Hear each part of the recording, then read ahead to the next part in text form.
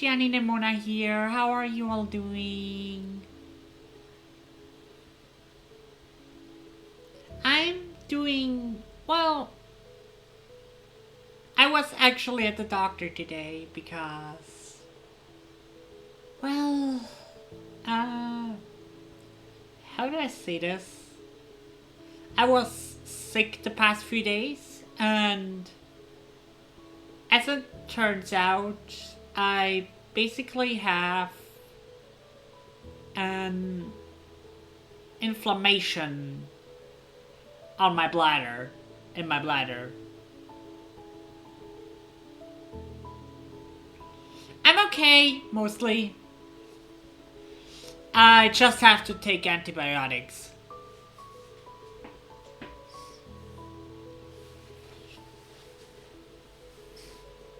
But it's good that I went to the doctor because if it wasn't discovered now, like it did, this could have gotten bad. So, yeah. Thank you to those who told me to go to the doctor.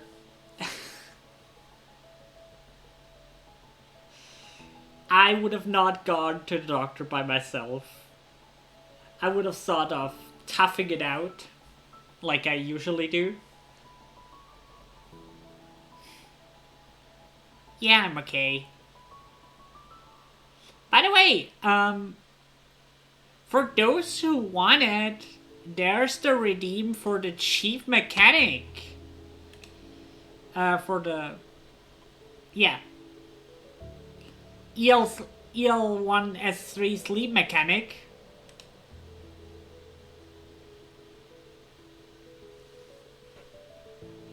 So, whoever grabs the first has the privilege.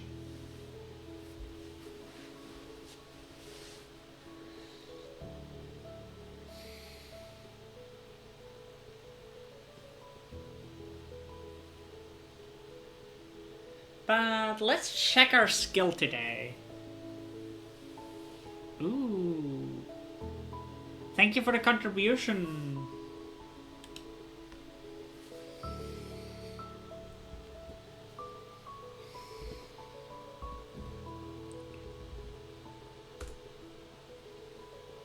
$77%, that's pretty good.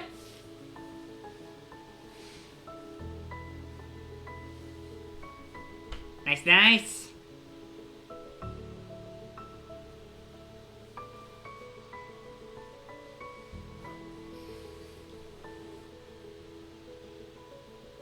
So, yeah, this was going on.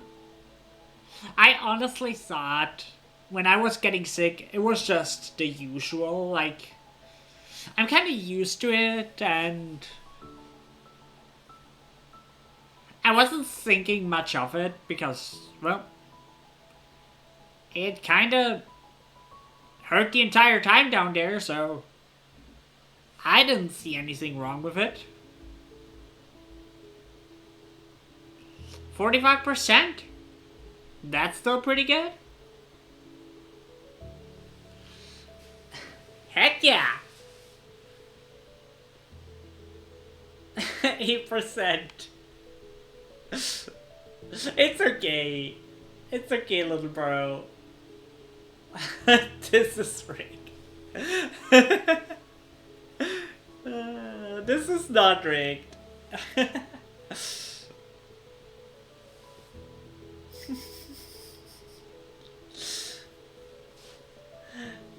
But I'm so glad you guys are here.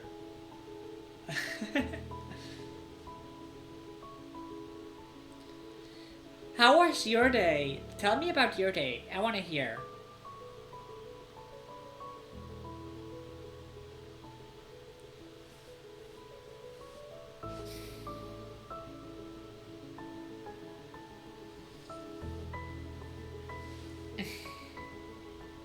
Did you guys have a good day?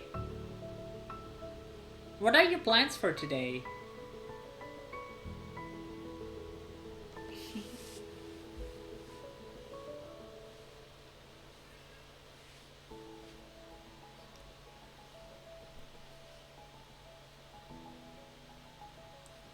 Today, we're gonna finish I Was a Teenage Exocolonist.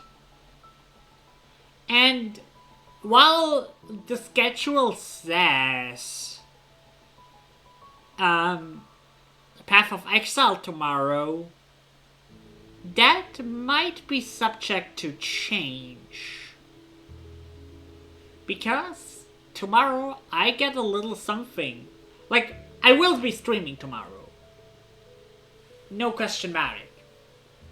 But what I will be streaming, that's subject to change. Because, well, I now have the option to stream Switch games starting tomorrow. And I say we should use that opportunity tomorrow. What do you think?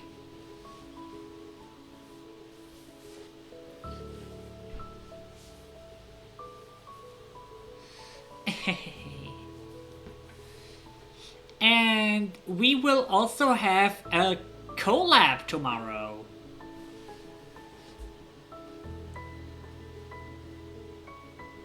With Covenant Mochi.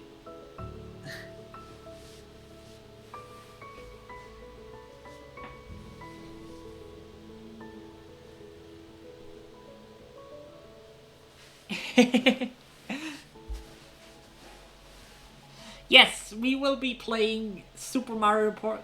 We will be playing Mario Party Jamboree.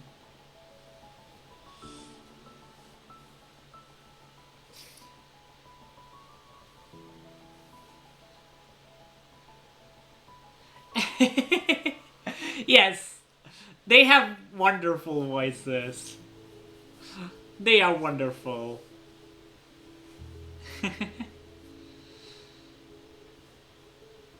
So yeah, that is to look forward to.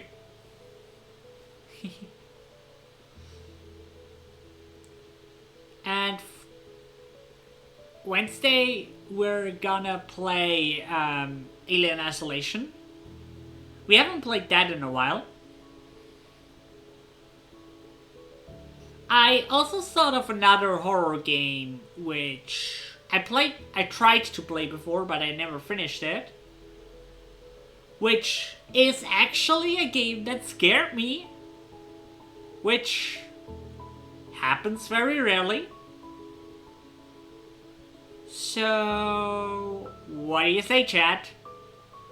Should I put it next week in the schedule?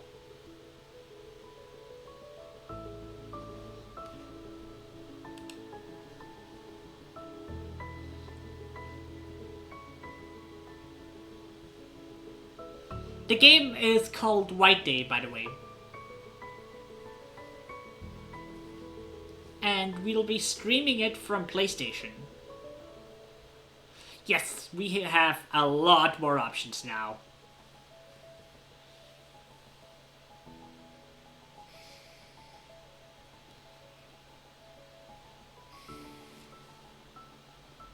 And yeah. Also, starting today, Elias, you can bonk me if I don't do this.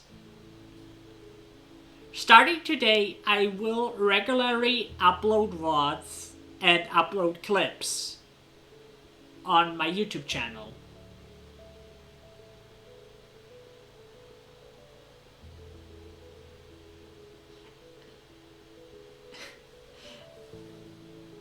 And you can bonk me if I don't.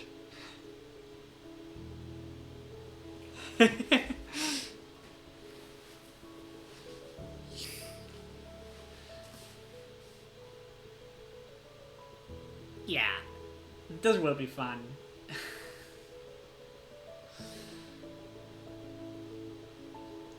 So, do we want to get started with I Was a Teenage Exocolonist? We're going to finish that game today.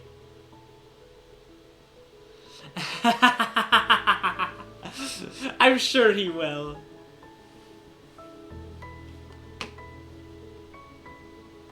Alrighty. Let's continue.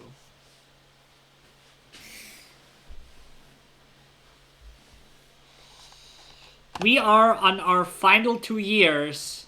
Hi, Ready Go. Hi, hi.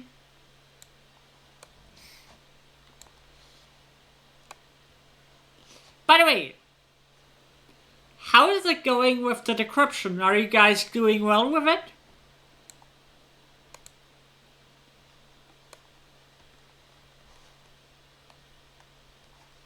I definitely need your help with it, so I hope I can count on you.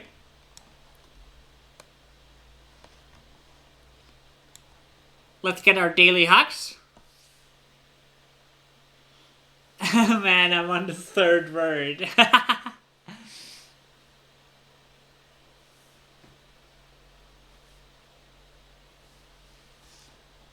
Hacks incoming! Rex throws his arms wide open. Coach, I'm coming, he laughs, catching you as you throw yourself in his arms. He spins you around, grabs into your neck, squeezing tightly. It's a good hack. The kind that makes you instantly just a little more relaxed.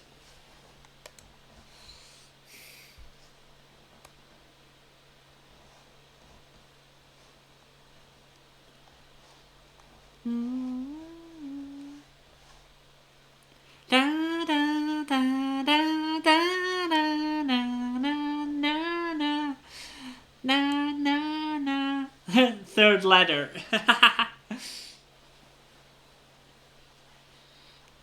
Cal is holding a huge bag of fertilizers, the muscles in his arm bulging as he staggers past.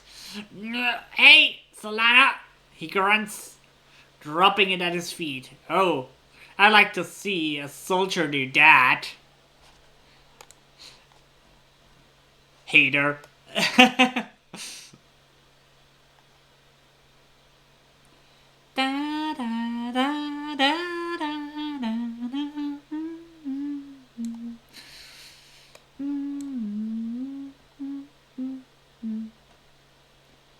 Unfortunately, we don't have enough creativity for you.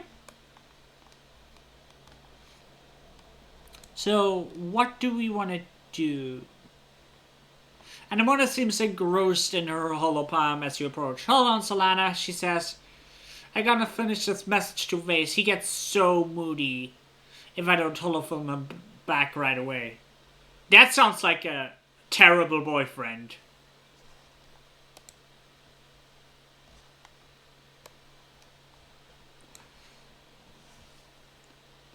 Especially when you live in the same colony.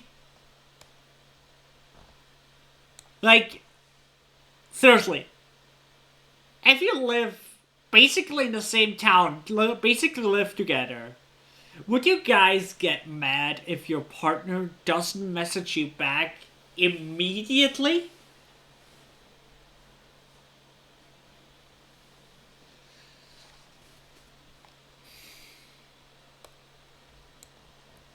Like, that sounds toxic to me.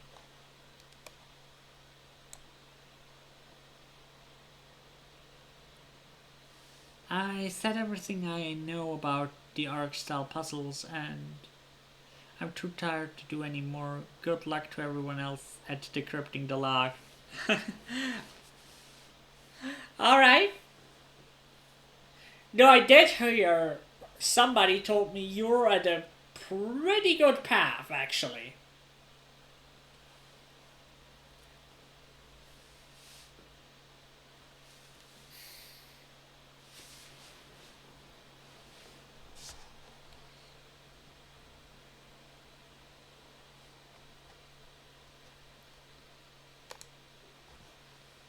Tang hums and checks time on her home palm. I suppose, she says artfully, then smiles.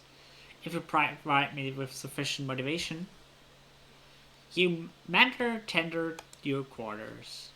You and Tang go for a walk, eventually ending up to the path back to your quarters. This is hardly motivation, Tang says when she realizes where you headed. I don't need sleep as you do. You stop and look at her, wondering if you have to spell it out. She holds your eye, revealing nothing except for a subtle twitch in the corner of her mouth. Finally, she relents. Oh, you mean for the purpose of copulat, cup, cup, copulatation, copulatation. I never heard that word before. Copulatation. I have an idea what it means, but has anyone heard that word before?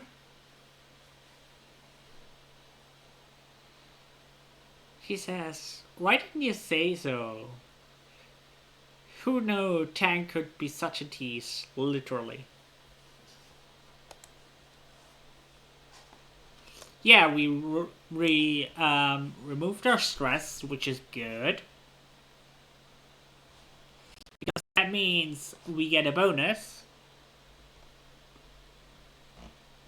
And we're fully maxed out on our mental skills, so I guess we go train. We want to train our toughness and empathy.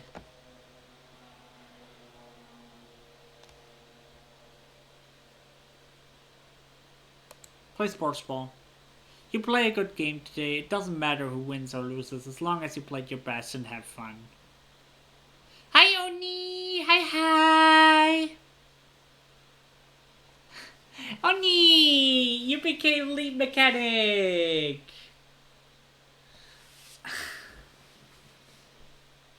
Thank you both for joining. Hi!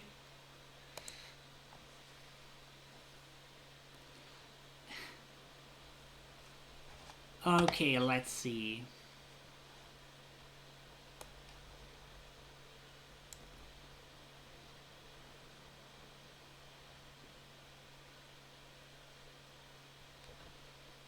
Uh, 7?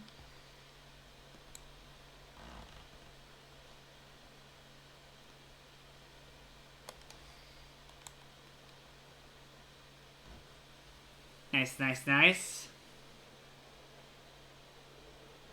I'm so glad you guys came to join. 8, 7. I don't know if that works, but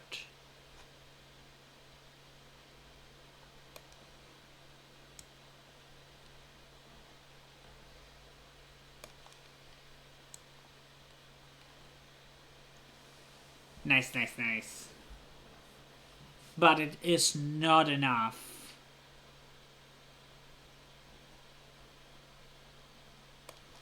What if we do this? Not enough. It's actually less, is it? Yeah, it's less.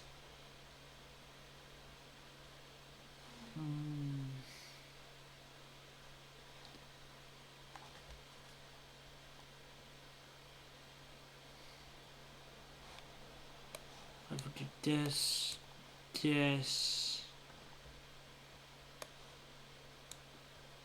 This works. Nice.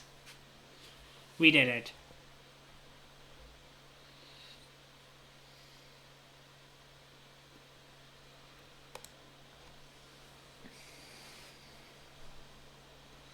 Three toughness. Yes. You roll out of your bed at noon because you're allowed to, because it's your birthday, but also because you're exhausted.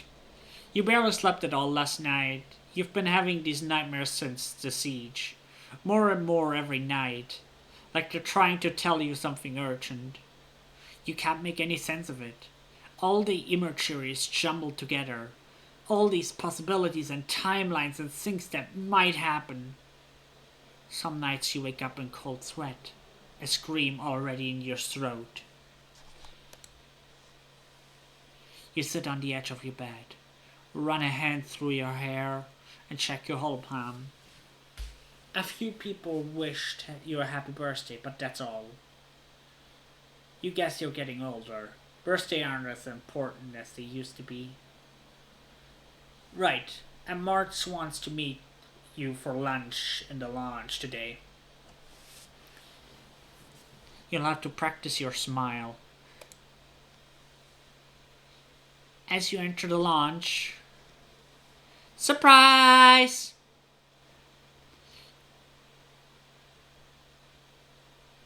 You do your best to play along and act surprised. Woo, streamers, balloons, great. Hey, I'd be thrilled if someone throws me a surprise party.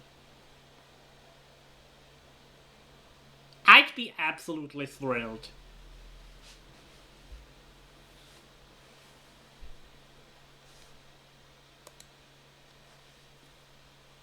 All of your friends standing around wearing goofy hats and clapping. Nomi is holding a bunch of balloons larger than they are, and Rex is wearing a cute little waiter's outfit with a bow tie. Aww. I wish they would show it here. I wish they would show it. I absolutely love. I love Rex. Rex is awesome. You accept their hugs and birthday wishes, trying to hide your exhaustion demurring with a few pointed. All this for me? You shouldn't have to, no really. Clap, clap, clap, clap.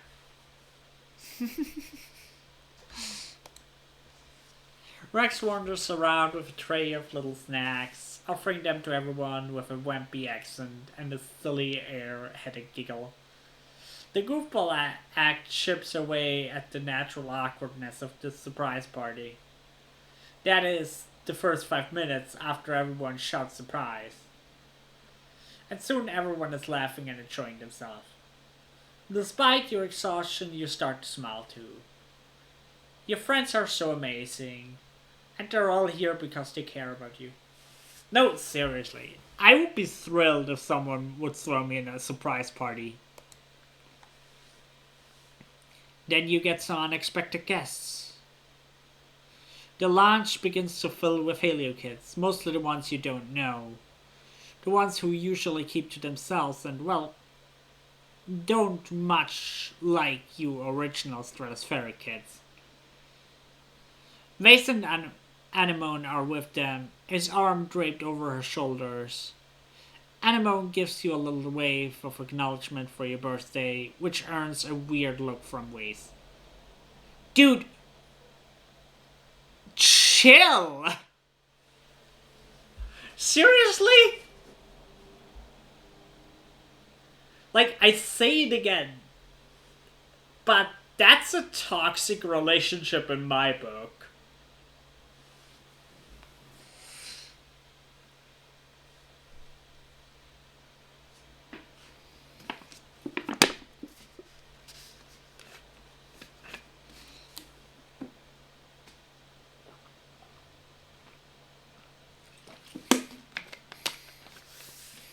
Dude, what the hell? I once thought you were cool, but you're just an asshole, Ace.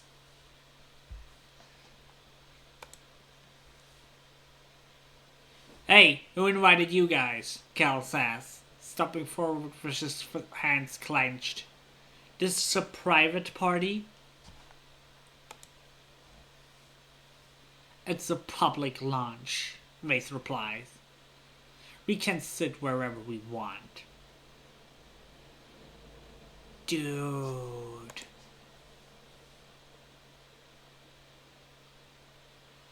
Cal stops right into the midst of the Helios. You guys think that just because you fell out of the sky, you're Wormhole's gift to our tomb now? He spits out.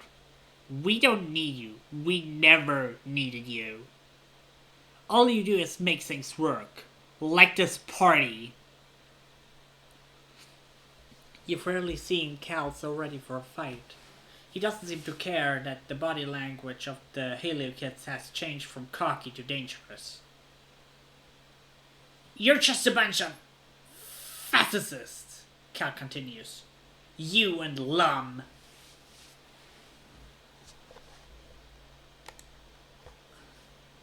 The launch erupts.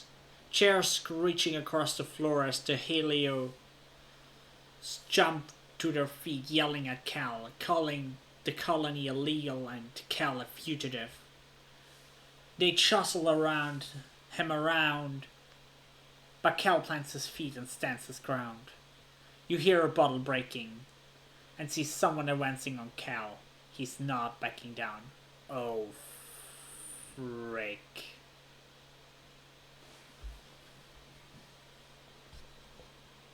This is bad.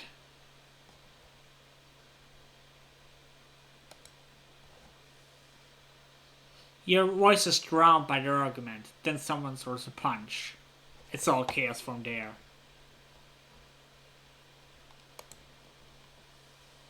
Despite Cal's bravado and brawny physique, he's no fighter.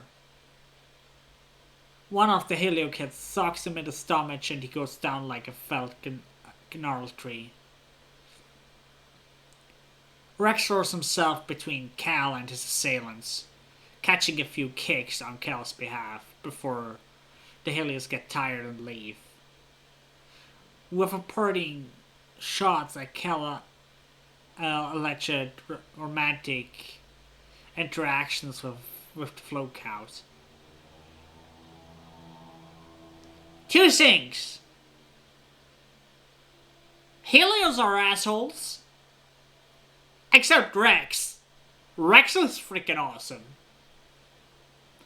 I love this dude. I absolutely love this dude. What do you guys think of him? Do you guys love him as much as I do?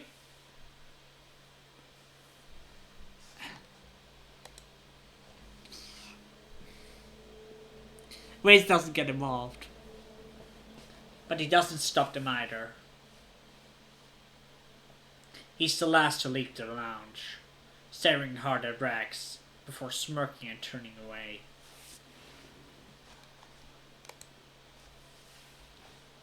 Rex helps Cal to his feet. First time, huh? He says, dusting off Cal's clothes.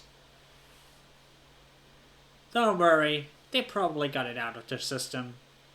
Good on you for sticking up for yourself. Anyone lingers at the distance, clearly angry at Cal, but feeling bad about the fight.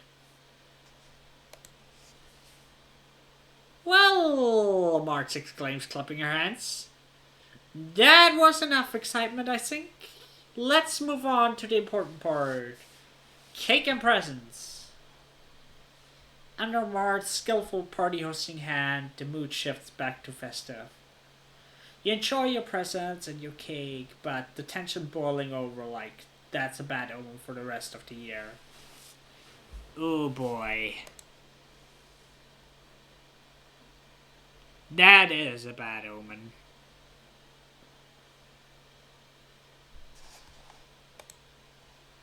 Things are gonna get bad. Let's get our daily hug. Coming for another hug. Rex meets your hug with as much enthusiasm as before, lifting you off your feet.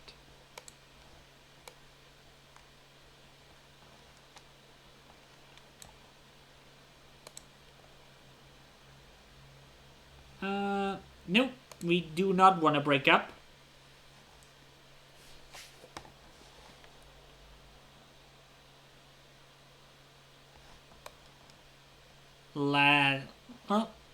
Time to play sports ball again.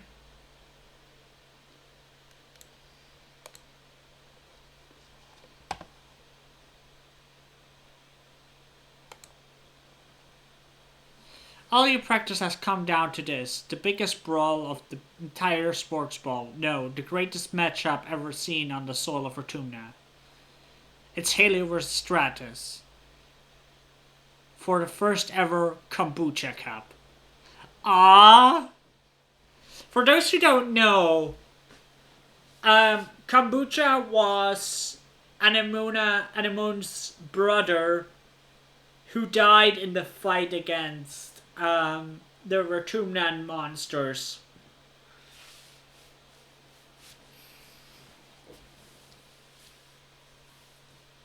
And he basically trained the people originally in sports ball.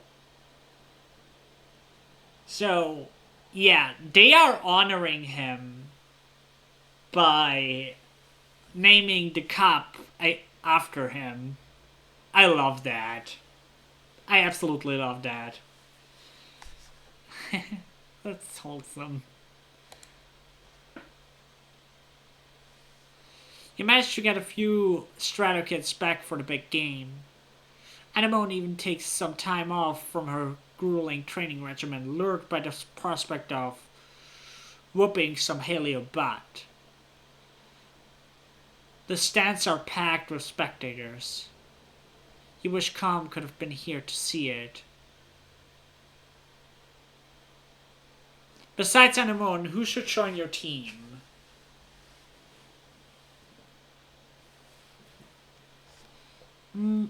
Tension is her girlfriend, but I say Cal because for Cal it's personal.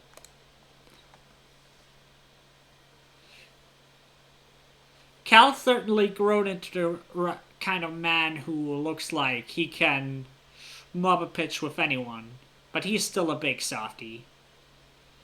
You're hoping his tender nature will translate into a good defensive player. You put him on the goal and hope for the best. When the going gets tough, you want someone like Cal watching your back.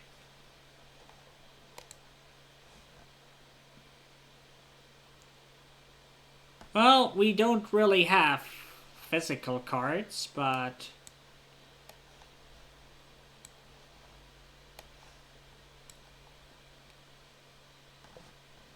we have a good start.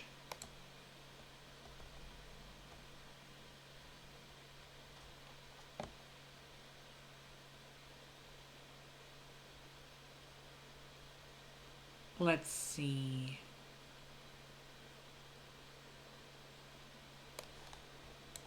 Two, 1, 3, wild.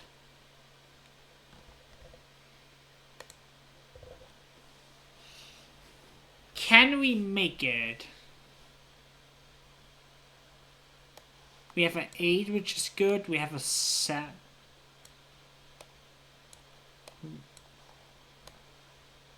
Two 8s, which is good. We might not make it though.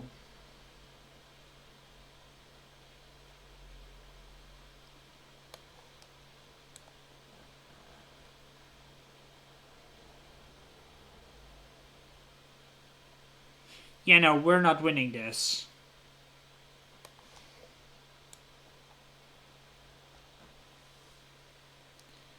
And we cannot push through because we don't have enough.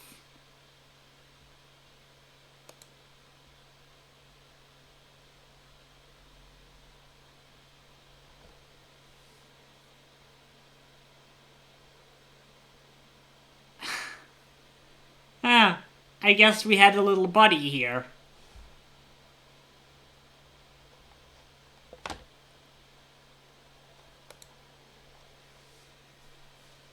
It's a tough game and the odds are stacked against you.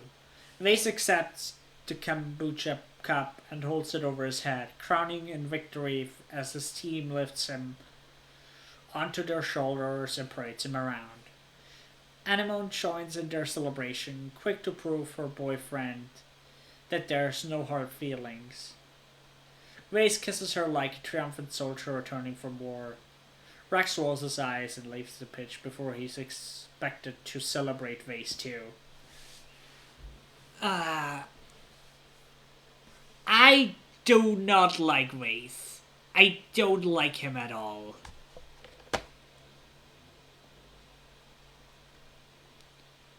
He's a butt-faced, stuck-up jerk.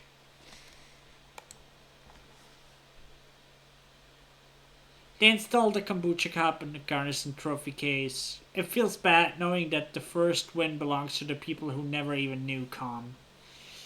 But there's always next year. Well, maybe.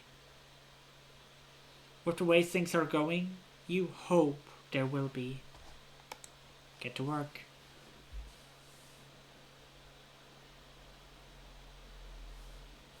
It didn't work very well this month. Yeah, this was tough.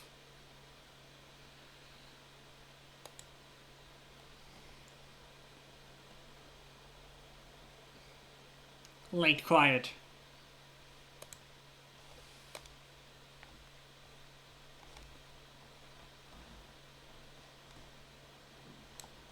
Let's see. No, we do not want to break up. But we get ourselves another hack. Coming in for another hack. Rex meets your hack with as much enthusiasm as before, lifting you off your feet. Huggies! Whee! But yeah, that's pretty much all we can do. We can check if we can buy something, but I don't think so. This is the supply depot. I guess we can get this, but it's not gonna help us much. I guess we save for the drone rifle.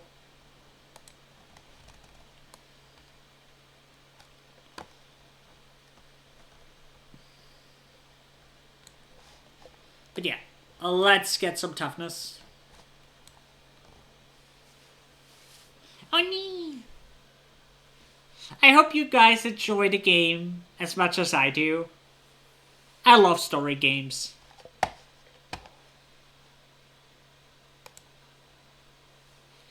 Red's not at practice most of the time. You hear that he is too busy training with soldiers. You organize a game amongst yourselves instead.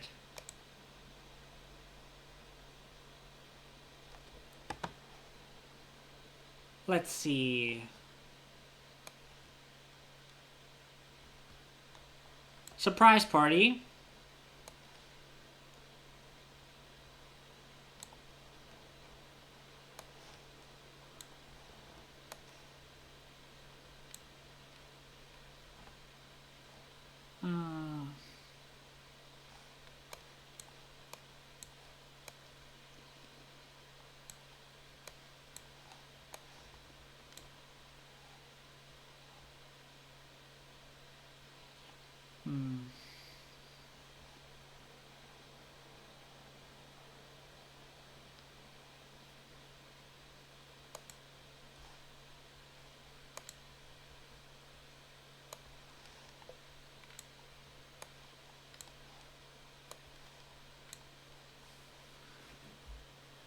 That's good, but not enough.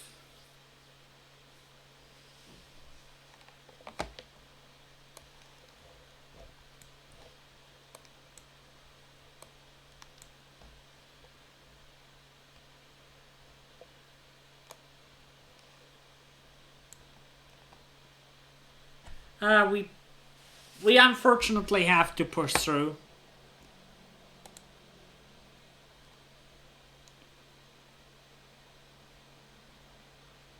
Getting us some extra bravery. And 2 toughness.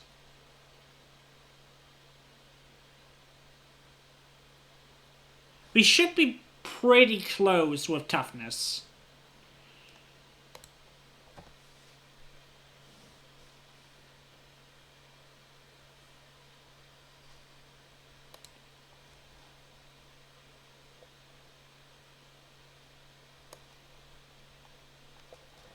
Let's see.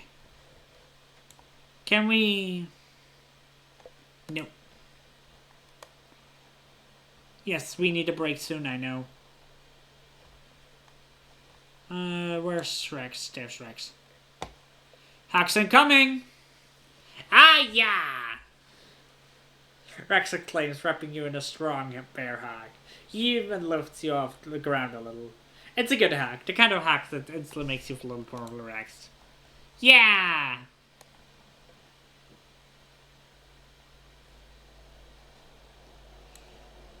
But yeah. Let's play sports ball yet again. Red starts every practice talking about how everyone in the sports school should pick some shifts at the garrison next door.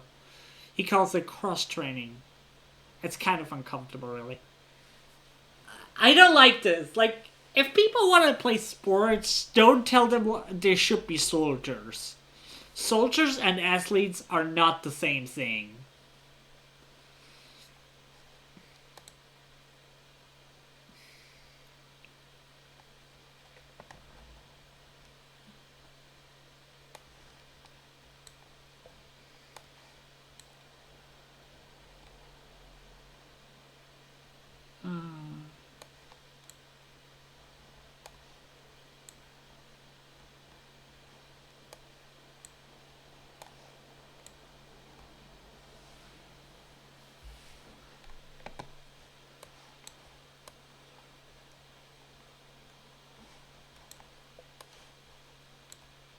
Let's see. 4, 5. Nice! We made it.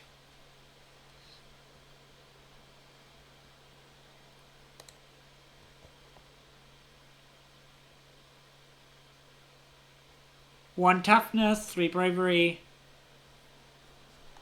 1 kudos, and a bit of stress.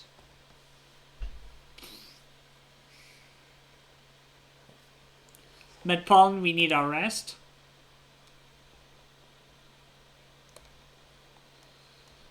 Unless...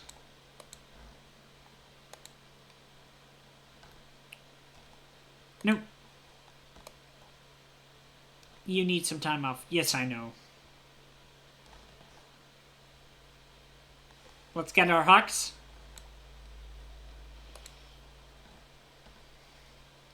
Coming for another huck. Rex meets your huck with as much as serious as before, lifting you off the feet. Well, time to chill this month. Relax on the walls. You and this explore of your responsibilities by relaxing on the walls. Sometimes you talk about stuff, mostly give him just space. He shows you his collection of dried flowers and herbs. He says he's big into the idea of neo-traditional medicine. He is kind of a weirdo. But he's not a bad guy.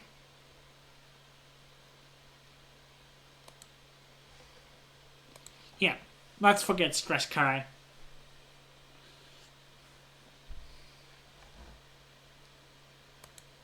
Late pollen. I don't think there's anything new, but let's look around for the rest. Anybody has anything to say? No, but here's something to pick up.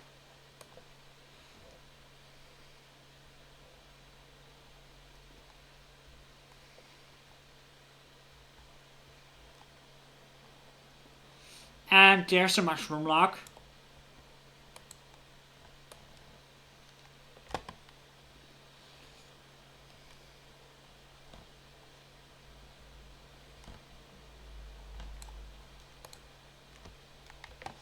And time to play sports ball.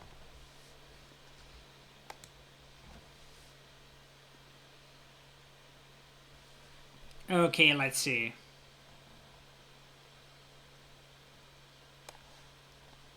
Radioactive plant. Card gets +3.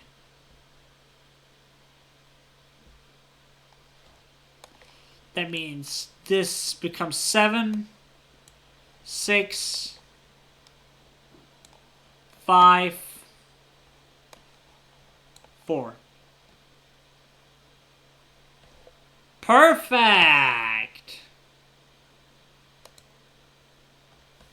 You worked well this month. Some toughness, some bravery. What we want.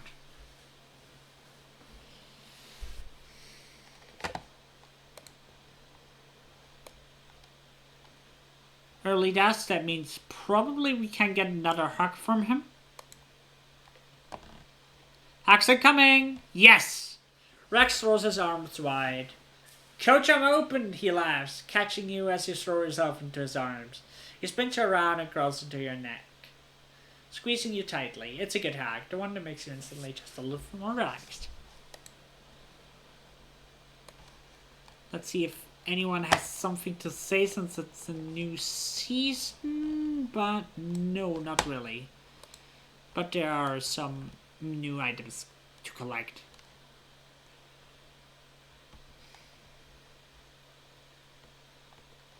This is a slow year.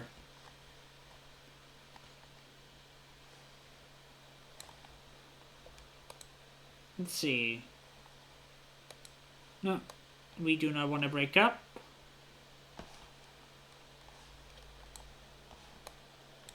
Another mushwood lock.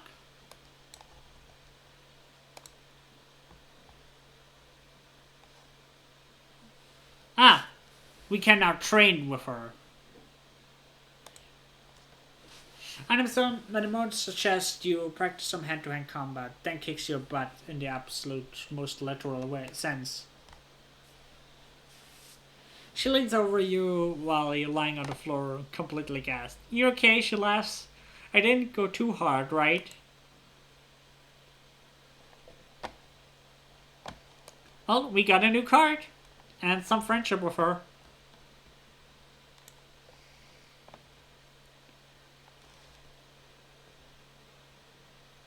Hi, Jack. Hi. How are you doing?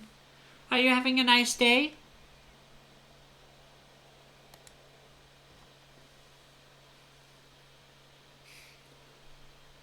That's not a practice. You organize this game amongst yourselves.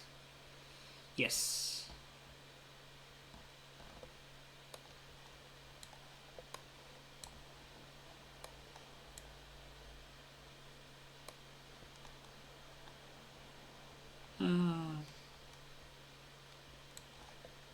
We can make this work.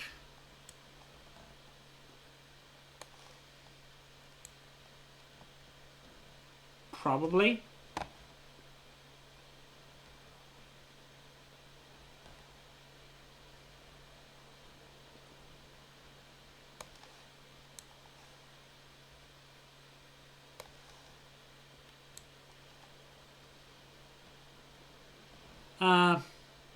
We don't get through it without stress. And we don't want the stress this time, so I think we give up. It didn't work really well this month. 2 bravery, 1 toughness. Defeated. Yeah.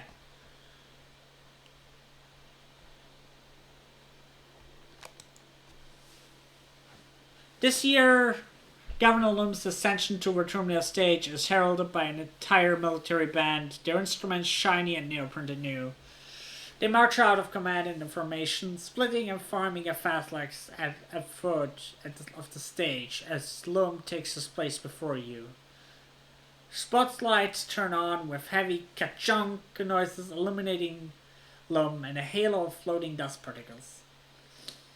He spreads his arms wide. Hey Melody, hi. Hi Channy, I hope you're doing well. I'm going to be lurking since work is crazy, but the one that's swing by. I'm happy you swing by, thank you. Have a happy lurk and good luck at work. Hello, Artumna. His voice booms over the speakers. Are you winning? Are we winning or what? We're not. His reaction is mixed. The reaction is mixed. You look around, it's easy to see the ones cheering the loudest are the Helios, and people who fully adopted their mentality like Anemone. The Stratos are more reserved, some even silent. Security Chief Red is one of them, his usual stony expression hiding his true feelings. Regardless, there's enough cheering that Lum has to wait for it to die down before he continues. We're killing it out there, people, he exclaims. Every day we claw a little more territory from the savage aliens of this planet.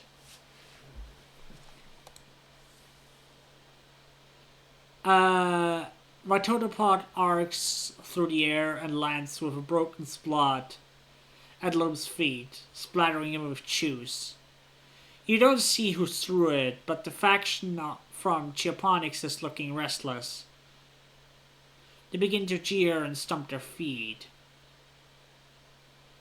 Lum continues on, raising his fist. These Xenos attacked us first. And now they're learning, don't mess with humanity. Dude. The crowd is now evenly split between cheering and booing. The Stratos are agitated. You hear calls for things to return how they were and how Lum and his soldiers are killing the planet. Even the council line up for the stage and facing the crowd looks conflicted. We left Earth to get away from this shit. Language, Dad, he shouts. You turn to him in surprise. He rarely swears. Now look at us. We're right back where we started, fighting each other at the planet.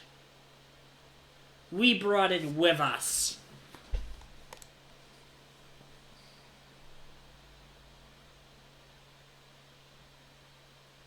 Utopia hops on stage and routes her own here speak through the speakers. He's lying, she yells bitterly. This year we lost 2 surveyors in the swamps, Sorrel and Queenie. They'd be alive today if Loom hadn't sent them out to clear out a manticore den for no good reason. She jams her finger against the governor's chest. The only threat to the colony here is you.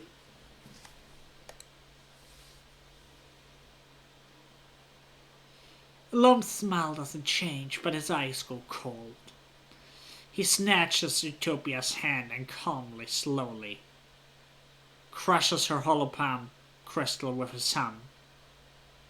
You hear the crunch of the bones of her hand before her feet cuts out. Holy fuck. What the fuck? Dude. Utopia yells as her knees buckle with the pain, her bravado gone. She holds her broken hand to her chest, is too shocked to resist when Lum shoves her off stage. Dude, what the fuck? The crowd is stunned into silence as well. Me too! Me too! Lum clears his throat and approaches the end of the stage, looming tall over the council. Thank you for your input, he says icily. Your concerns have been noted. This isn't the buffoon Loom presents on his daily holologs, or the nuisance he is when he visits the worksite. You see something in his eye you only caught glimmers before. Hatred. You Stratos are lucky we didn't crush you under our boots and take your colony by force, he sneers. Before we got here, this colony was doomed. You're only alive because I was merciful. Frick you. Just a bunch of burned out hippie fugitives. What was your plan for surviving out here? Wishful thinking? Singing songs and talking to animals? Laughter ripples through the helios. You! He gestures to the council, then shirks his thumb at his chest. Needed us, not the other way around. I'm done pretending I need to listen to your opinions. If you want to live, you'll do what I say. Holy. He stares at Dr. Instance, who glares up at him with hate in her eyes as she tends to Utopia's hand. Maybe it's time to clean house, he threatens. We need team players here. Ones who share one vision for the future of Fortuna. This guy is a freaking tyrant. After a few tense moments, she clears her throat. Sir, shall I continue with the traditional formalities for now?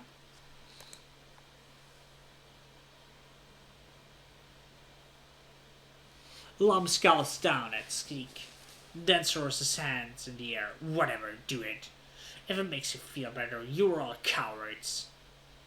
He turns and stalks off the stage, his marching band scrambling to follow him with his exit song.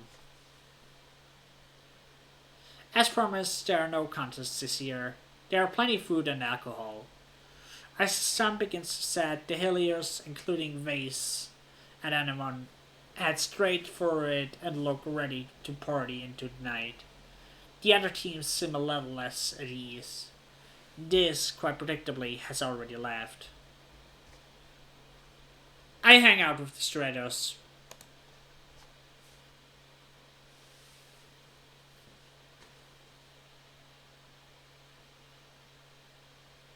No, I totally get it, Rex says to Calm as you approach. They didn't used to be this mean. Sure, we joked about how, we'd find you guys rubbing sticks together in the dirt after your nanotech broke down, but it wasn't like this. Yeah, Rex is one of the few Helios who is honestly decent. No, he's not decent, he's awesome. He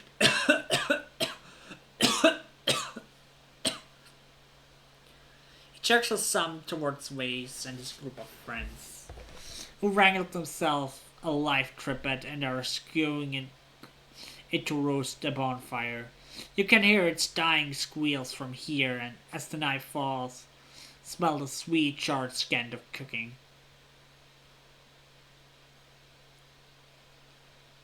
Dude.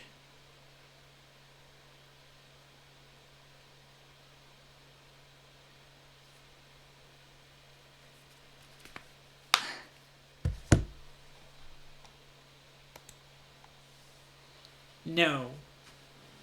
They've always kind of been like this. Nomi shakes their head. Just like total human supremacists. See something you don't understand? Nomi makes laser guns with their fingers. Pew pew pew, all gone. Want someone else has? Pew pew pew, all yours. They lean back on their hands and look at the night sky and dust. The wormhole looks so peaceful and far away. I used to think me and Rex were like changelings. Like aliens beamed in and replaced two human babies with weirdos. Aw, no. You guys are great. Just because you're not all aggressive doesn't mean you're weirdos. You're the good people.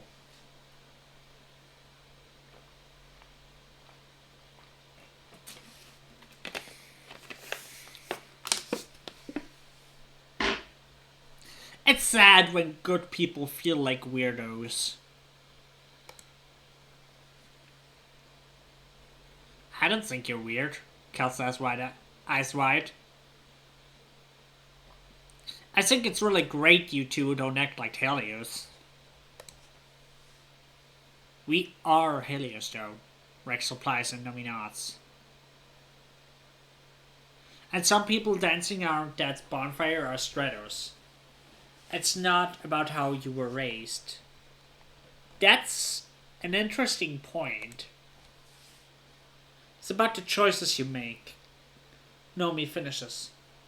No one is just a good person or a bad person. Only bad people think they always make the right choice. That's actually an interesting philosophy. And one that I can actually agree with. There isn't just a good person or a bad person.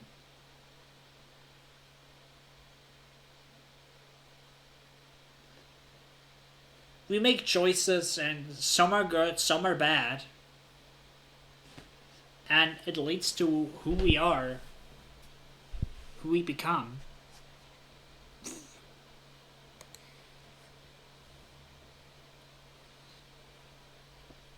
The dancing and feasting continues well into the night while you pass the time with your friends in the peaceful faction.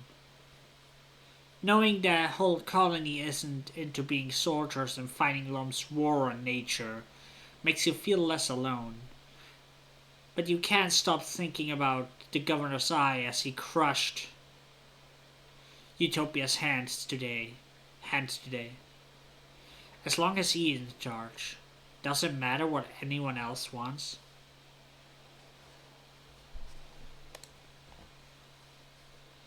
The week after Returnalia is one of the hottest since you landed.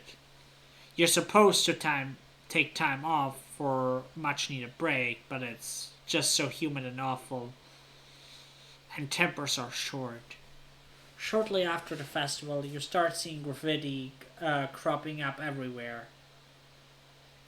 It seems that a lively, if not particularly civil, conversation between the two factions being held on the flat surfaces of the colony. Yes, good idea. Actually, isn't that a bad idea? Probably, yeah.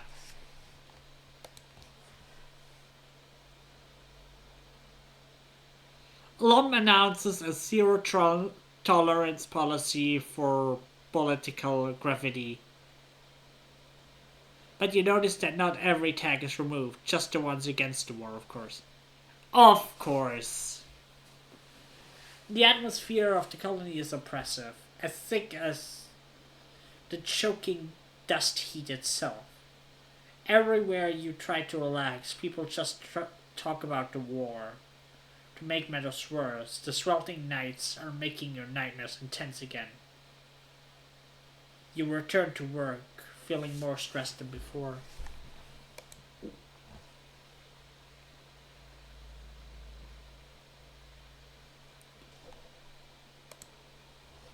Something's gonna happen at Glow. Things are gonna blow. Nomi! You find Nomi in the lounge, flanked by two holoscreens and a doodling in a sketchbook with real paper. One holoscreen is playing an animated kids show, while the other is a wall of text that looks like it might be a translation guide of some kind. Nomi's attention moves between the three easily. When they see you, they jump and quickly close their holoscreens, sitting up straight and clutching their sketchbook to the chest. Oh, hi, Solana, they giggle, rubbing the book of the back of their head charmingly. How you doing?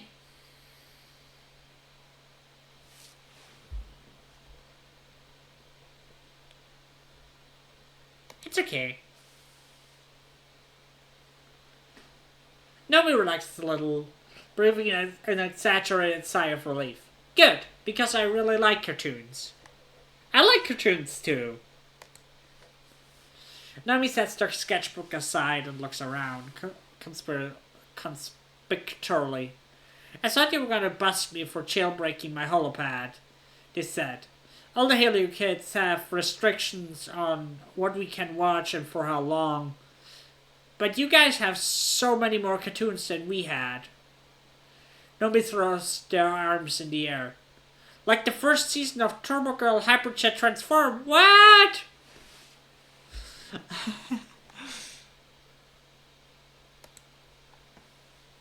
What? Nomi cries, slapping their hands onto their cheek. Really? It's the best cartoon ever made. What else has schoolgirl who look like an aircraft from the waist down battling evil aliens while dealing with stresses of high school life? You have to agree. You were pretty fond of the arc in the third season where Kamiya and Otoko disagreed about whether Haruka could truly be considered a hyperjet if she was a part helicopter. Uh, Interesting. Okay.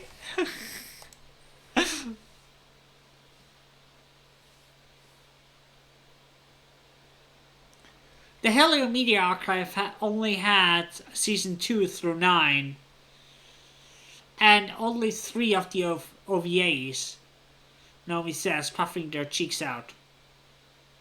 I can't believe in the 4th OVA, Flight Captain Yumiko gets captured by the aliens and brainwashed into thinking she's been an alien sleeper agent the whole time.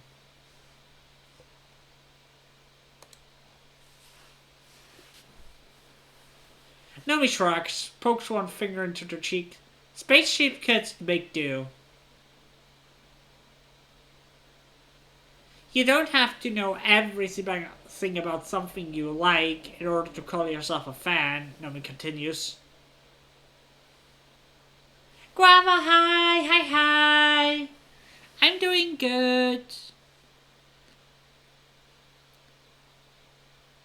How are you? Are you doing well?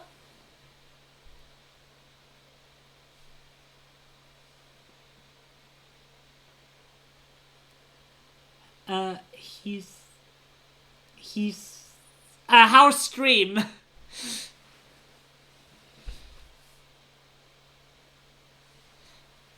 Right, you're moving right now, right?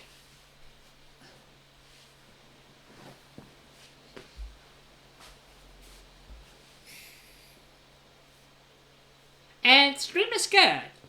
We're gonna finish this game today. That's been my goal for today.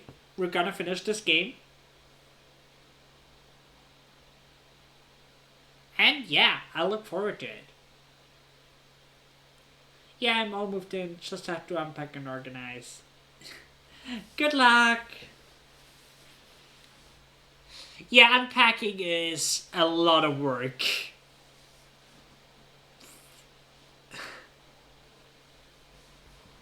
But I'm happy you're doing well.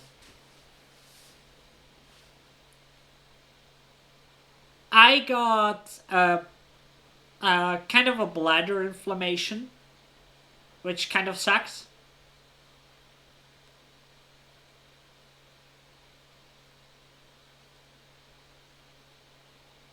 But otherwise, I'm doing good. Been sick the past few days. Yeah. It's been luckily spotted very early, so yeah.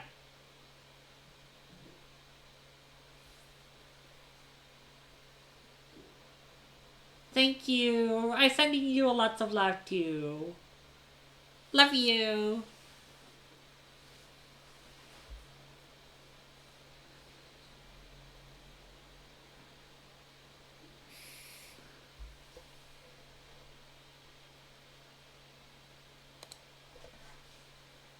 Naomi laughs and flips over their sketchbook, showing off some of their drawings.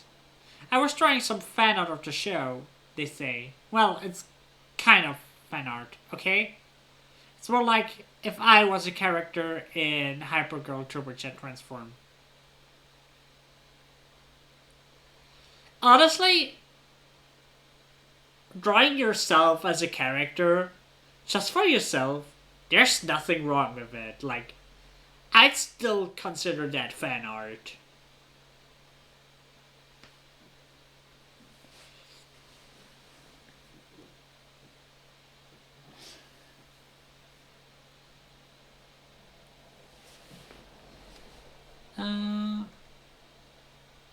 What kind of aircraft would you be?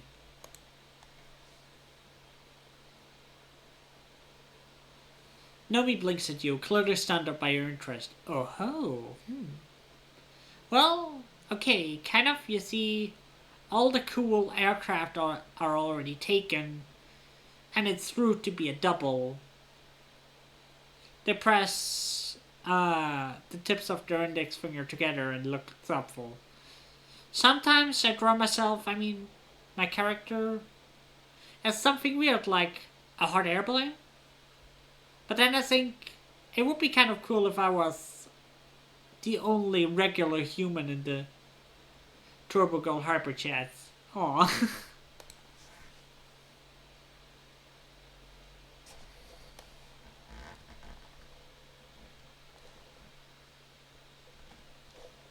That was absolutely worth it. Let's see, Rex. You follow Rex, sound of laughter, and find Nomi Nomi and Rex playing catch. Or maybe the word of the game they're playing is something more like fetch.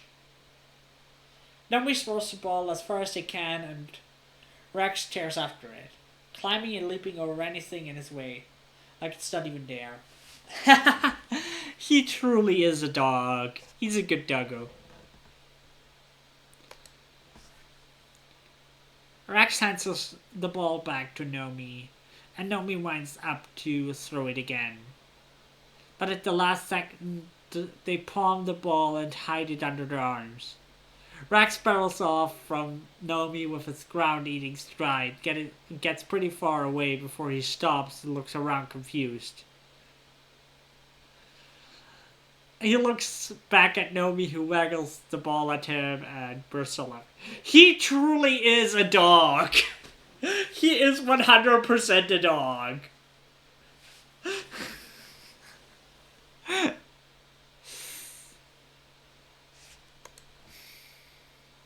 Nomi, he shouts, running back to them. He picks them up and hauls them over his shoulder, and Nomi shrieks with delight as Rex spins them around. Two Halo kids in their crisp uniform pass by and glaring arcly at Nomi and Rex. Deal with it, guys. These guys are awesome.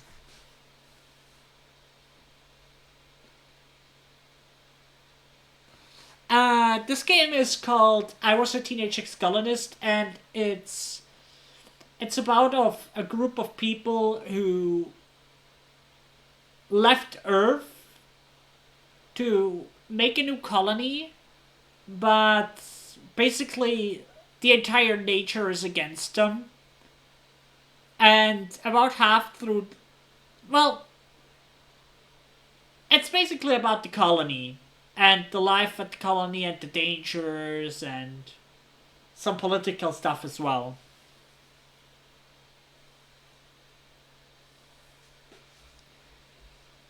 And it's about making choices and growing up.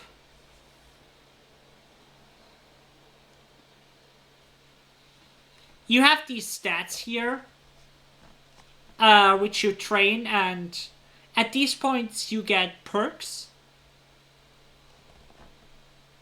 We did completely max out our mental skills.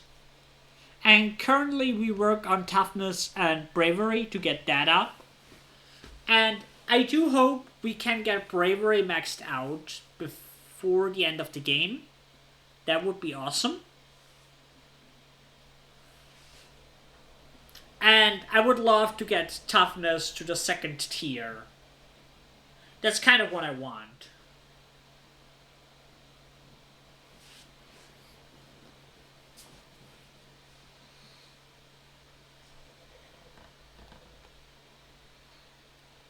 Did I miss something? Are you two dating?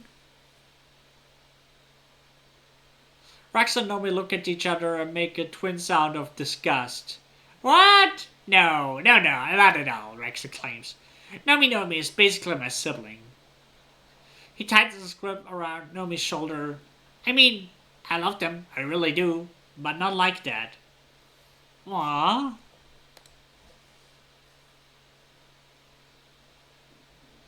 Nomi sticks their tongue out. I don't like anyone like that.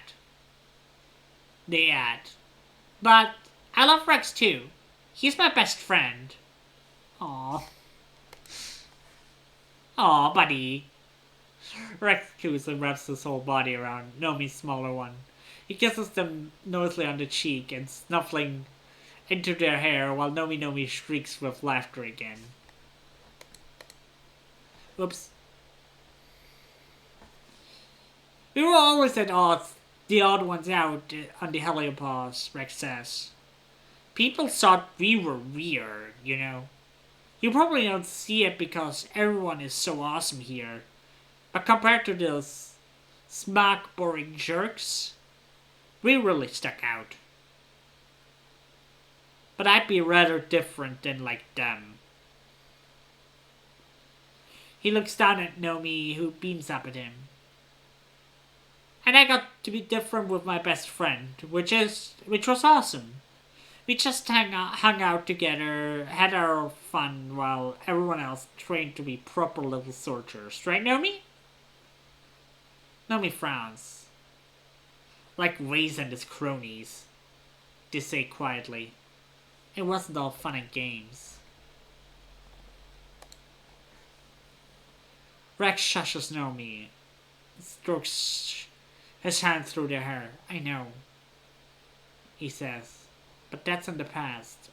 We don't have to grow up to be soldiers. We're here now.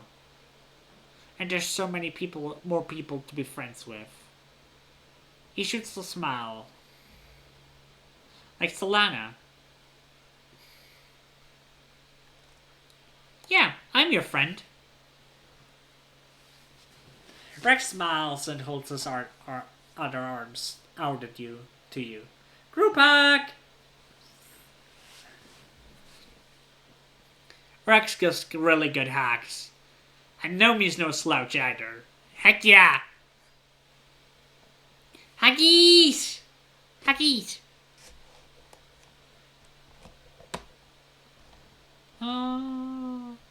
Looks like that was everyone to talk about? To talk to?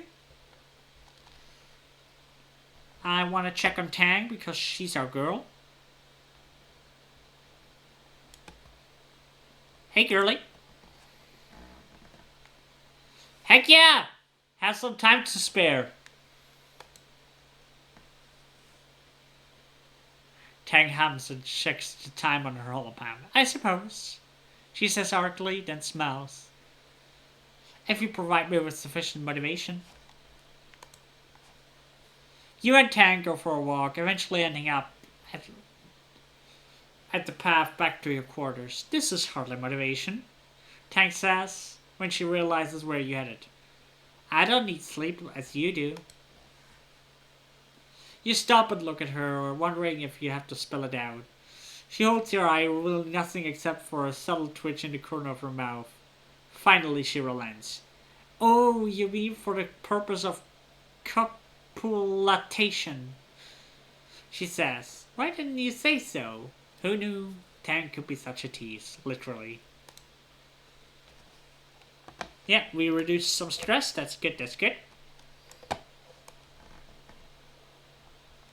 And it's time for some sports ball. We can check in with Anemone, but yeah, we need toughness.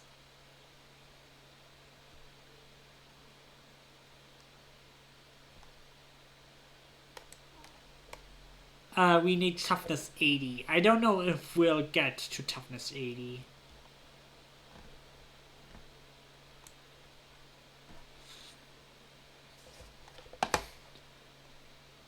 Let's play sports ball. Rats are in a real mood this month. Something has him really stressed out, and it's clear he doesn't want to talk about it. You can tell just from sharing a change room with the garrison that things are getting pretty tense over there.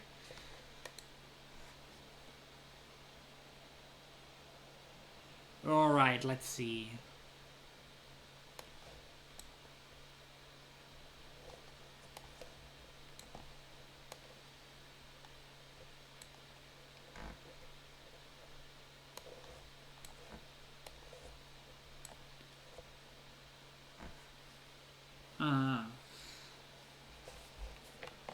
Can we not do something about this?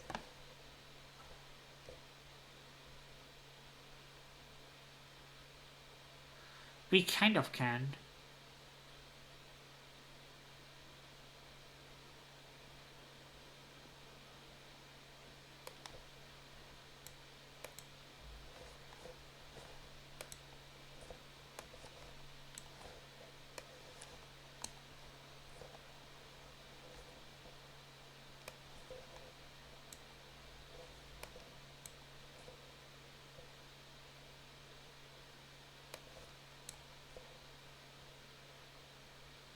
Alright.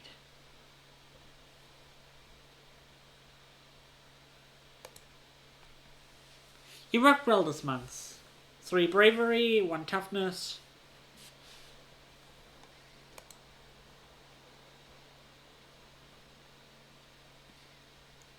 Late dust.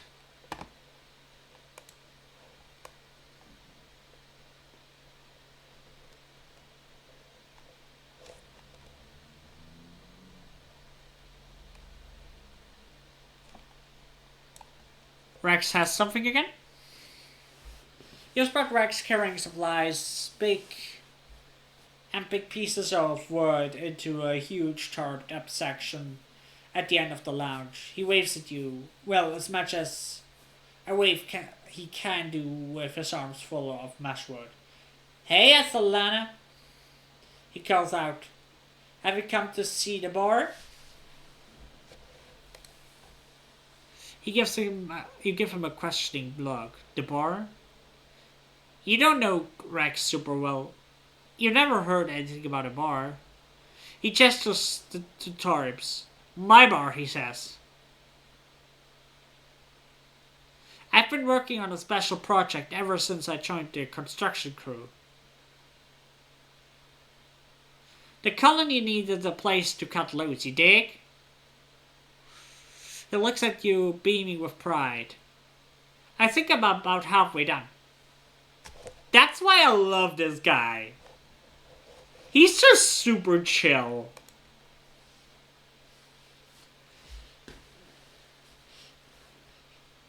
You take a look at what you can see. Rex has kept all pretty well tarped up and hates letting people inside to peek. But you can tell it's big. Perhaps a little too big, ambitious. Maybe for a first solo construction project. But Rex has a lot of help from his crew and from the whole colony.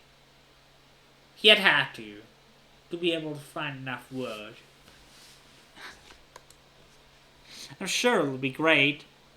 Rex comes over to you and slings you into one-armed hug. Just seeing you makes me super energized, he says. Aww. I can almost hear the music now. That's right. Bar's gonna have live music. You know, anyone who plays an instrument?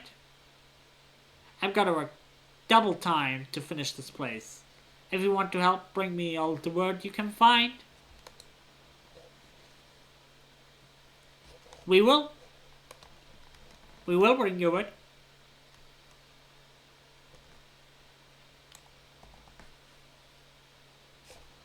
Let's play some sports ball.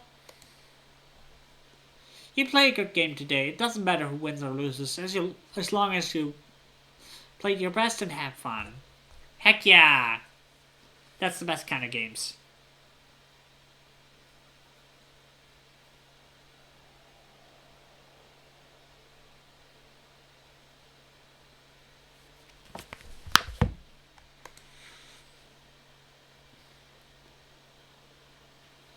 See. Learning about Earth? Yeah, Earth is destroyed. We already knew that.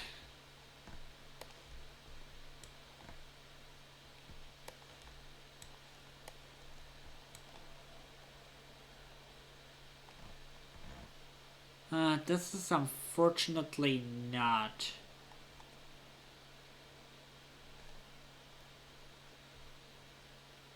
Removing this.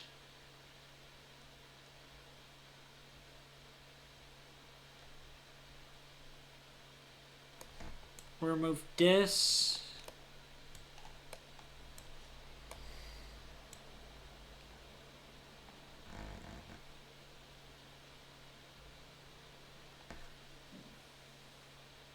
Yeah, this is... Right, I forgot.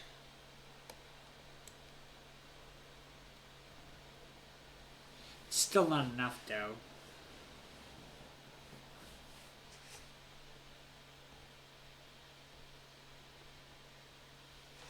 But... if I do it like this...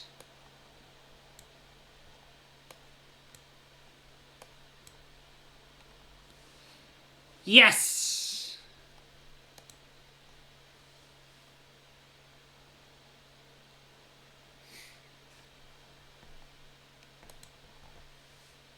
So,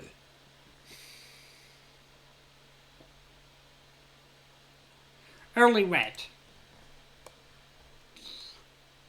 Time to get a hug. Hugs are coming. Rex folds you into his arms, bending his whole body to you. He smells warm and a little spicy, like clean sweat and sunshine. It's a good hug, the kind that makes you instantly just a little more relaxed. Hi, Sleepy! Hi, hi! It's okay. Have a good time at work. Happy you stopped by. Love you.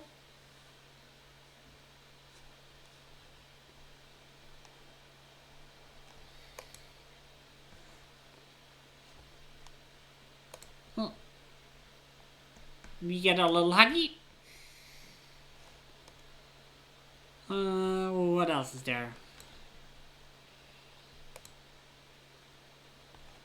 No. No bed sport for us.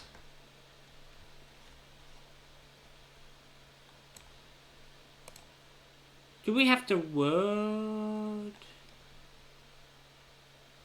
No. You spot Rex lying in a makeshift hammock. He's not alone. He shushes you as you approach, placing a finger to his lips, indicating that the person snuggled up under his arms is fully asleep. Hold on to the hammock, he whispers. I'm trying to get out. Between the two of you, you manage to get Rex out of the hammock without waking his sleeping friend. Rex looks a little tousled and kiss-bitten. His eyes are bright with mischief. Tired. Tired him right out.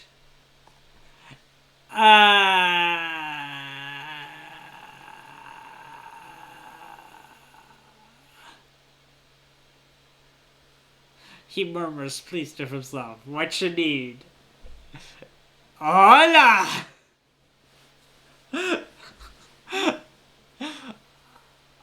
Hola! Well, I'm coming for another hug. Again? Rex laughs and rubs you into a great big bear hug, all the same. Dude's busy!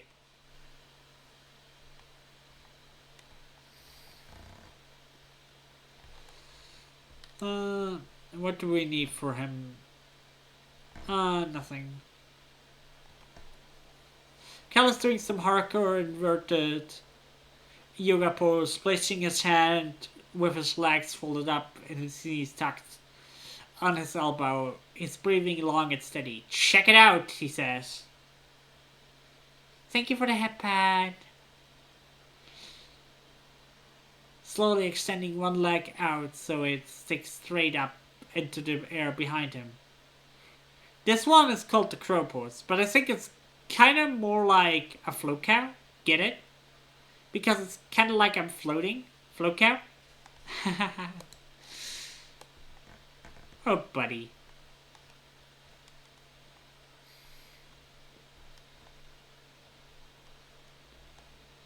But yeah.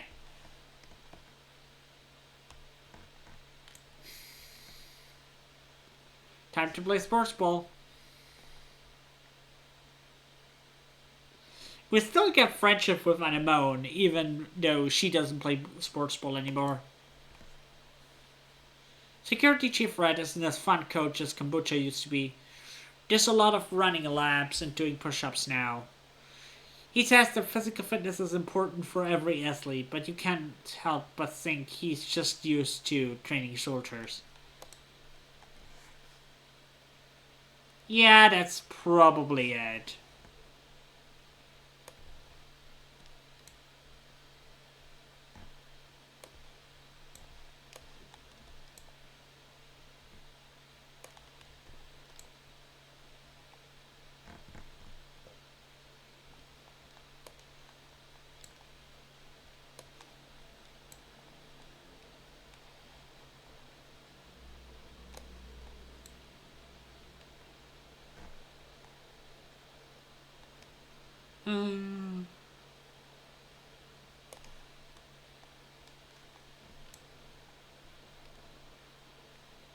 No, we would want getting your butt case.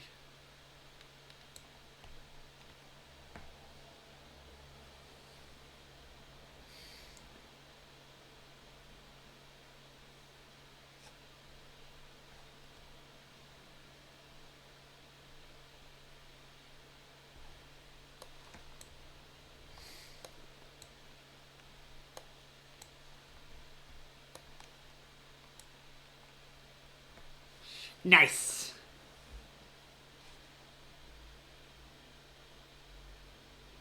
We lost the word, but it's fine. Bravery. And we got the toughness perk. Heck yeah.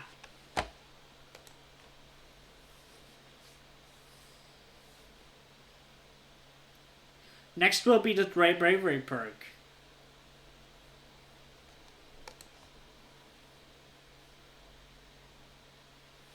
+1 to physical cards. Red cards get +1 in physical challenge. That will be useful. That will be definitely helpful.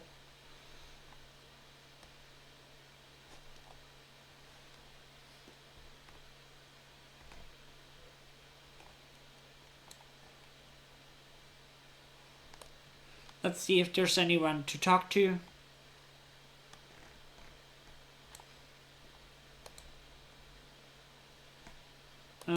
Nope. Well, we go for another hug.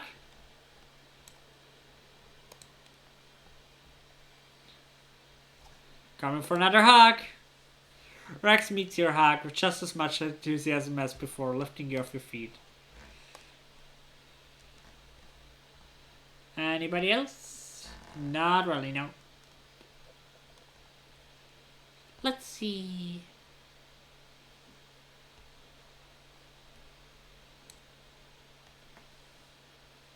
Time to play sports ball again. We should get the bravery perk this time. Anemona's absence from practice is like a gaping wound in the team's morale. The younger players slowly come to rely on her guidance. You try to fill her shoes, but it's hard to match her enthusiasm for the game. Even though she's only gone next door to the garrison, it feels like she's light years away.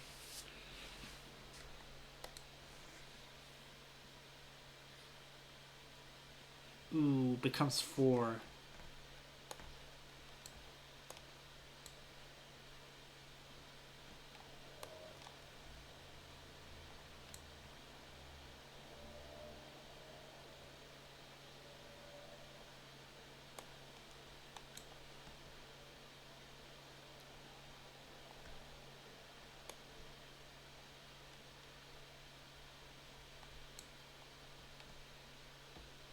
Yes, we made it.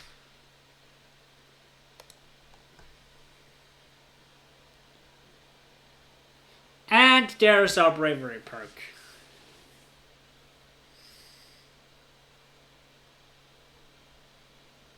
Now the question is, do we want to go for empathy?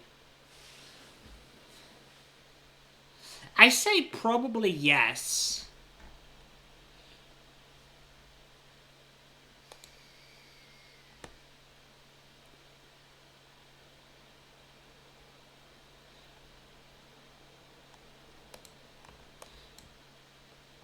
Every event in exploration causes +10 stress instead of +15. Oh yes. Or, with that perk, maybe we actually want to go explore.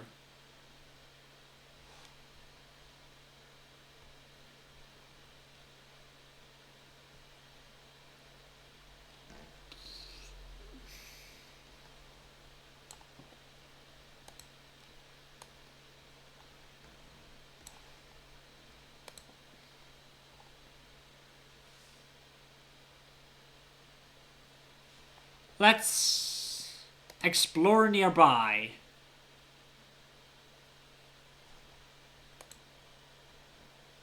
Autopia working near the gates. This area has been deemed safe enough for kids to go for a hike as long as you're back before dark and never go out during glow. This ain't a lot to see out there, she says. A logging camp, a few fields, some nice lookouts. Keep your eyes peeled for useful things like their mushwood logs. She points to a light, sturdy piece of wood by the side of the road. The lumber carrier must have dropped it. It's fairly safe out there, but don't mean totally safe, she cautions. Don't go too far. If you see anything that scares you, run like heck and make a ton of noise. She helps tighten the strap of your backpack. What you hoping to see? Stuff to collect. Utopia lass.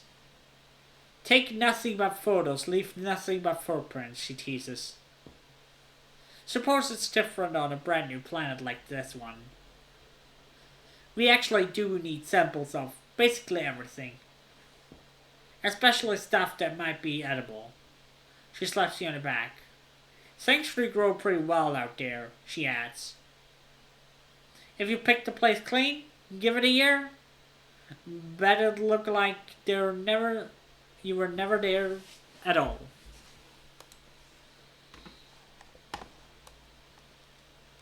Alright, time to explore.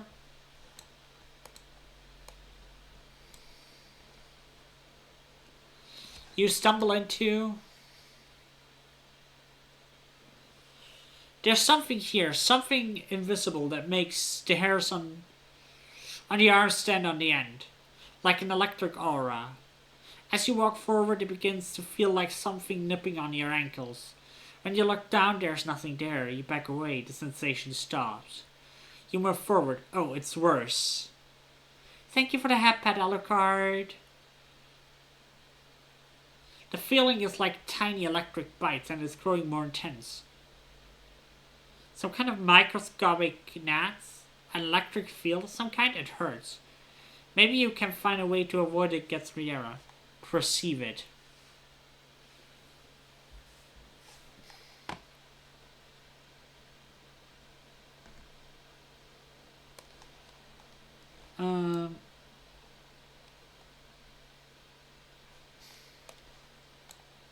Or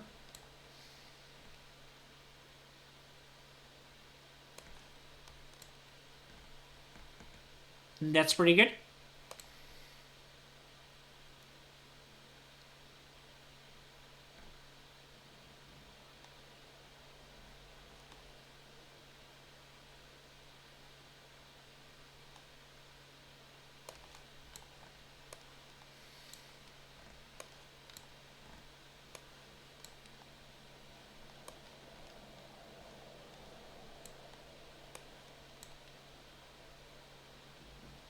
Alright. Now we need a 32. Shouldn't be too hard.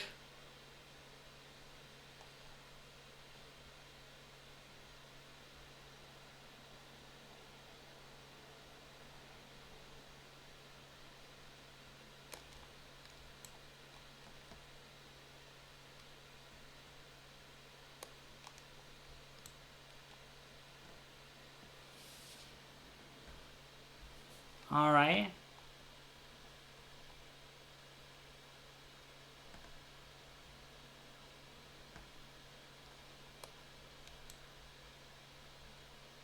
That's a 7.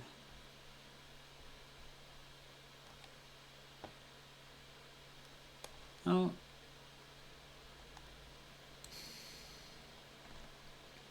We can do this.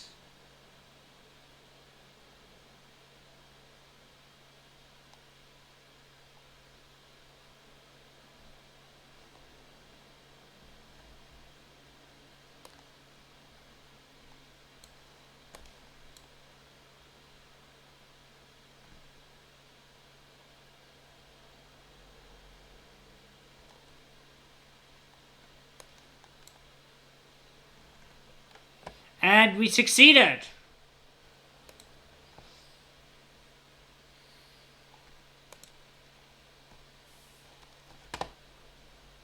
+1 perception. A trial and error and a little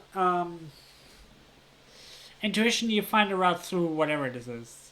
The shock seems strongest near some low-lying fractal palms.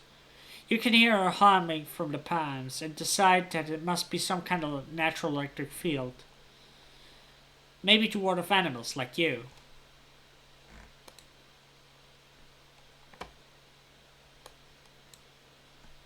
Some stress.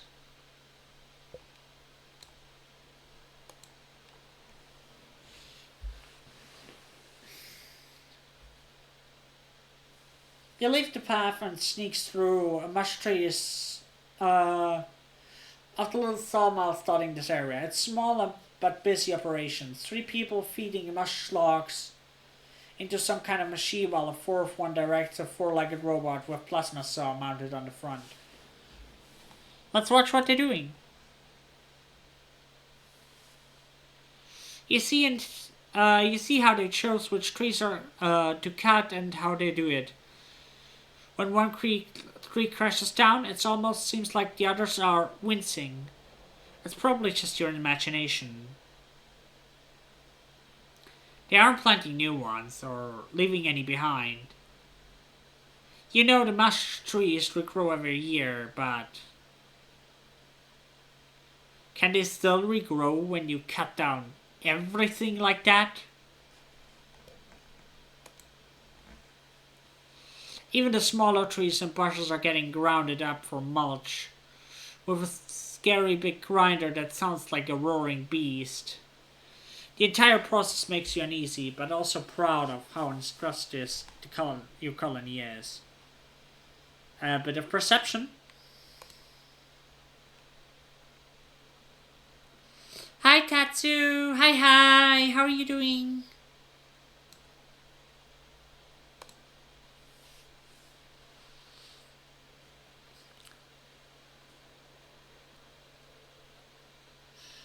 You pause at your tracks, hearing an ominous sound. Shh. Did you have a nice sleep? It keeps getting louder and louder as you move forward. You don't see anything making the noise, but it seems coming from all around you. Aw, I missed you too. I'm now back on regular schedule. So, yeah, that's gonna be fun. You will see lots of me again.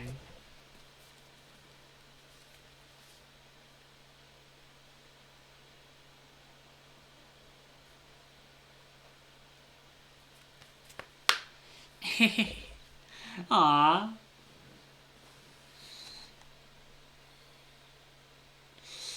You're adorable. I want to hack you. Hack.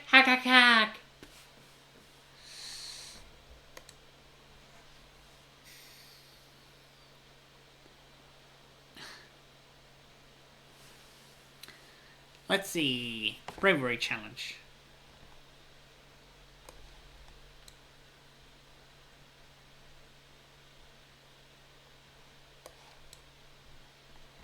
Thank you for the hat pad.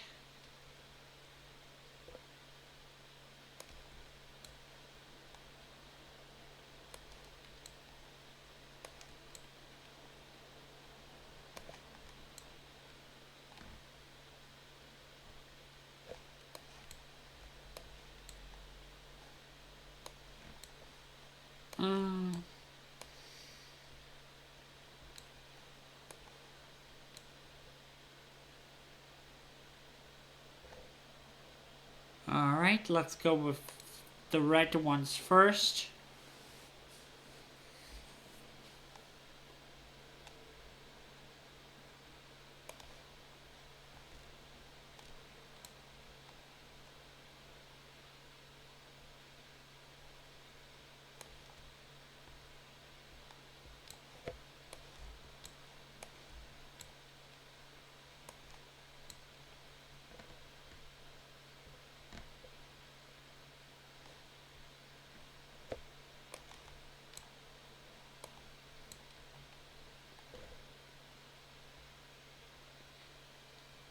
Yeah, Oni. I love you all. get this. We might not make it this time.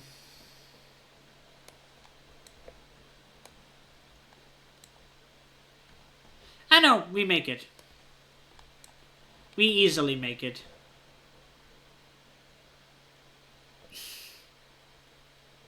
Oh, I love you all. You're all the sweetest. One kudos. +1 bravery. Nice, nice. Yeah, it's just alien crickets. Phew. They're too tiny, but there are millions of them. They look like little blades of grass and rub their sides against stuff to make the shoo-shoo noise. You tuck your pant legs into your boots and continue on your way. You guys are the best community.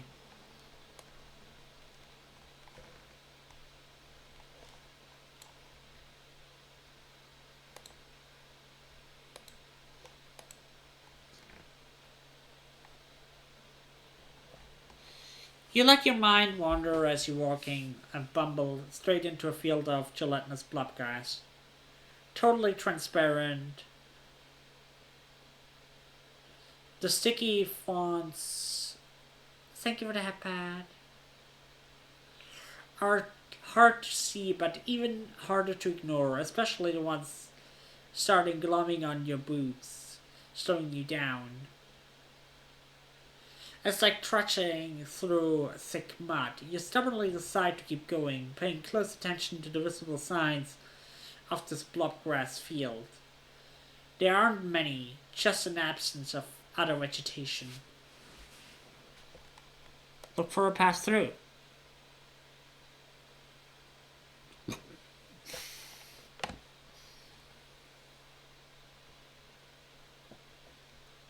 Okay.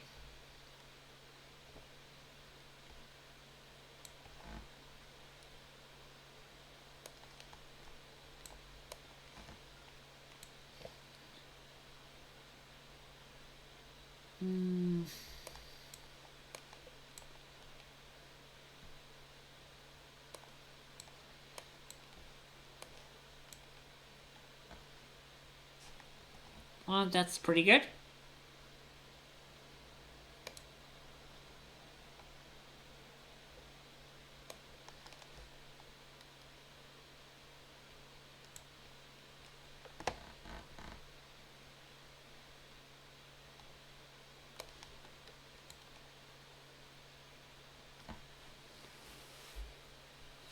Cards become wild.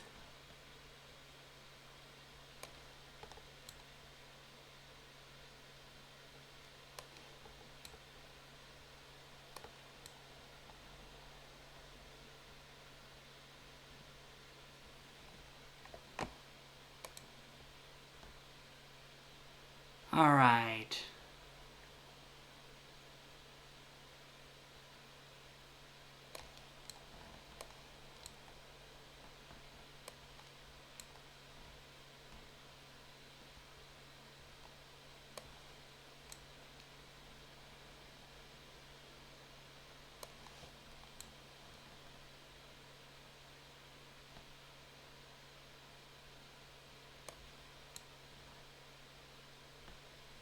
Alright, we already made it. I may eat the frozen dinner. Wanna know what it's... Yeah, tell me, tell me. Oni, you're adorable, Oni.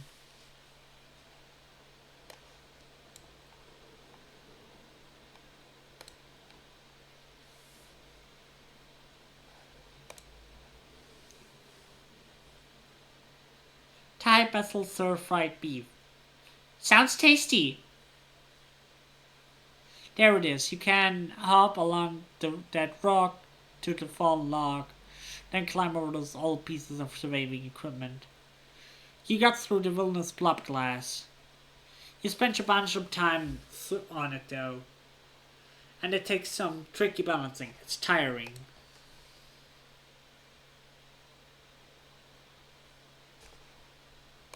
You should go home soon? Yes, but we can collect the log.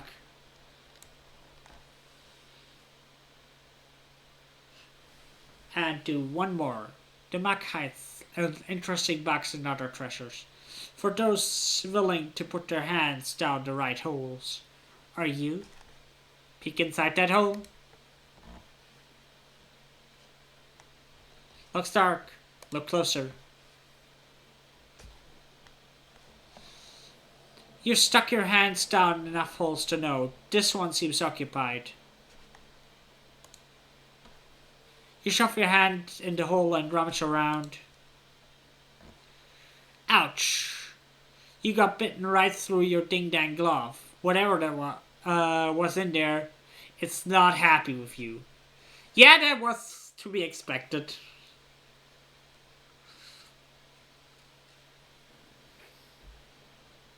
That was kind of to be expected.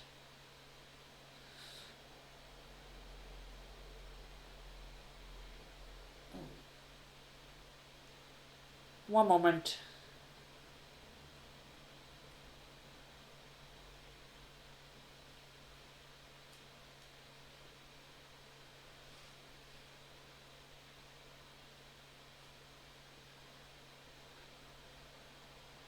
Do you guys hate it too when you get knots into your hair and it constantly happens?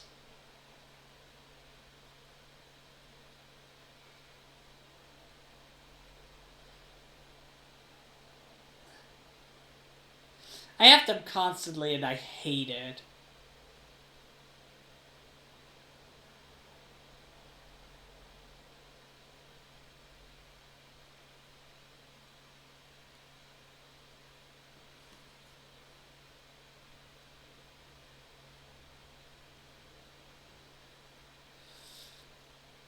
Knots in your hair are the worst.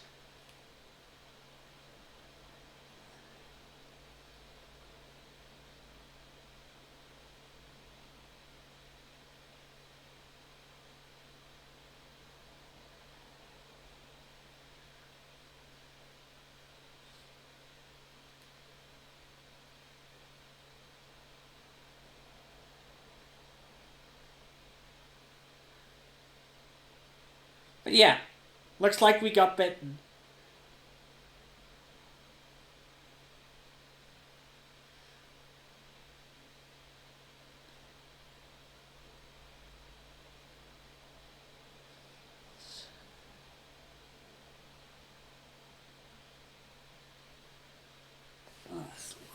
Alright.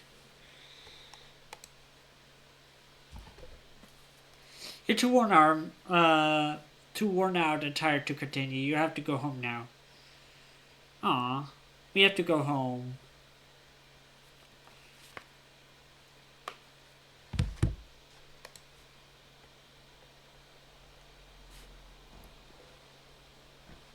True bravery and one perception. And friendship with Deus. And it's time for glow season. Something's gonna happen. Something bad. I don't know what's gonna happen, but something's gonna happen. The view from the wall during glow is absolutely breathtaking. The wormhole seems smoother the sky like a swirling jewel-toned bowl pressing down on the gloom. Everything in the wilderness is lit up and seems to breathe in and out of the planet. Like one living creature made of stars. It's beautiful. You could almost forget how dangerous it is.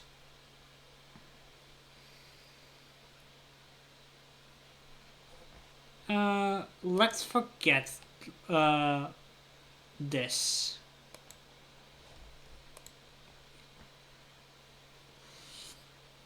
You're heading to bed when the sirens begin to wail, heralding the beginning of the yearly Xenophon attack. Outside your window, you see soldiers form up. This year, Anemone is heading up her own squad. You see her red hair bobbing along with the others as you rush to defend the walls. We're rushing after her. Anemone looks at you in surprise, but nods when she sees you ready to fight. Someone hands you a plasma rifle and you join her squad on the walls. gain status heroic. You stand shoulder on shoulder with Anemone, watching the Xenomass on the far side of the firebreak. Look at them all, she says darkly. They just keep coming more and more every year. What are they even waiting for? Why don't they just attack already? She shoots a look at the rest of her squad, all of them Helios, mostly young adults like you, lowers her voice. I just want to get it over with, you know. She confides in you. These Helios learn to march before they walk. I want to prove I can handle myself as well as they can. She runs her finger down the barrel of her plasma rifle, where she stenciled the name, Kombucha. Aww. A lowering from the forest draws your attention back to the enemy line. The wall of animals is approaching in eerie unison. Their footsteps drumming, rumbling tattoos across the ground. Anamura clutches her rifle tightly. Okay, here goes. Aww. The animals approach the wall at steady pace, but stop short of the walls. Plus, I need to eat something before my appointment today. Have a nice meal! It's not the mill outside in Colony near the garrison. In the eerie silence, you hear the sudden crack of a plasma rifle fire, and a flying creature falls to the ground. You hear a security chief Red from his pod on the walls, telling his squad to hold fire. His voice rings through the still, expectant air. The Xenos are just standing there. Holy. We lost colony defense. An explosion rocks through the colony, the shockwave hitting you like a physical blow. Then the heat right after, like walking into a wall of fire. You're pelted with debris raining down from the sky. A column of smoke billows from a burning section of the wall near the garrison. From the sick belt of shock that rippled through the colony, you can't imagine it was on purpose.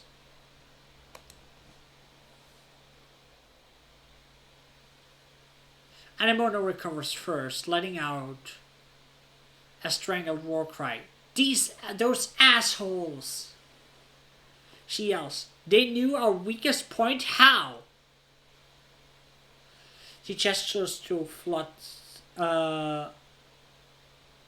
She gestures to the flood of Xenos pouring through the gaping hole in the wall. There, she orders. Protect the gates. Shoot them from the walls.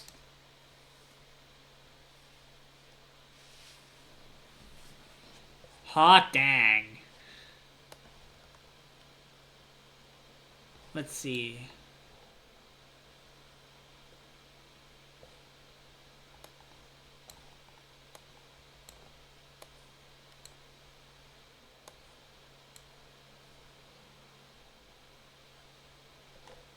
That's pretty good. No, that's actually not good.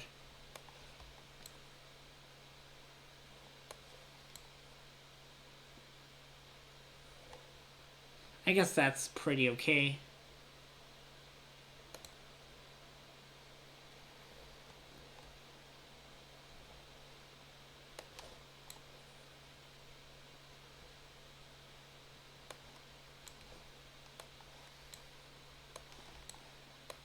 Actually, this is bad.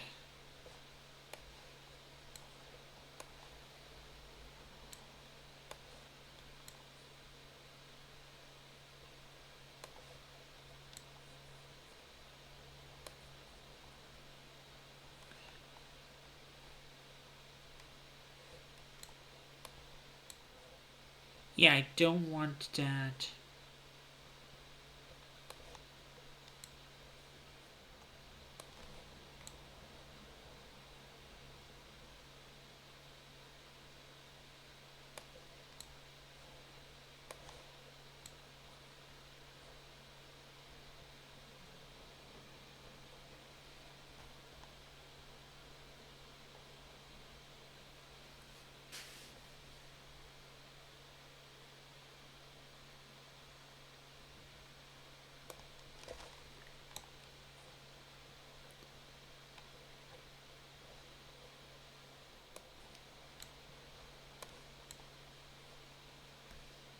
That's pretty okay.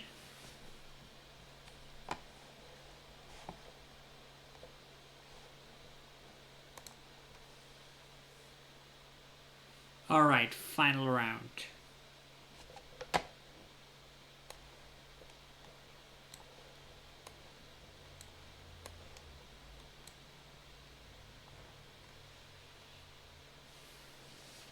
If we can push below 100 stats, we can do it. Okay, we can do it.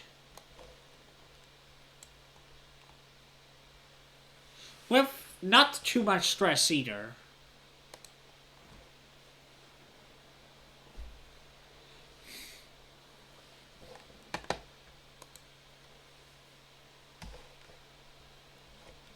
The scene of sports were just smoking a hole in the wall, wave after wave of creatures of all sizes. First sized insects, all up the way up to megafauna like bush bobs and muckwalkers. Great lumbering beasts like which you never seen. The largest ones soak up the gunfire and smash through the defenders on the ground, while the smaller, faster creatures make for the ship and geoponic domes.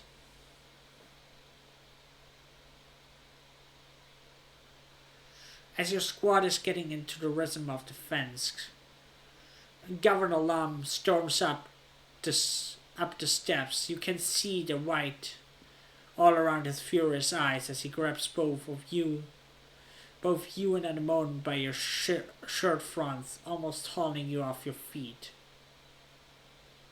Which one of you did it? He growls. Which one of you set the bomb? Dude! It wasn't us! Anemone exclaims, clutching Lum's forearm.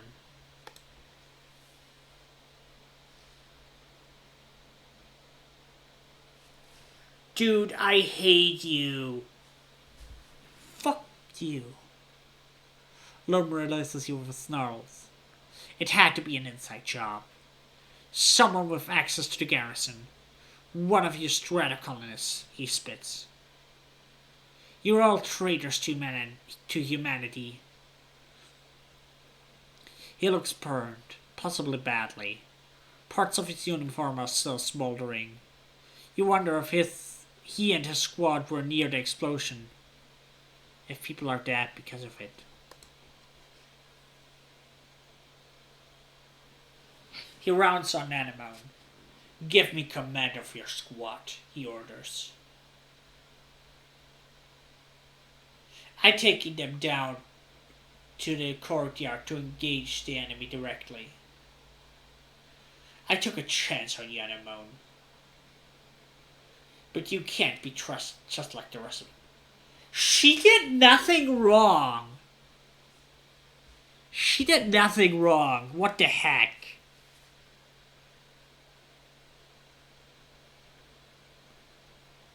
Dude's just being a hater. My squad? Anemone stammers. She looks conflicted. Lum is the governor and outranks her as a soldier, but he's Lum. His plan is bound to be dangerous or even suicidal. The rest of the squad are Helioborn, yes. But they're also just teenagers like you. Don't you need us up here supporting the defenders up the wall? She chances to suggests. Let's ask the security chief. Anemone looks relieved. Yeah, let me just check with Red, okay? He might need us. Let me just check. Lum nods her forward, and Anemone steps away to confer with Red over her speak.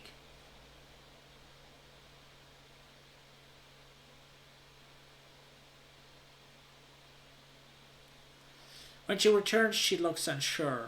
He says you can't order a bunch of kids into the worst part of fighting just because you think it'll look cool, she repeats. He wants to stay us on the wall. Heck yes!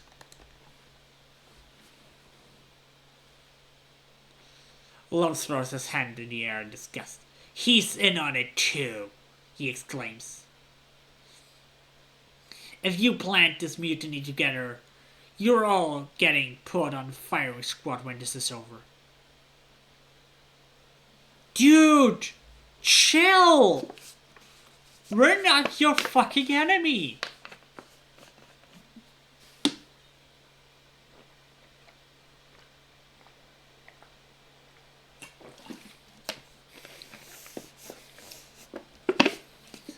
This spurs your Helio squad mates into action.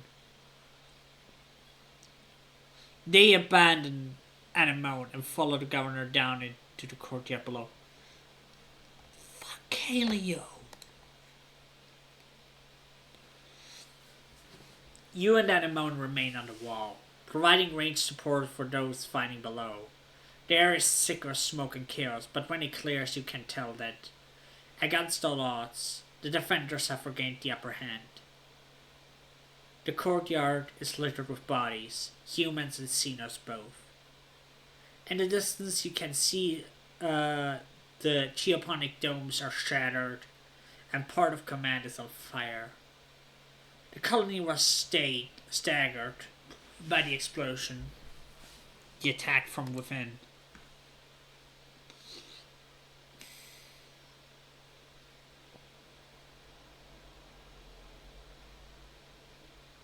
And the quiet following the battle, the colony comes out of hiding in the courtyard, surveying the damage.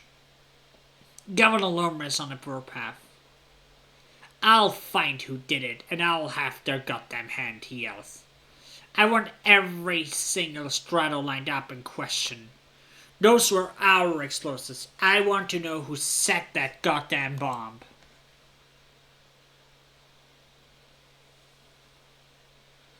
You and everyone from Stratos are hauled aside and questioned about your whereabouts prior to the attack. Everyone, that is, except this. He's nowhere to be found, dead or alive. This was never fond of the colony.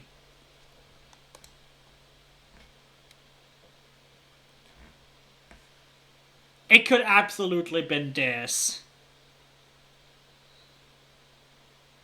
And we are at the final year.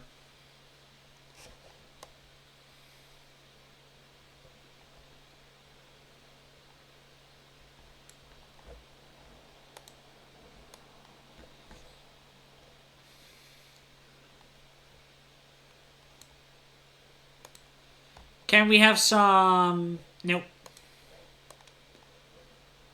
But surely we can have some hawks. Let me twist your hair around fingers. I never really fit in anywhere before. They say quietly. But here, sometimes I think I could just... I just want to have a chance, you know? I get you, girl. You find Rex sitting in the bowl of one of the unfinished buildings, taking a hit of the rolled cigarette that smells powerfully skunky. He jumps a little when he sees you before relaxing. Oh, it's only you, Solana, he says, aiming at the cloud of fumes, giving you a squinted-eye smile. Don't mind me. I'm just testing the latest corpse for quality assurance. Action coming! Rex folds you into his arms, bending his whole body to you. He smells warm and a little spicy, like clean and sweat and sunshine. It's a good hack. The kind that makes you instantly a little more relaxed. Heck yeah, that's what we need right now. We absolutely need hawks right now.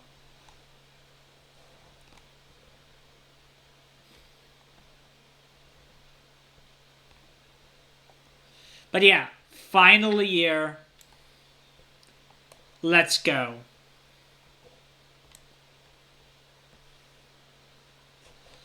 And I say we go to school because I think tutoring Gives us empathy. Yes, it does.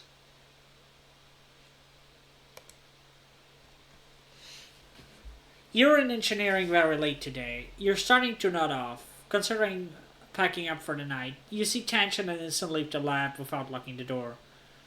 They're heading back towards the living quarters. Usually they're so cautious, but it's late. And they must have been tired they've forgotten.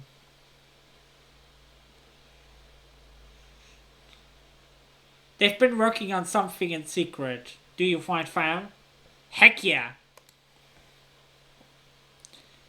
Checking to make sure the coast is clear, you slip into their office. It's just off the map bay and every flat surface is dedicated to experiments. The whiteboard is covered in dense scribbles and diagrams. The garbage bin is filled with wrappers of discarded sawmill replacements. It smells like stale coffee and sleep deprivation in here. The holoscreen terminal is still active. It seems strange that they left it on. You get the feeling that maybe they weren't done for the night. You'll have to be quick. Check out the experiments.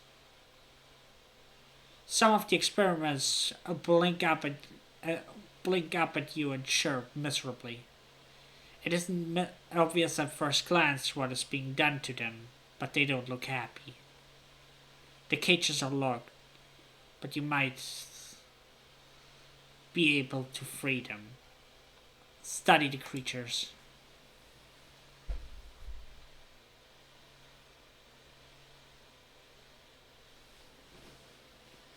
You pore over everything Tang and Instance have been working on, slowly putting together the pieces. What you find is chilling. After researching the shimmer fungus together, they decided to bioengineer a more powerful virus that uses the same pathways but only affects native Vertumnan creatures. It would sever the existing symbiotic relationship between Vertumnan fauna and fungi and be completely fatal to its host. Holy! They are making a bioweapon. They are making a bioweapon here.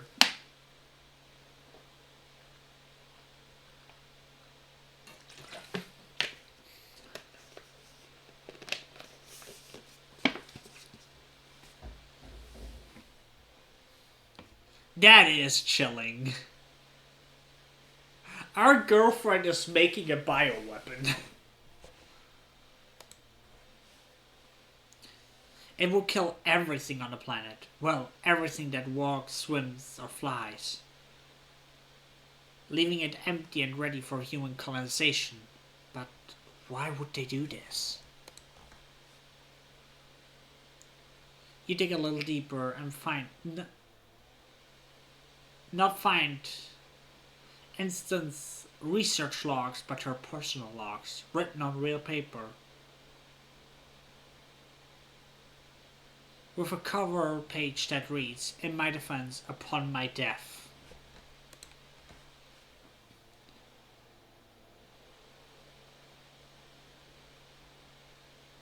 You read through the papers, in which Instance details being approached by Lamb shortly after the Helio landed and he took control of the council. The Helio had been sent to retrieve congruence and bring to justice the people who stole her, Instance primarily, but also Hal and your mother.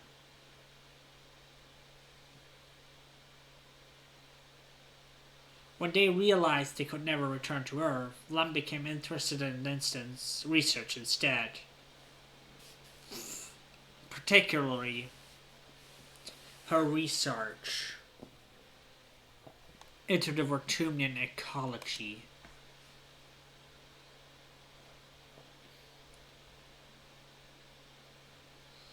Under the threat of execution, Instance was essentially forced to pivot her research into finding a way to cleanse the planet for human colonization. She writes that she tried to shield the other scientists from her work for their protection. But she couldn't keep the secret from her apprentice, Tensioned. She speaks highly of Tensioned, almost like a mother, as a mother would about her own child. She grieved that she couldn't protect her too. You scanned the copies of the masses. At least you have evidence now.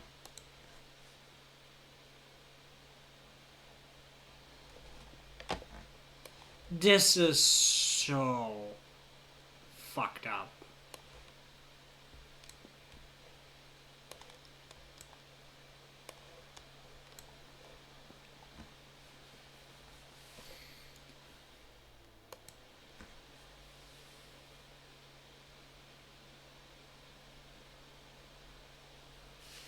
We get some reasoning, which we already had maxed out, but we also get empathy, which we wanted.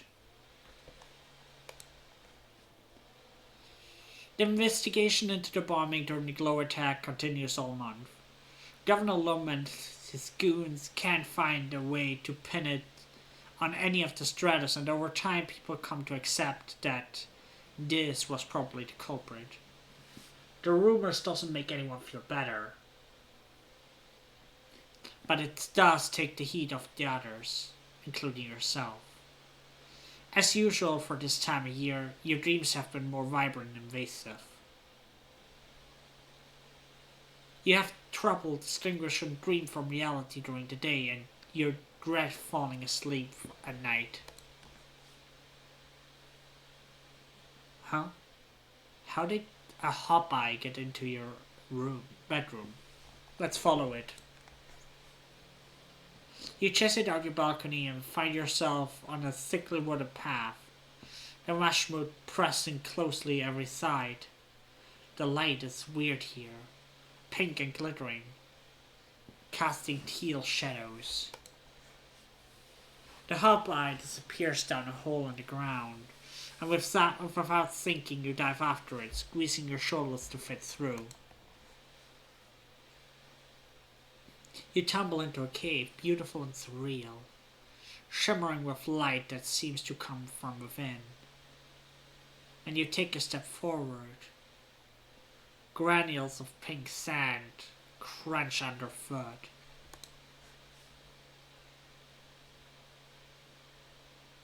The cave opens out to a forest that seems lifted from fairy tale. The sunlight beams through, breaks in trees, illuminating a path of mushroom-ringed stepping stones that lead you to a small cottage. You spot the hop-eye hurrying further down the path. I want to know what's in the cottage. This is here. It's his home, you think. He's hunched over a woodworking bench. Looks up as if you called his name. You realize with alarm he's working on himself, as if he's part tree. He waves at you with a hand that ends in small blossoming branches. As unsettled, you hurry onwards to the door at the rear of the cabin. Too late, you realize that the door opens into empty air and you tumble.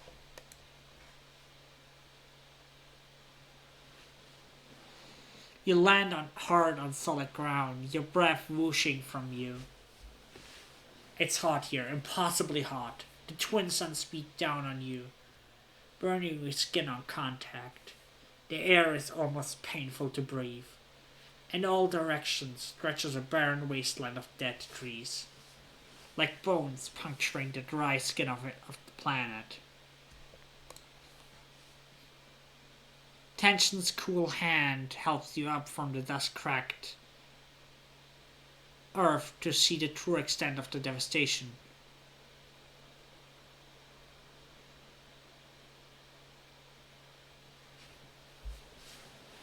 Everything is dead, Tang says, her voice hollow. Everything. Why didn't someone stop us? Why didn't someone stop him? Tears roll down her face, quickly whisked away by the dry air. I don't know how to stop it, she sobs. Please, Solana, help me.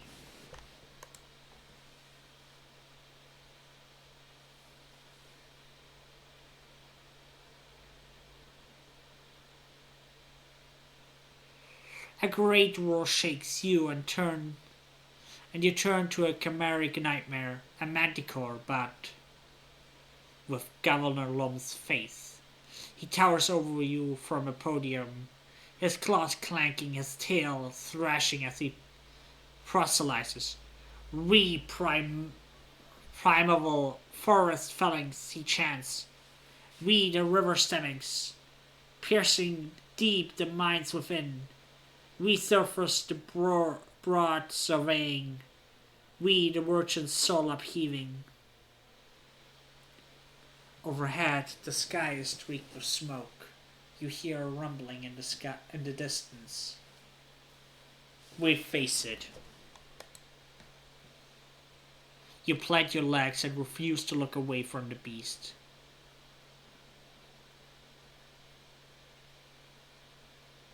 With a yell from behind, Mars appears and swings a sword of light at the lump abomination.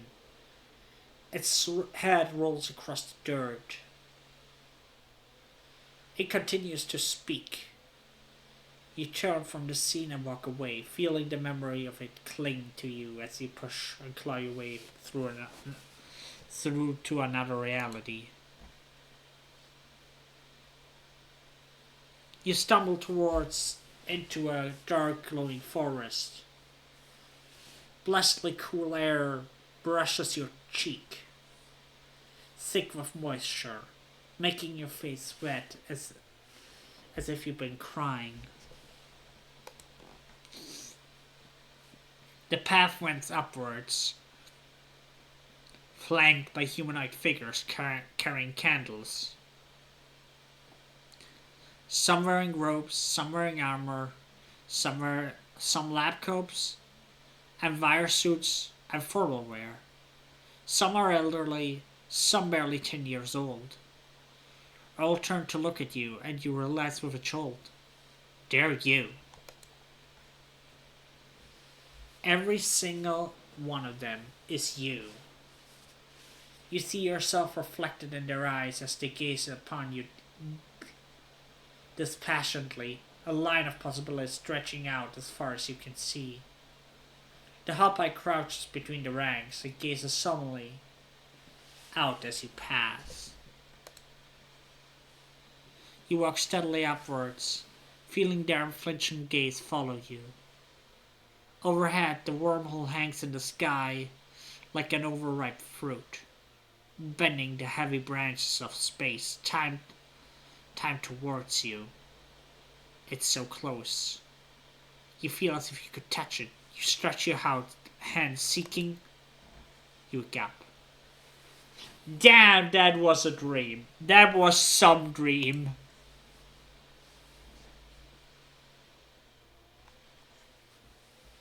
Milky quiet sunlight pours through your window, like bromide snow piling up against your glass. You feel tired, as when you went to bed. It's your birthday. You're 19 years old. Only one more year as a teenager.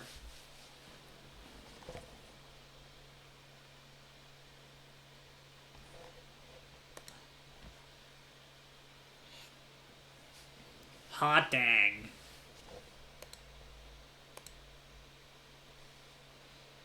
Tang seems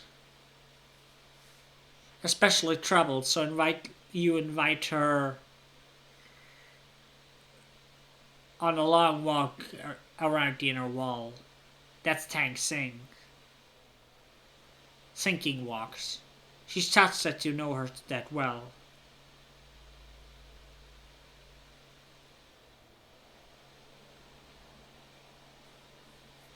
She talks in fitful bursts, then lapses into a long silence. Finally, she stops and puts her hand on the wall like she's bracing herself. Solana, something's been bothering me, she says. Clenching her hand at her side, she collects her words. She collects her words with great difficulty. Is it morally offensible to do something that people wouldn't approve of if you're doing it in their best interest? What if you don't have a choice? We always have a choice.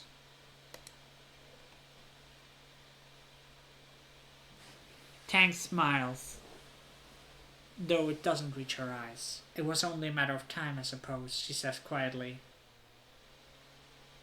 Sometimes it seems like you know everything that goes on in the colony.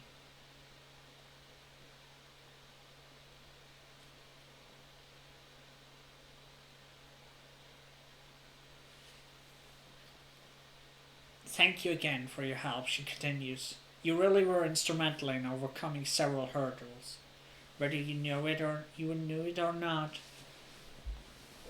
As a friend.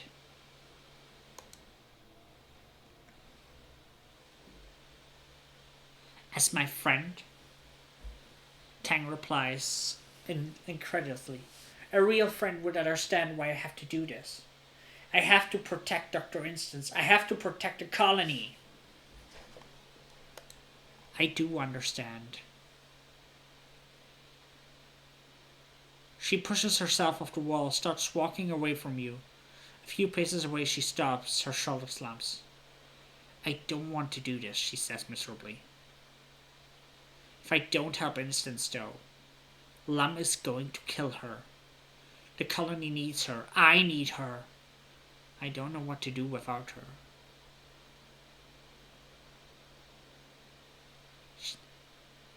She sighs. I don't know. Maybe we can convince him to stop.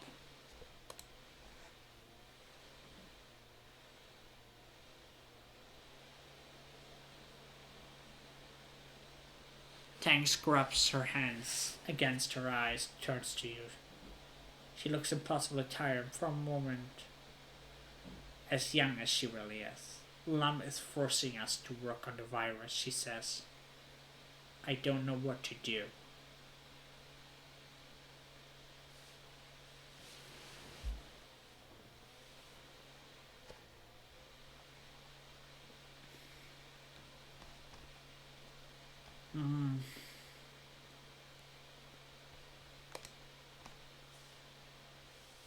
Tension goes with you to confront Governor Lum. She looks scared. Lum is alone on the bridge. This is your chance to try to convince him to change course of his genocidal virus.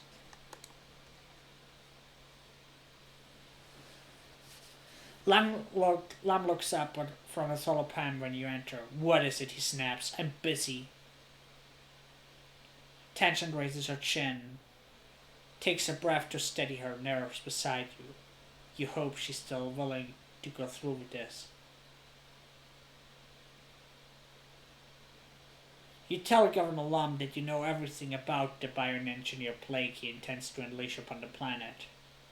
How he pressured Instance and Tension into creating it under threat of death. And how it will kill every living thing on Ratumna.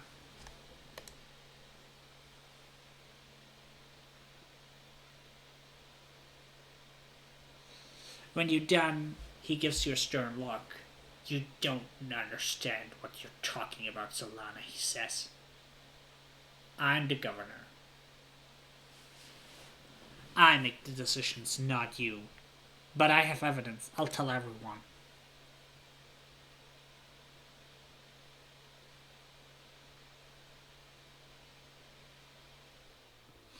You show him what you found in Instance Lab, all of her notes, recordings, even her personal logs about her concerns over how they haven't managed to find a way to neutralize the dangerous fauna without causing complete ecological collapse. Lum's face goes red, but he's uncharacteristically somber. I don't know how you got this, he says slowly, but it's damning. Thank you for bringing it to my attention.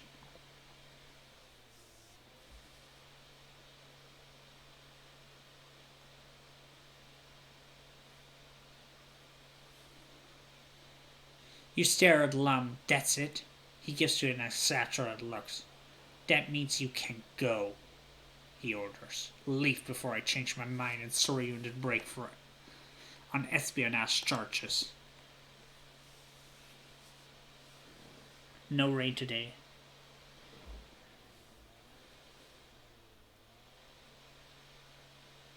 We made it! Heck yes! We stopped the virus!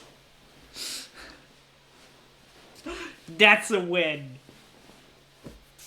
Heck yes!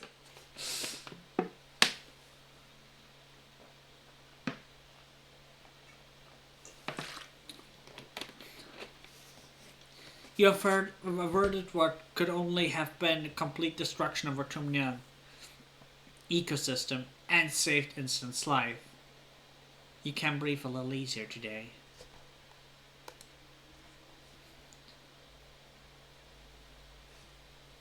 Fuck yes!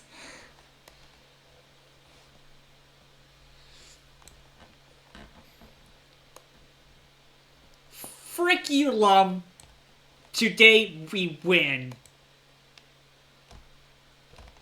I'm coming for another hug. Again? Yes, I lead it. Rex laughs and wraps you in a big bear hug. All the same.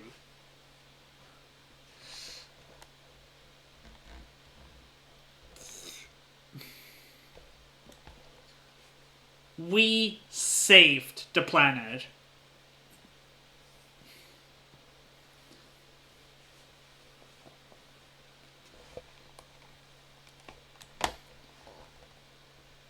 At least from one thing. I don't know what's gonna happen, but today we win. It takes more to take Lum down, but this time was a victory.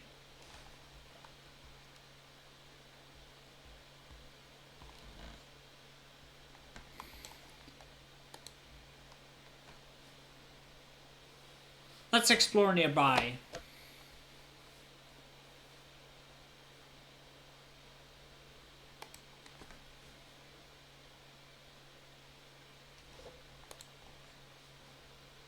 You report to the expedition tent to find not just Utopia, but security red and ways as well.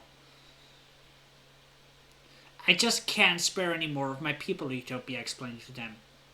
You've already pulled almost all of the foragers, and we're already running skinned crews in the riches as well as it is. There's one person you can spare, Red replies, turning to face you.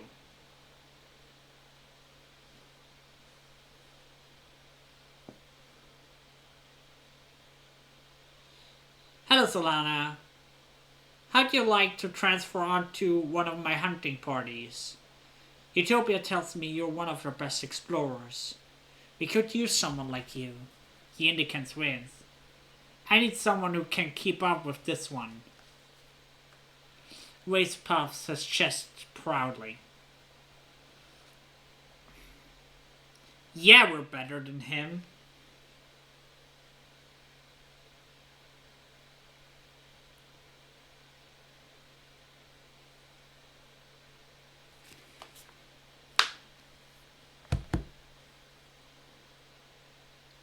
Why do we need to kill them? Waste laughs. Because they're killing us, Solana. Keep up. He clenches his fists. It's a classic struggle between humanity and nature, he says. Nature's not all flowers and rainbows. On Earth, everything and everyone was trying to kill each other. For survival, for food, hell, even just for fun. Hi, Yazan. Hi. How are you? I can't wait to bag a real trophy Xeno, he chuckles, framing his hand like a painting on a wall. The first 10-point buck on Ratuna. I'm doing alright. I'm a little sick currently, but otherwise I'm good.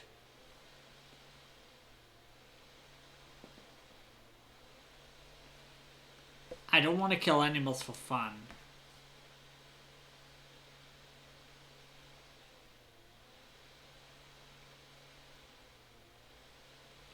You won't be killing them for fun. You'll be killing them to defend the colony.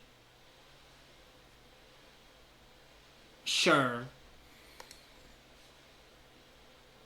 Red nods. Good. I'm glad to hear that, he says, then returns to Vase.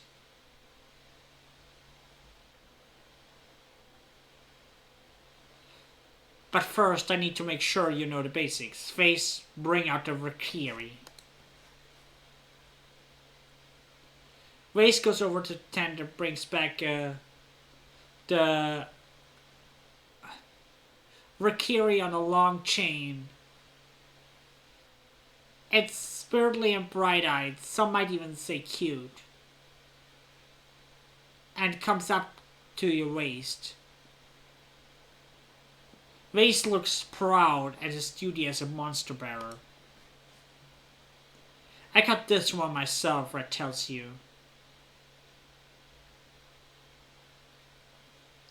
I'm adding it to the training suit, so don't kill it. But feel free to give it a few pokes. Then tell me what are its weaknesses, its strengths. How would you defeat it? Let's attack it.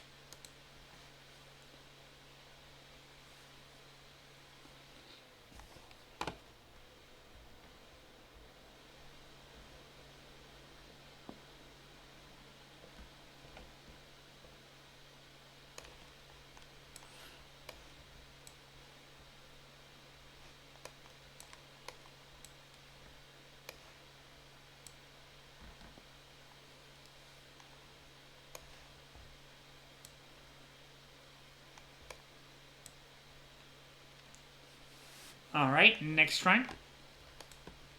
But how are you, Yazan?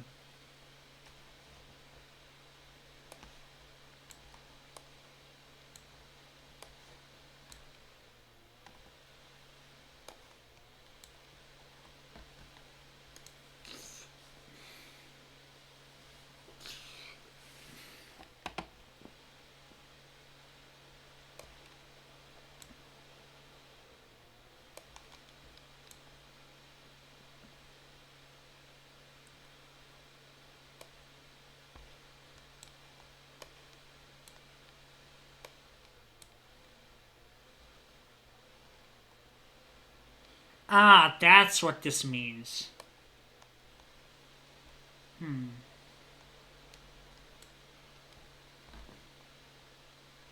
What can we do with this?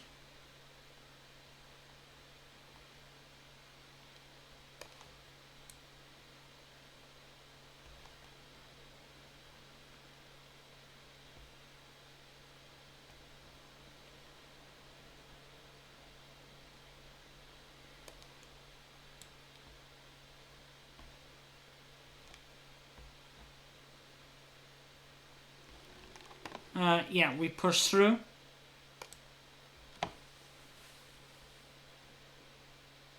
To combat. It would be easy to shoot it, but Red said not to kill it, so you approach the Rikri unarmed. It eyes you nervously, massive mandibles clicking, a string drool dripping from them. You hope it isn't poisonous, but even so a bite would take a chunk out of you. You feint to the left, then move to the right, grab the creature's chains, yanking it hard.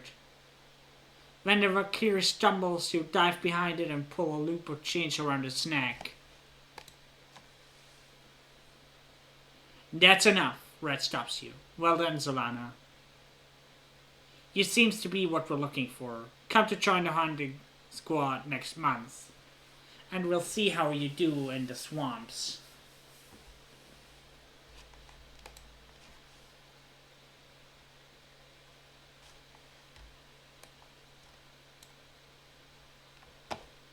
Let's go home. Yes, go home.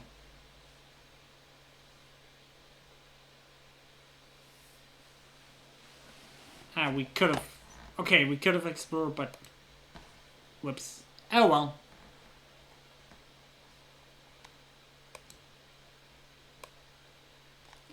I say we take one break. Not from streaming, but relax on the walls.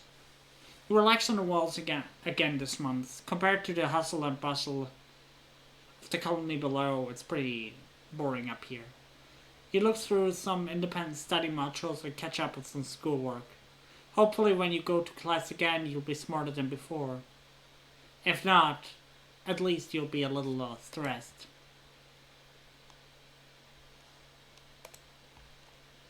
Yeah, let's forget this card.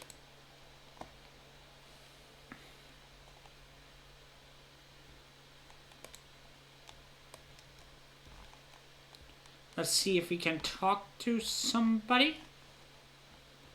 Doesn't look like it.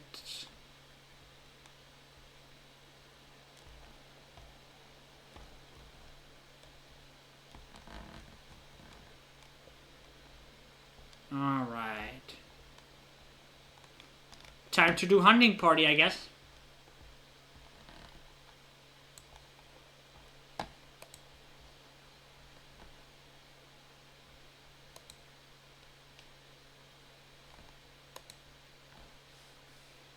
Hunt in the swamps. Ooh.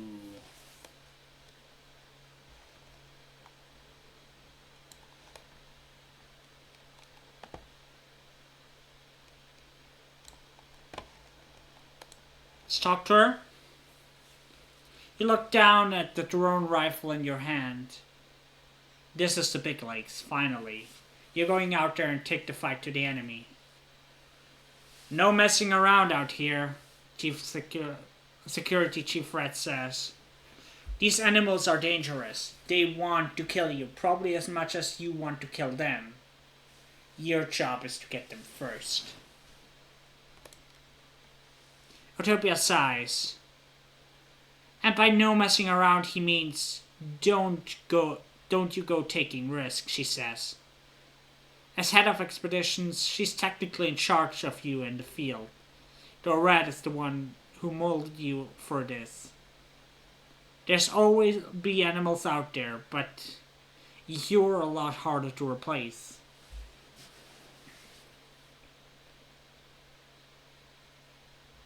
And if you take down anything edible, she adds, tag it for reclamation so we can bring it back to the colony.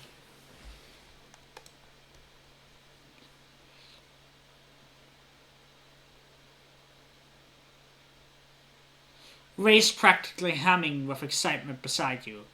Red pairs you up to head out together and Red sighs. I don't need a buddy, he grumbles. No offense, Solana, but you're only holding me back.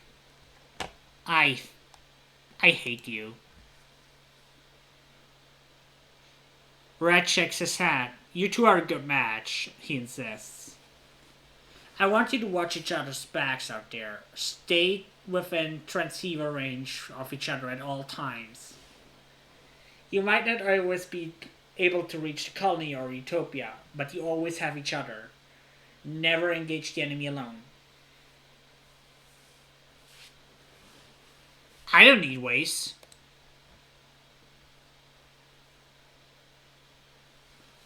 The feeling's mutual, Waste mutters.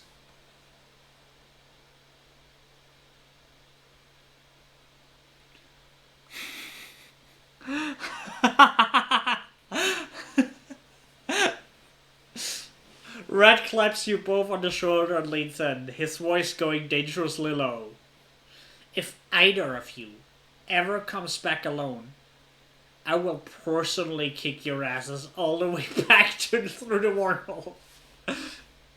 He says, a firm smile still on his face. Team up or stay home. Red takes off his glider and Waste turns to you. You better keep up with me, he sneers. You might be stuck together, but that doesn't mean I need your help. I'm gonna get all the kills, all the kudos. So just let me do all the work and stay out of my way.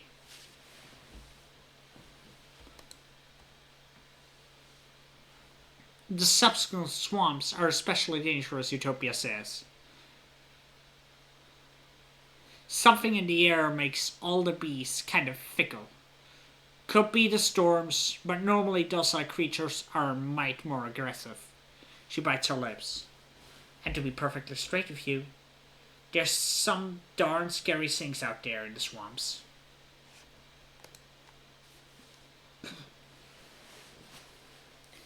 I don't much love that we're sending you kids into the literal war zone, Utopia says. I've been to the swamps. Before all this war business. It's a beautiful place even if it's real spooky.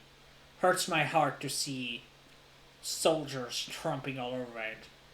She summons a smile. But I know teenagers can be just as capable as adults when it comes to surveying and hunting, she says. You've got faster reflexes and stronger stamina than a lot of these old creatures. Just don't try to take stupid risks out there. Promise you're honorary auntie? Heck yeah! Waste scoffs. You're not my aunt. He mutters, and I don't need a coward telling me what I'm capable of.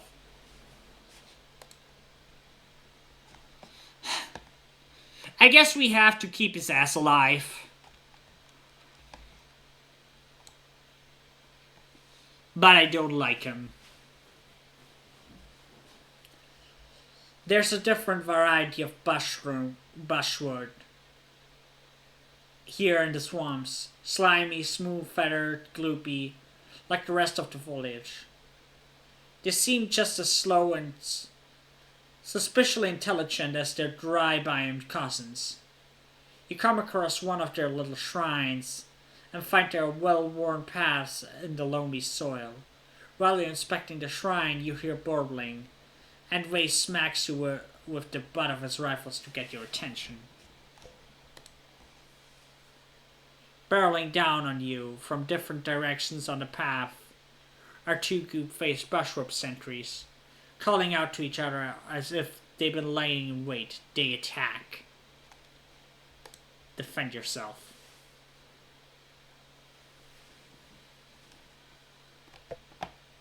$69.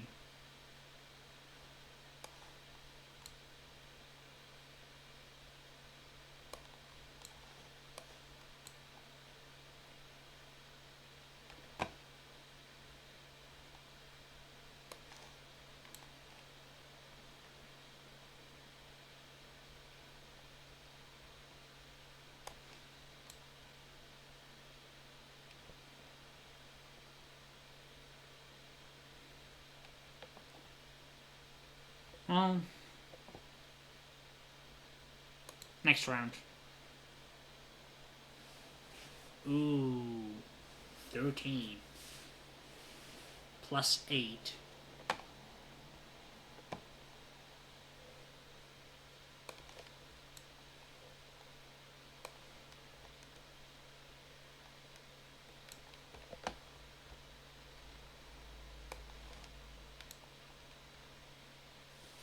We can make this a heckin' good card. And we should.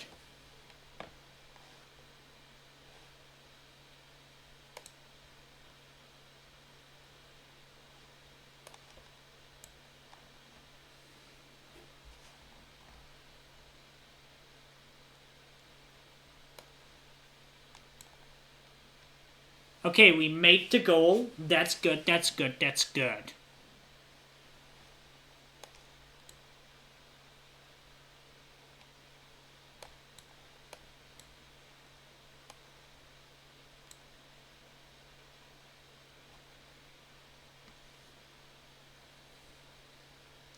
Well,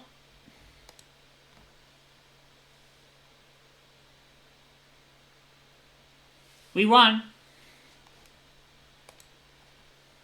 You kill one, the others run off. Well, sort of. You never seen an animal move quite like this. Like an ambulatory sack of oatmeal. Analyze the corpse. Ray sighs as you kneel down to take a closer look at Goopy Bushwub. This must have been a subspecies of bushwort that doesn't appear on your whole palm's bestiary. Its rock-like skin is much thinner and slimy. Its branches don't look like they've ever had leaves on them.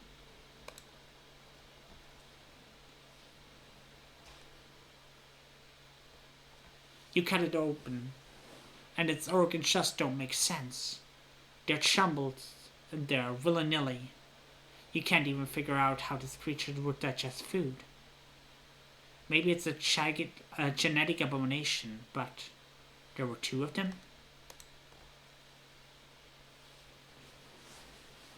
Definitely worth it.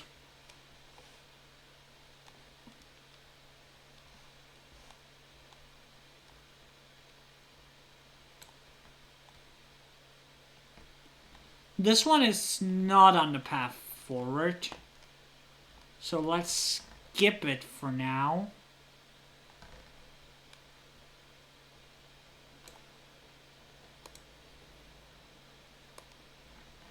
We want to get as far as possible. Taking the events we need to take. This looks like... Okay, this one I think we need to take. The worst thing about hunting in the bog is, well, the bog. You're up in your knees, sticky clearing mud. Sucking at your boots when you try to move. You're stuck. You poke a stake when you lose the stake. How does this go?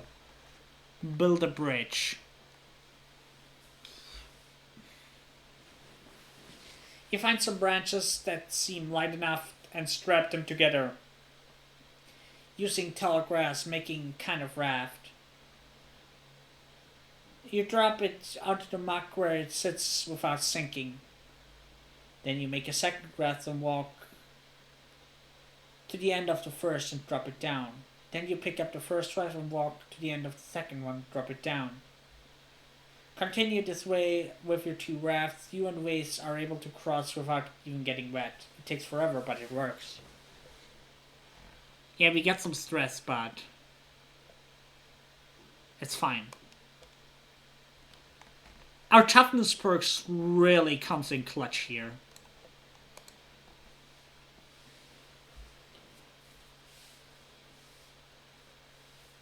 A wide, shallow stream blocks your path.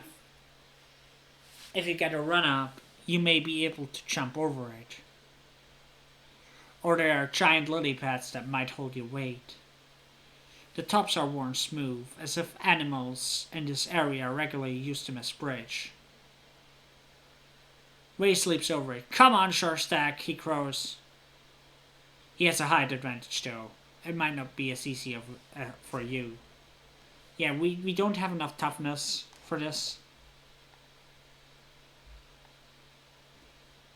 We're 1 toughness short.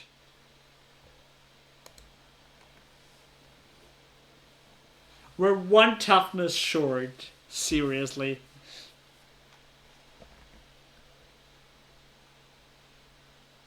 It's fine, we can do it.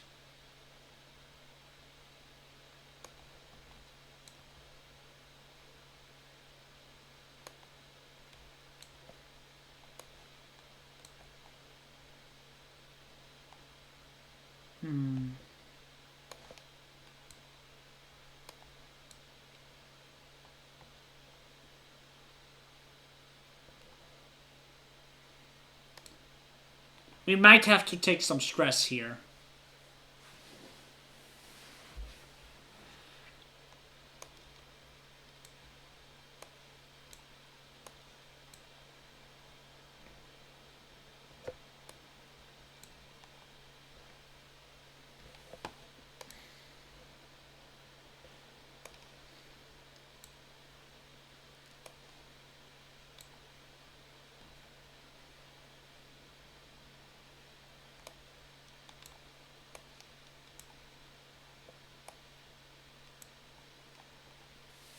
Yes, we have to take stress, but we make it. But we might be able to do more.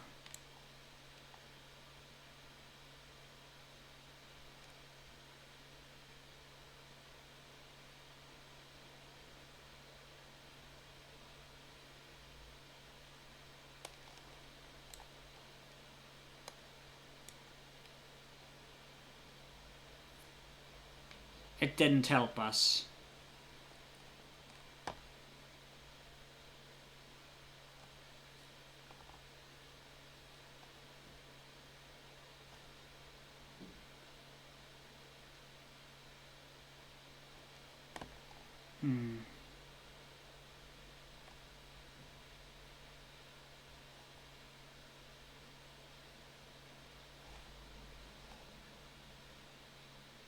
This would serve as a 6.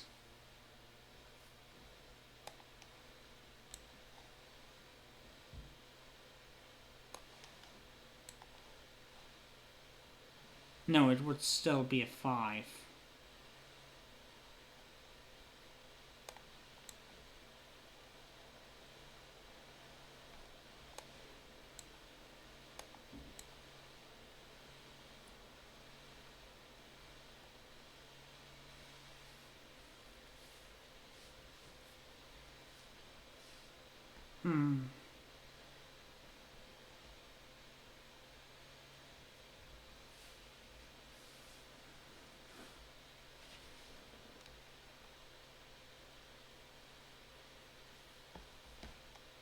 Yeah, push through.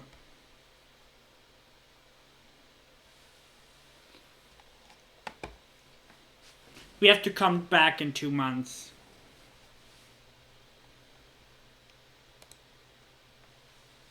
Whoa, they glow when you step on them. Hum like they're discharging electricity. It's beautiful, but Vase isn't interested. He just tells you to hurry up.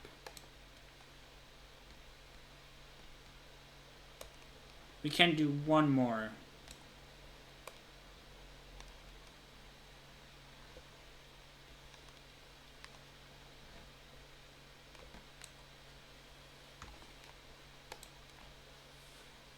You and Vase are walking down a path made by some creatures. Probably bush pups. They like making paths. When you find...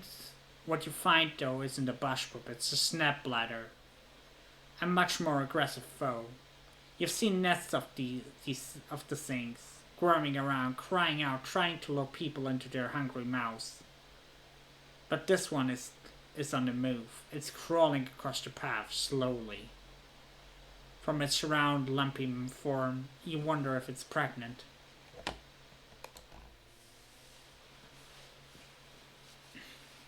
These things are a danger to surveyors and could potentially kill someone who fell into a brooding nest. They swell up so huge they can't move around anymore. And instead half bury themselves and lie in wait for prey to come close. You take this one, Vase says, gesturing to the lumbering beast. It looks like it's your speed.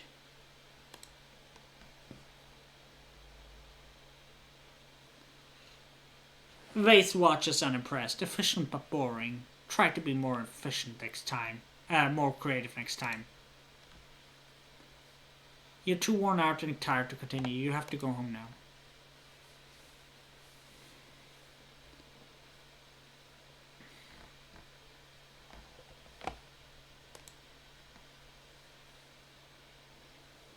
I do not like Vase. Vase is a jackass. But our mission for this year is clear. We want to get to the end.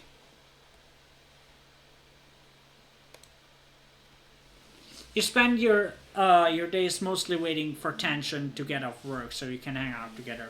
Sometimes you just need some time to not think about stuff, you know?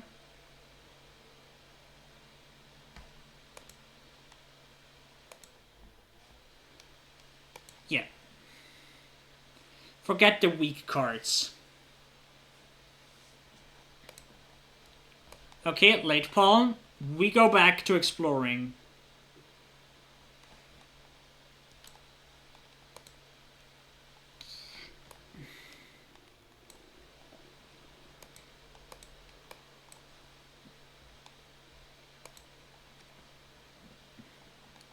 Hunt in the swamps.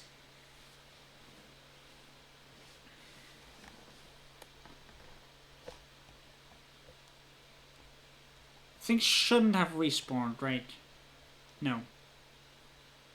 We can just walk to where we were.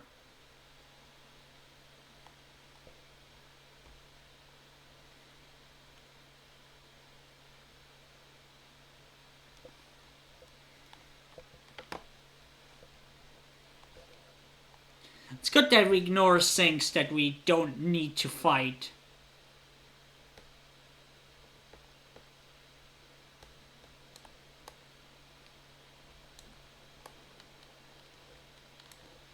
Okay, we need to fight the Manticore.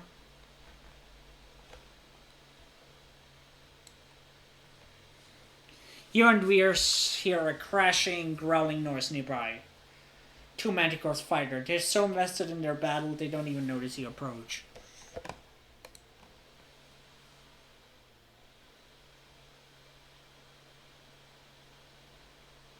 One of the Manticore looks much older than the others.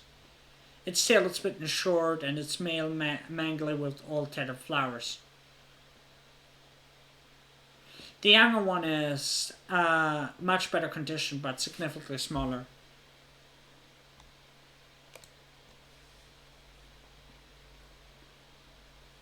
You and Ray settle in to watch the fight. The young Manticore has the speed on its side, and confuses the older one by snapping its tail in its face. Crack, crack. Like a whip, it lashes the old one across the forehead. As the old one snaps his jaws in furious pain, the young one quickly darts in and lands a hit with its crab-like talons. Evades pumps his fists in triumph. Go, youth. But the old one has patience, stamina, and wisdom. It takes the hits, waiting until the young one starts to tire. It backs up every time the young one slashes, until its hunches upraised against a tree. The young one, confident in its foe, can't escape, goes for the kill. The old one has conserved its energy for this moment. It pushes its back feet against the tree, it launches itself upwards, right on top of the young one. Landing on its back, it tears ferociously into the young one's flanks.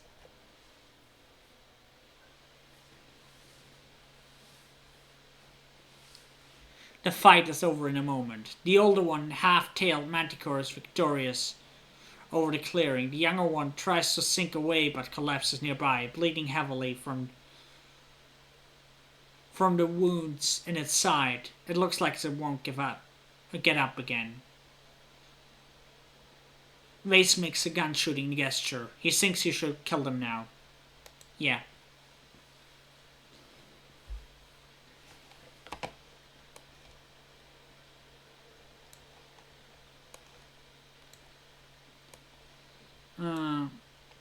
Right.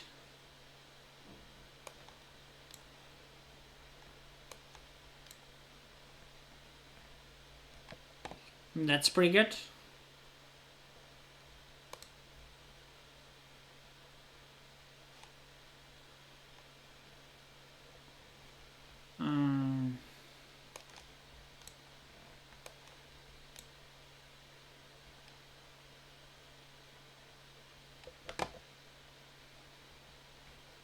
It's not ideal, though.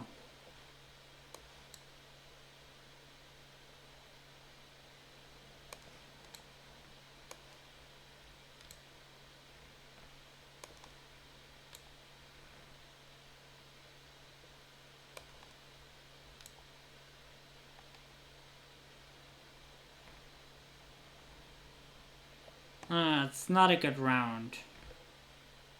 But I can't do much about it, right? No, I cannot do much about it.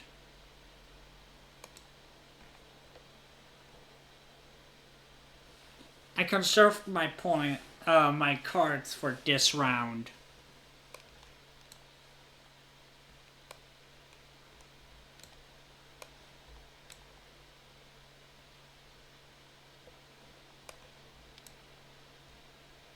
It does not overwrite though.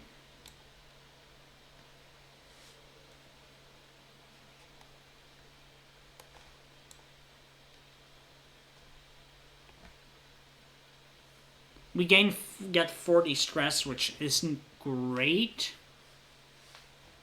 We could avoid it.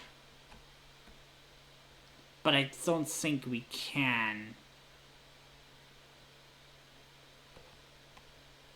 No, we can't. It's fine. We can still make good progress.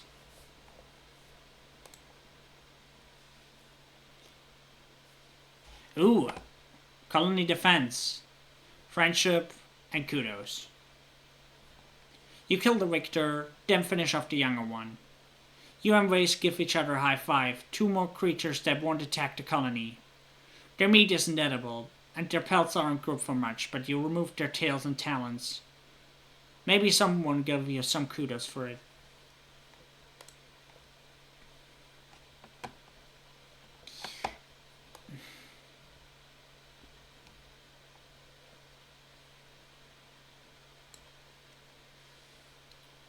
Electrical storms can be a real danger when you're slogging through swamps.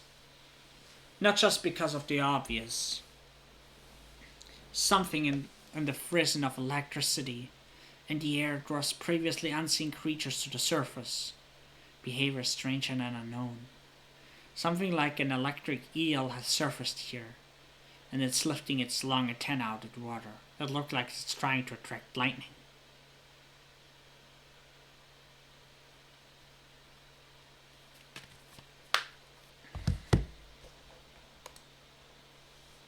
Maybe you should give it what it wants, Wes says, pulling on a pair of stanglos and grinning sadistically. Let him sap it.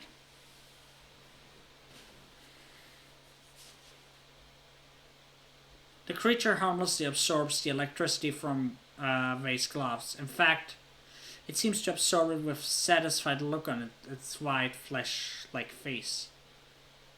Then it shoots the electricity back at you.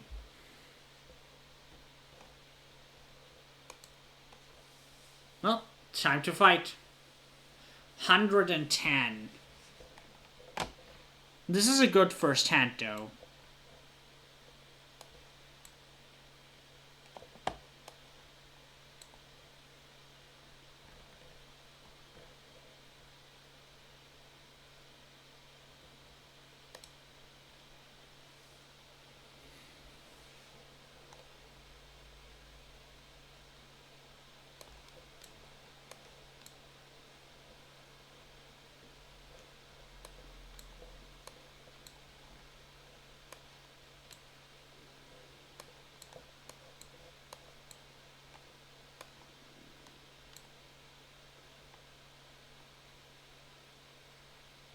Ain't perfect, but...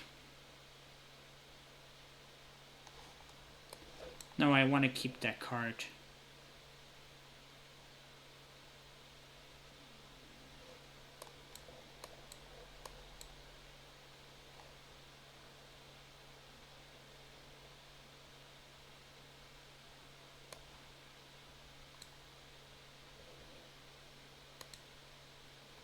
Alright.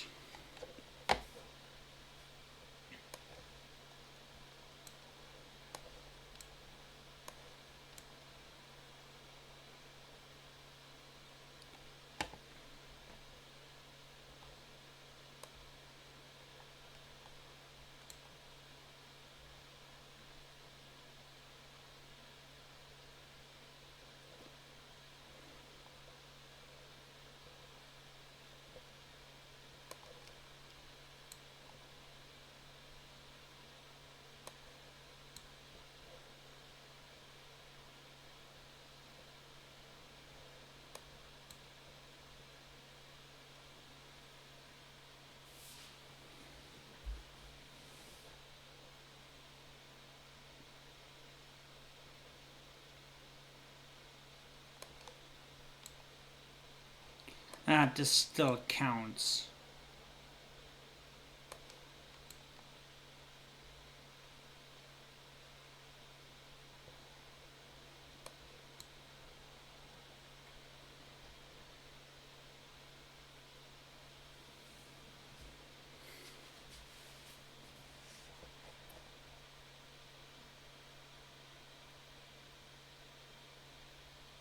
actually.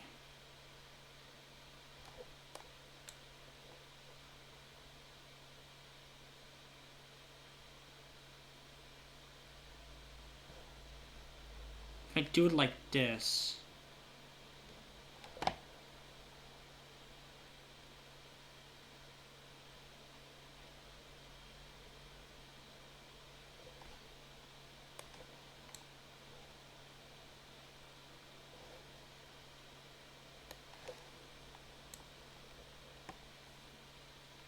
Change this card to this.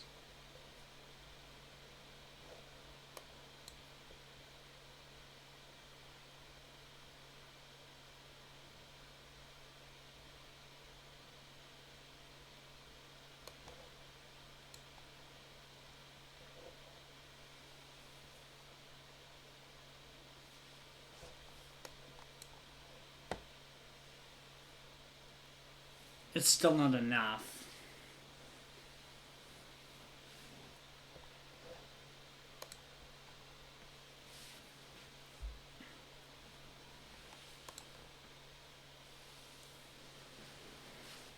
You're both caught in a jolt and thrown backwards. Ouch. You can feel your heart thump double time in your chest, stunned by the shock. Then, a great lightning bolt from the sky hits the creature's antenna and zap. The creature looks downright ecstatic at the flow of energy, and not stunned or hurt. It gives you another meaningful glare, then dives back underwater.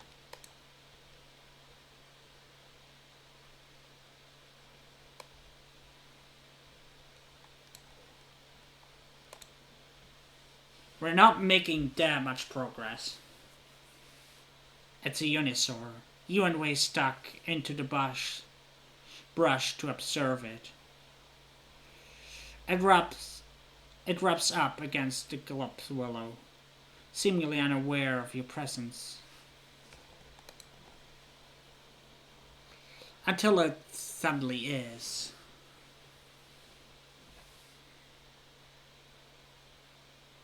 It snaps towards you, its nostril flaring as it catches your scent. Its jaws opens wider and revealing a glistening needle-thin teeth, and a terrible life from deep within. It looks like it hasn't fed in some time. It howls and charges. Whis looks at you, wide-eyed. What do you do?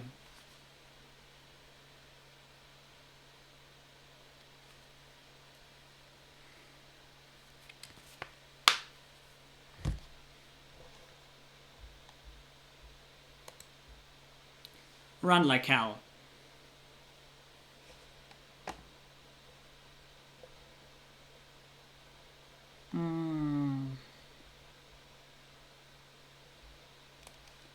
I say we use the force.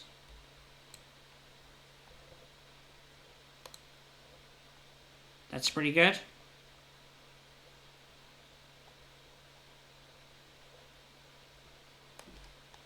Eight, 7, 6, 5. That's a good round. We need 40 now.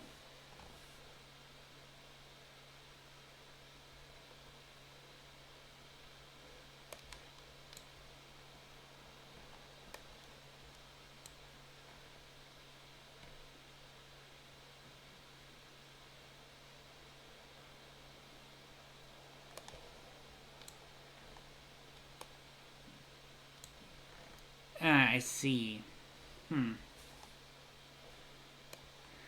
That's a problem.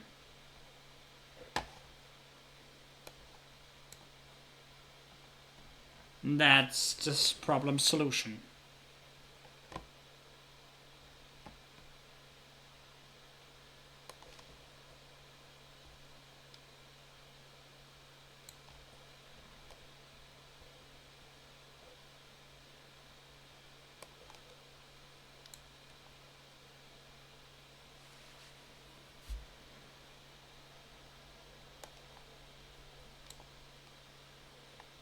And we win. Nice.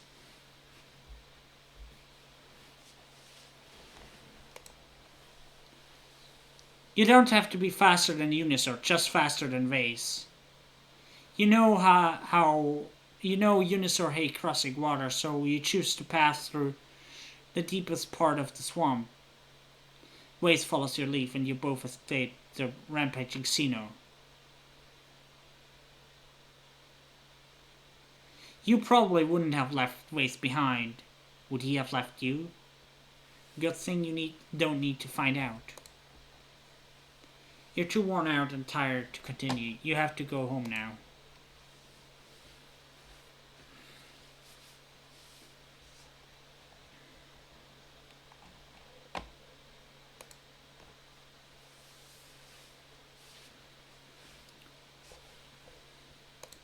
Early dusk. Let's see if we can talk to someone.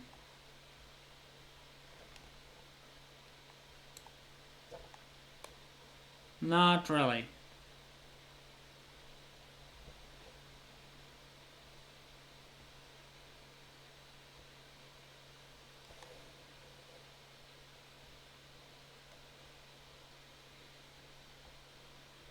Time to rest up.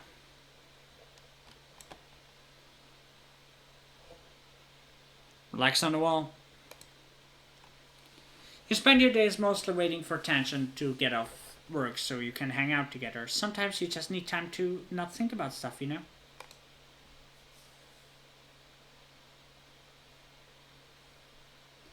I don't know. This card can be pretty useful sometimes.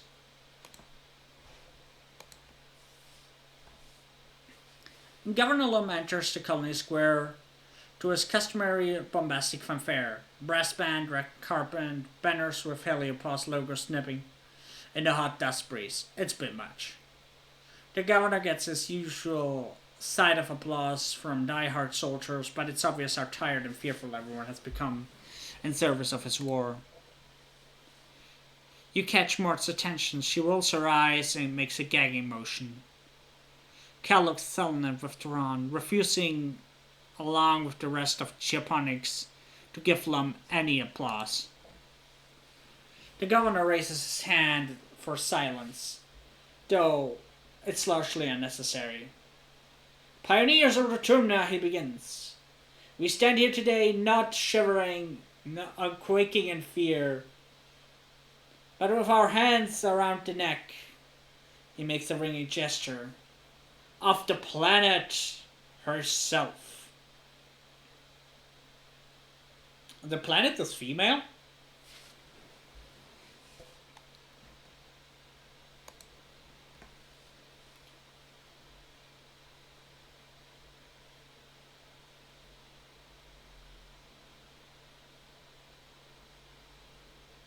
Before he can continue, Marge leaps from her seat, runs to the front of the stage. Ripples of fear go through the crowd. You all remember what happened to Utopia last year. It doesn't have to be like this, she cries, speaking to the crowd. We don't have to listen to him. He's just a bully with a gun, like the ones we left behind on Earth. Heck yeah, Marge. She turns to the council. Why are you just sitting there? Come on, aren't you going to do anything? The council looks at each other. Red seems unmoved. Utopia shrinks into herself, holding her hand to her chest. Aunt Anne looks concerned, but fearful of Lum. Instant looks grim. Siege just waits to see what happens. Only your mom looks enthusiastic, but she wisely looks around at the others and doesn't voice her support. Given that Lum's already hostile towards her, she'd be risking too much.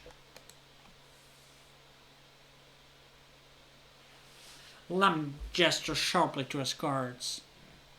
Marge is seized and taken out of sight.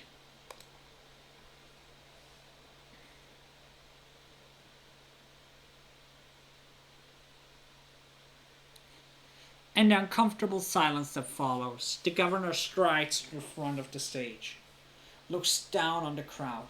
As I was saying, you can trust me to lead this colony and humanity into a new era, he says, an era of peace and prosperity, where we no longer need to fear the creatures that come out in the night. He raises his fist to the sky. This planet is rich, he cries. It is the earth we were promised, unscarred by the mistakes of our forefathers. Here we will become what humanity always strived to become, caretakers of a new garden, children of a new earth. People cheer, spurred on by Lum's display of dominance. Lum looks upon the crowd with pride. Pioneers, we are so close. Soon this planet will be ours. All the riches and wonders with it. But first, he continues, we need to adapt to the harsh realities of our current world.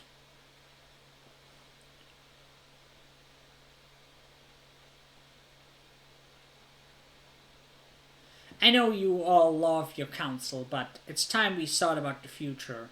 We need to guard the colony leadership, he says with some disdain. Against sudden upheaval, deaths, imprisonments, and the like.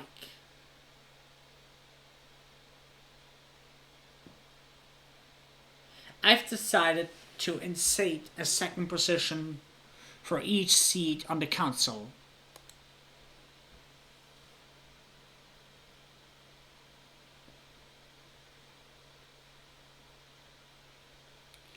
Lum explains that every council member will take an official second in command. Second will be trained in the running of department and will be ready to take over the department should the worst happen during an attack. The council looks concerned.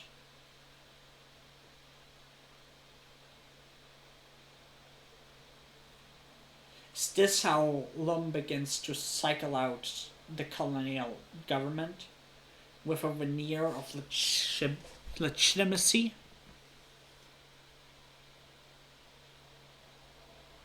Applicants must have spent a minimum amount of time in that department and will be judged by the council based on their relevant skill. Though Lum will likely argue hard for his Helio appointees.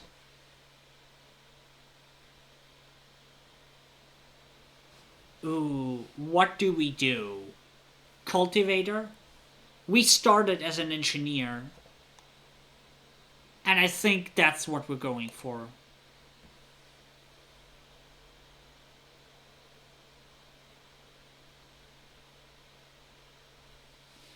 You come forward to be added to the ballot. Tension watches you with very... Hi, Quaffles! How are you doing? Happy to see you. Are you having a nice day?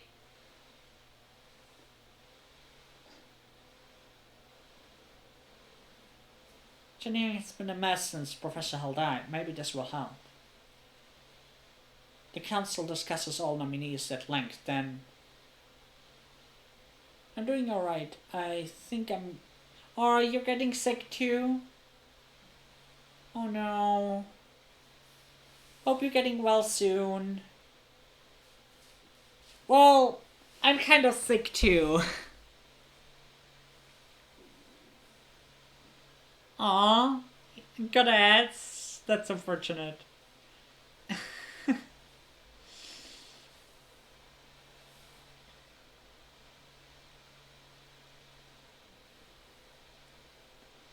But yeah, I'm sick too. I hope you feel better soon.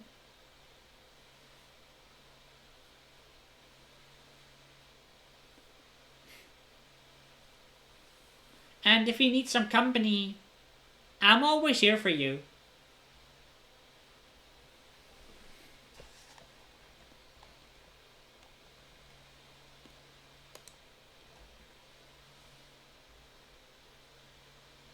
You win. Your hull pump chimes as Congruence updates your clearance to give you access to all the schematics for the ship and her system. When the voting is concluded, Zeke announces the names of the newly appointed seconds. The crowd cheers when Zeke reads out your name as second engineer.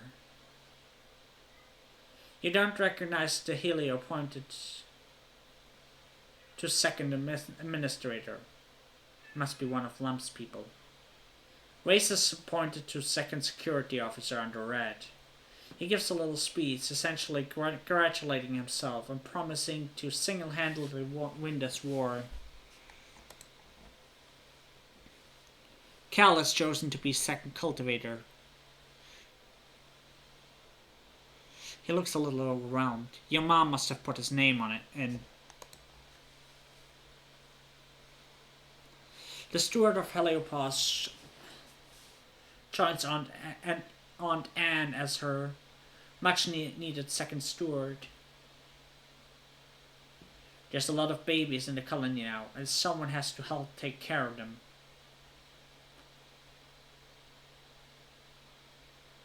A Helio soldier you don't recognize is appointed as Utopia's second, much to her dismay.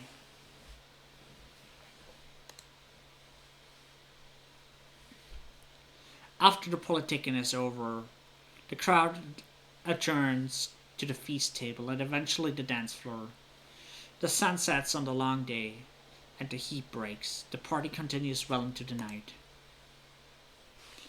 After festivities, it's straight back to work as usual. Everyone complains. You usually get at least a few days off after Retumnalia, but Lum reminds the colony that it's only a few short months before the next attack. Your dreams begin to increase in intensity as the wormhole grows closer to the planet, filled with a terrifying and confusing vision. A feeling of urgency dogs your steps, like you're running out of time.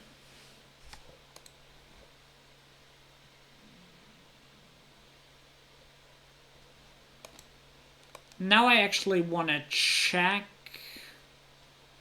here first. View the notice board. Colony food supplies 100%. Colony security rating 40%. Orange. Do your part to protect Ratumna. Join the colony defense or security party. Current council and administration. Governor Lum, command. Chief Administrator Zeke and Second Administrator Quatrinian, command. Chief Red and Second Security Olivis, garrison. Chief Engineer Instance and Second Engineer Solana, engineering. Chief Cultivator Flulu and Second Cultivator Recalcitrance. Oh yeah, that's his full name. Geoponics. Chief Steward Attendance and Second Steward Majorum quarters. Chief Surveyor Utopia and Second Surveyor Peppermint expeditions.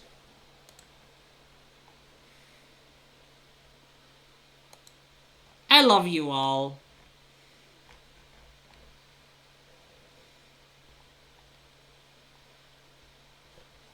Let's see.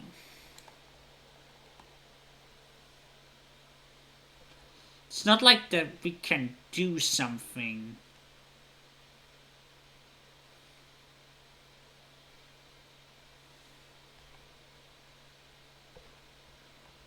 Hey, Quaffles! Out of the ads?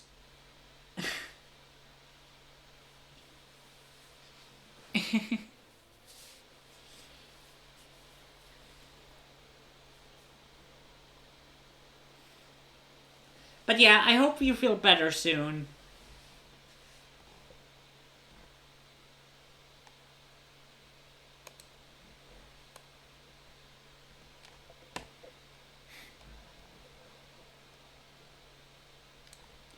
We are very close to the end of the game.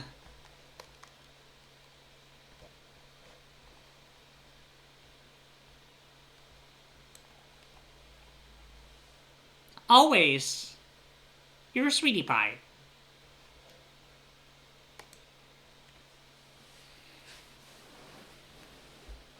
We finish our hunt in the swamps now.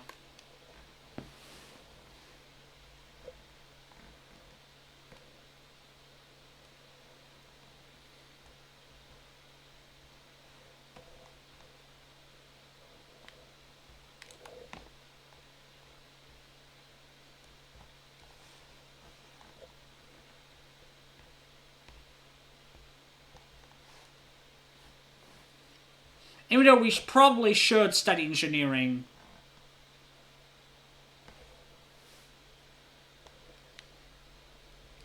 Now that we're second in command, we might be able to do stuff we couldn't do before in engineering. But there weren't any immediate options.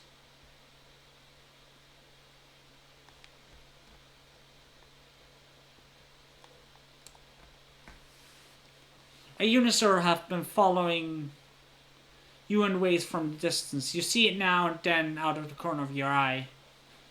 It doesn't seem aggressive, it looks recently fed, so it isn't hunting you for food. It's pretty unusual behavior for some skittish normal creature. Befriend it. It doesn't act like a wild animal at all, more like an algorithm. It's not as interested in your food. Your soft cooing, nothing you can offer. It's unnerving and strange. It continues to back off and keeps the precise distance from you and Vase. When it sees you paying attention, it backs off, then comes back to observe you. That's it. Vase says, shouldering his rifle. I had enough of this.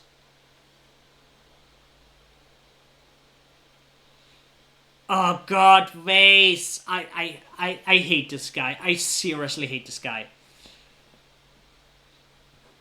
The presence of danger seems to have lacked some subroutine in the Unisaur's instincts. It charges at you.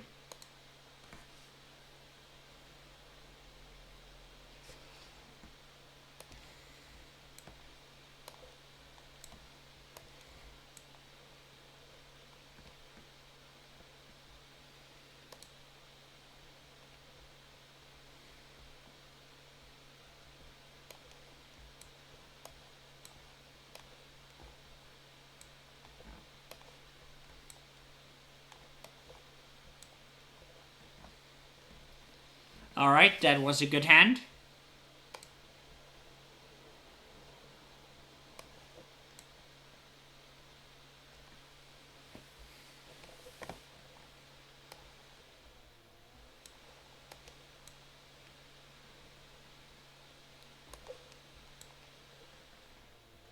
Okay, we win. Nice.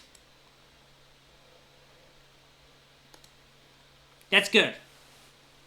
But it's still sad. It didn't do anything to us until Waze decided to be a jackass.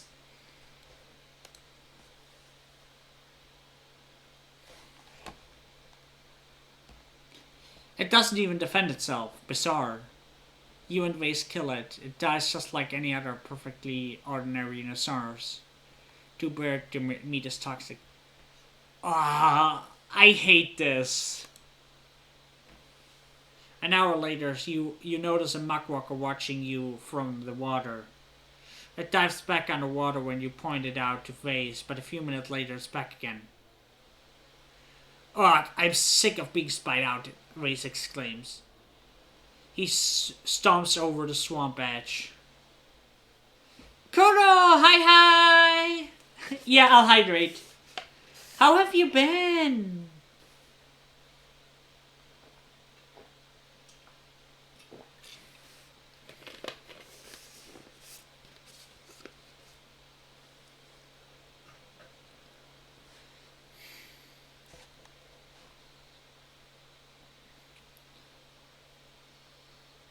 Splashing up mud in the brackish water.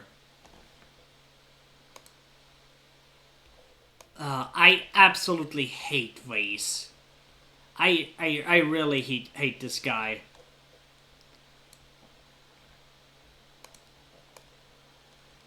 Oh, we're at the end.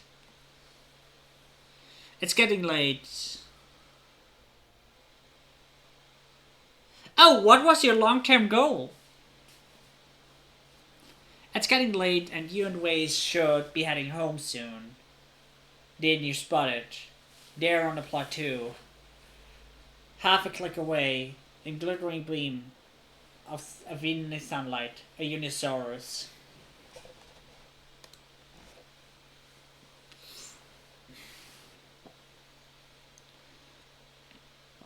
You pull out your holocolors.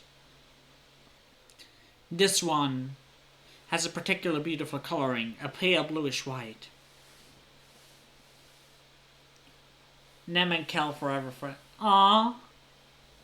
That's cute. That's cute.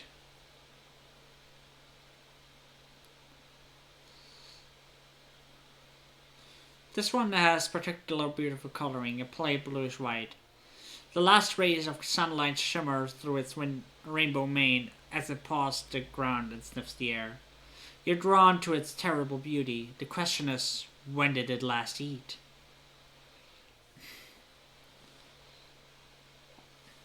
We actually managed to date Tang in this playthrough, which I find awesome.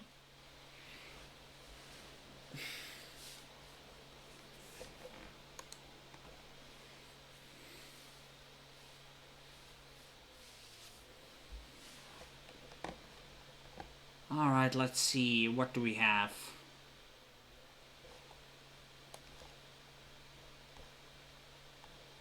+3, that's good. That's good, that's good. We can work with that.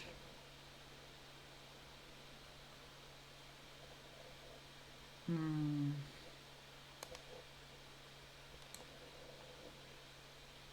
ain't perfect.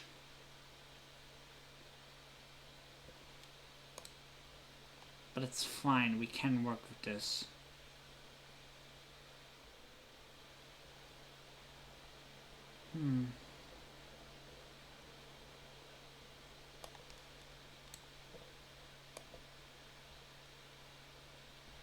Card gets +3.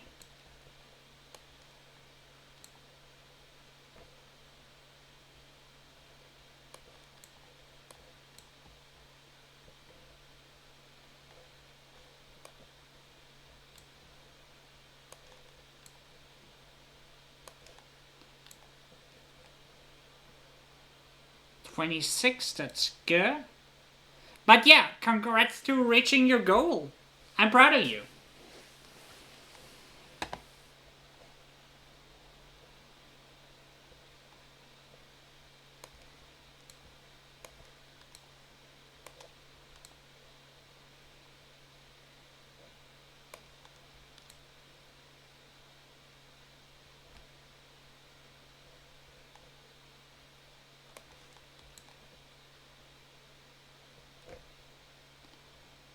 There's not much we can do, right? We can try this. But that's about all I can do.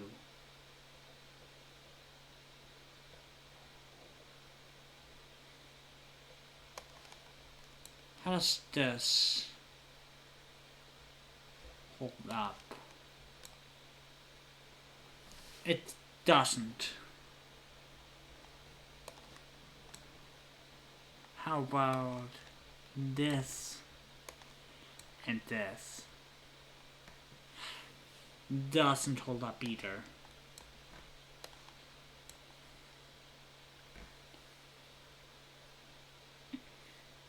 Yeah, push through.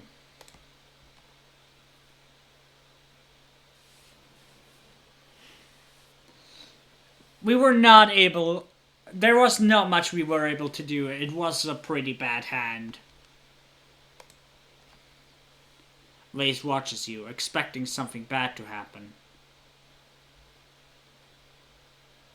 You approach it very, very slowly, pausing for a few minutes.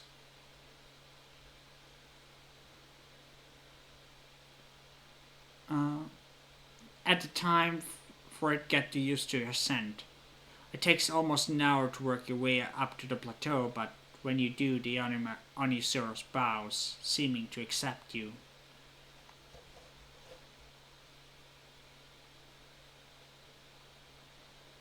Let's film it. I'm gonna go eat. I'm gonna go eat some. Okay, enjoy your meal. Thank you for stopping by.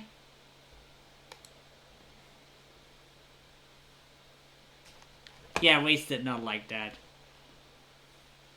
You carefully point your hollow palm towards the majestic animal and record its shimmering beauty. It watches you curiously. Then, as you catch it on film, it lifts a leg slightly and urinates. A shimmering rainbow sparkle in a ray of sunshine, breathtaking.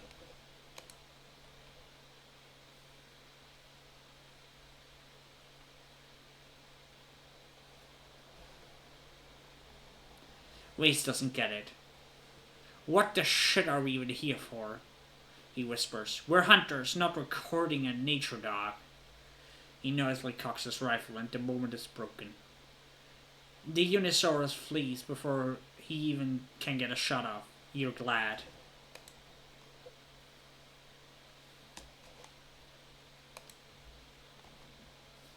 You reach the end of this area. Let's go home.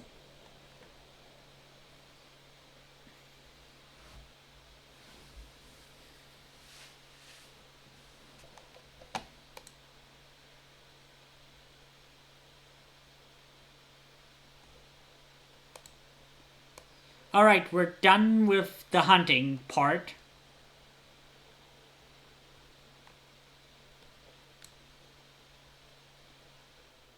Let's study engineering. It's time for your end-term project. You partnered up with Kang and Nomi to come up with a project that uses everything you learned about math, physics, computing, robotics, architecture, or astronomy. I know! Nomi exclaims. We should go down to the Helio engine room and see if it makes us think of anything. Great idea. That's not a terrible idea, actually. Tang agrees slowly. We need to do a comparison of the Helio's superior engine and talk about how Earth's technology improved in the years between the stratospheric and heliopause leaving Earth. Nomi nods excitedly and leads the way. No offense, but we also had like way better funding than you guys, Nomi explains, as you head down into the belly of the Helio. You know, like government funding, right? Not just like dark web stuff, but actual functional space travel budget. People were so mad when you guys left. The people didn't believe the Strata would even make it off the planet. When you did, and everyone left behind got super competitive. So, our technology is like so much better.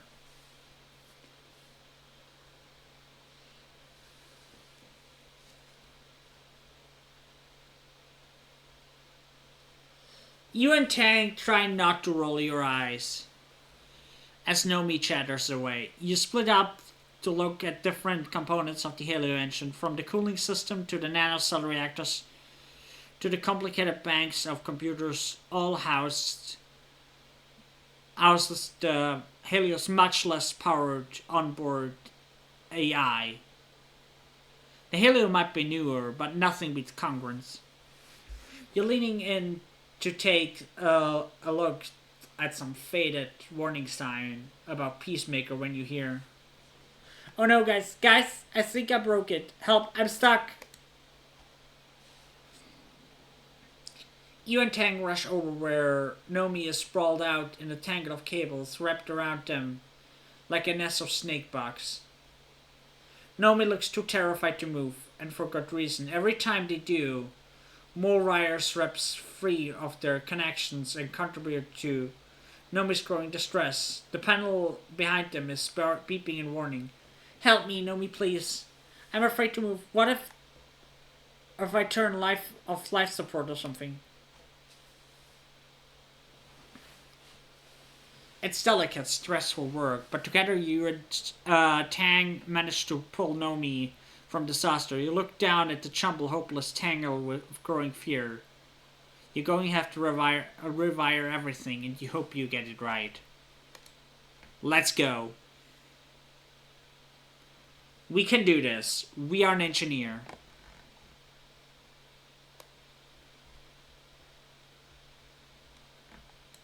Let's see.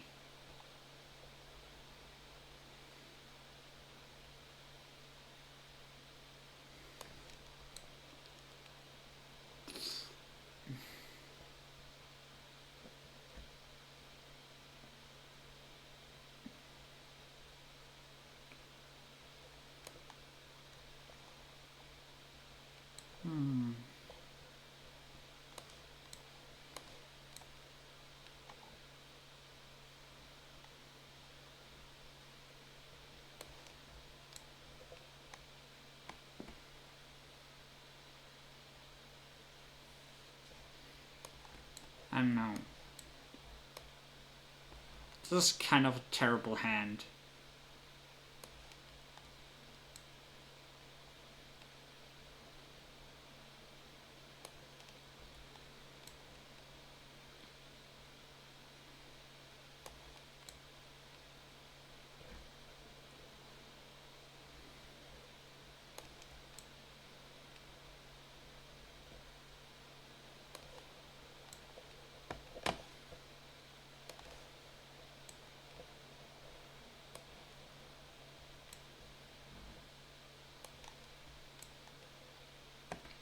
Okay, that's, I think, the best I can do with this hand.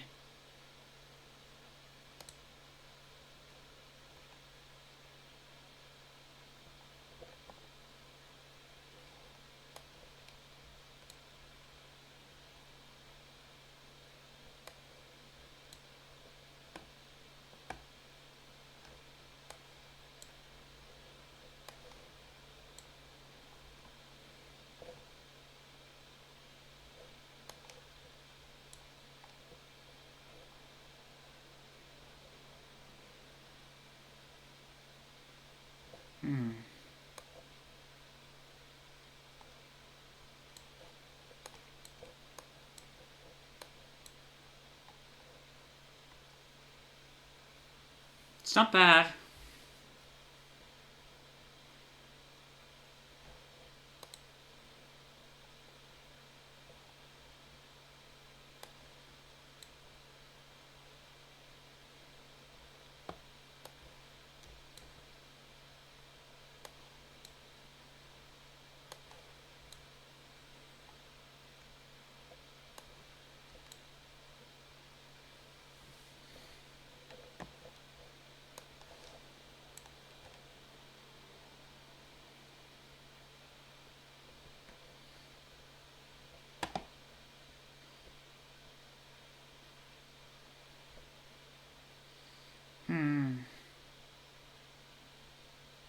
That's not good.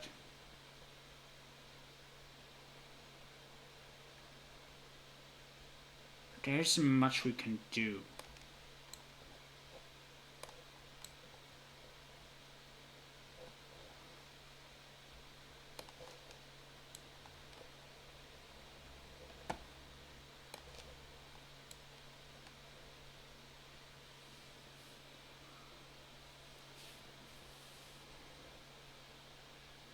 Still too much stress. Okay, we made it. We reduced enough to push through.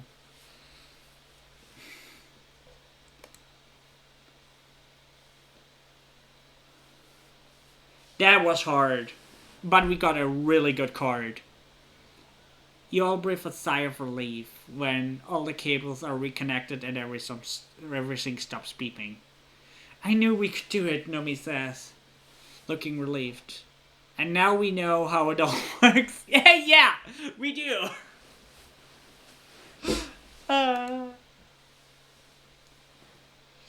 You work together on your final project, which is a full schematic of how Halo Engine works. Nomi contributes some intensely detailed drawing. Tang makes sure everything is correct. You write up the comparison between Halo and the less complicated Strato.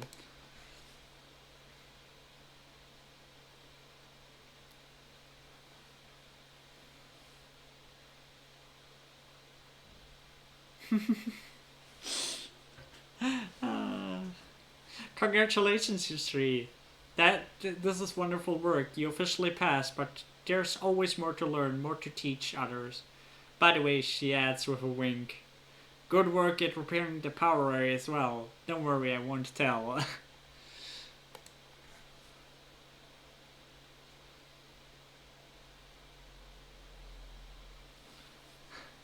We made it.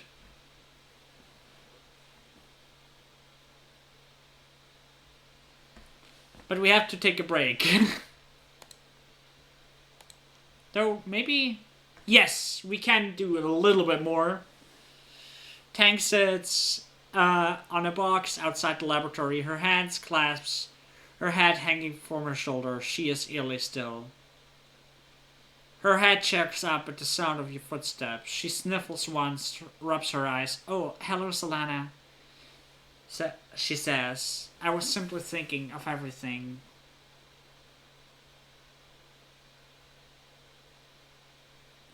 With a cryptic smile, Tang sighs. I cannot believe how I was so easily manipulated into destroying the planet, she says. Humanity was not meant to wield this power. Luckily, we stopped her. Tang hums and checks the time on her hollow palm. I suppose. She says artfully, then smiles. If you provide me sufficient motivation. You and Tang go for a walk, eventually ending up at the path back to your quarters. This is hardly motivation, Tang says, when she realizes where you're headed. I don't need sleep as you do. You stop and look at her, wondering if you have to spell it out. She holds your eye, revealing nothing except for a subtle twitch at the corner of her mouth. Finally she relents. Oh, you mean for the purpose of copulation, she says. Why didn't you say so?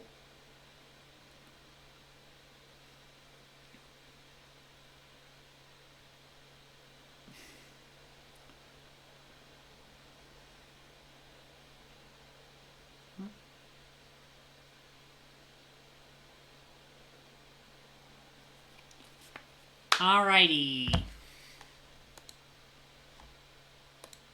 Let's study engineering as well, again. Plus engineering, friendship.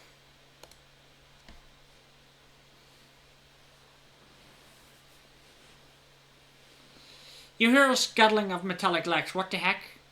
A strange knee-high robot bursts into engineering lab. Going full tilt on its six spider legs, it slams into the wall enough to knock itself down. It seems having getting trouble to back up again. It's flailing its metal legs around dangerously.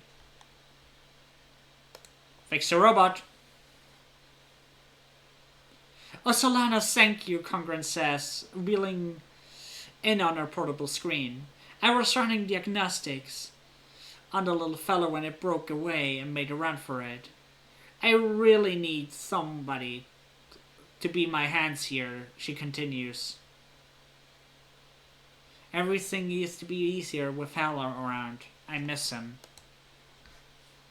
Congruence doesn't need to clear her throat, but you get the distinct impression she's simulating it anyway. If you want to come help me in the robotics lab, just come down anytime. Robot repair. Heck yeah.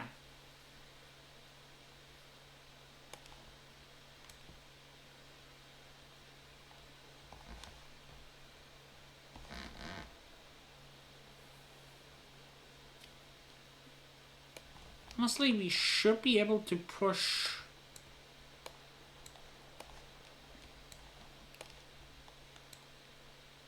We should be able to push down for 2 more months.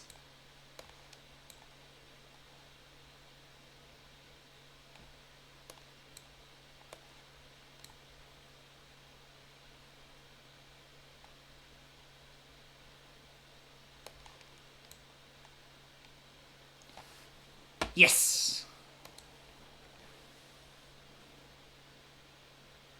15 stress? Yeah. That means we have 5 stress still that we can do.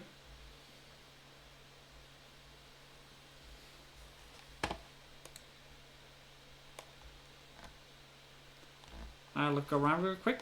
Yeah, these things are useful. We used a lot of time on exploring, but we finished that. I was hoping it would help us somehow. I don't think it did.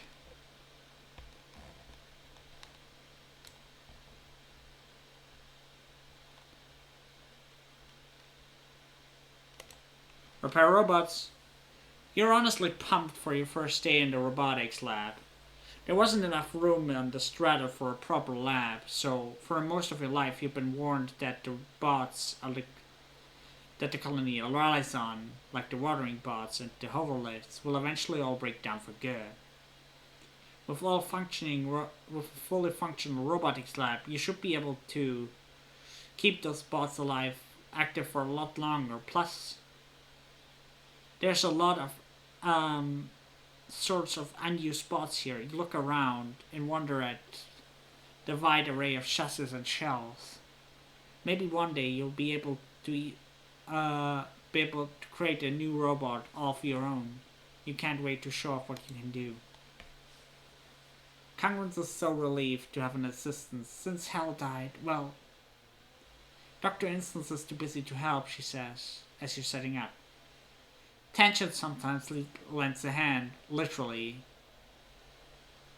But she seems more interested in her own projects. Chief Engineer seems to think they're a lost cause. That we should just recycle them, Congress opines. Hal would have never thought they were trash. Programming is super cool. Isn't it? Congruence agrees. You can do anything in the digital world. Translating it to the physical world is another challenge. But I promise you, you're going to learn so much about bot code. Congruence goes quiet, then adds, go ahead and look around. If you have any questions, let me know. You spent the day getting to know your way around Robotics Lab, meeting all the bots you're going to be working with. These broken, forgotten bots. You need a little TCC.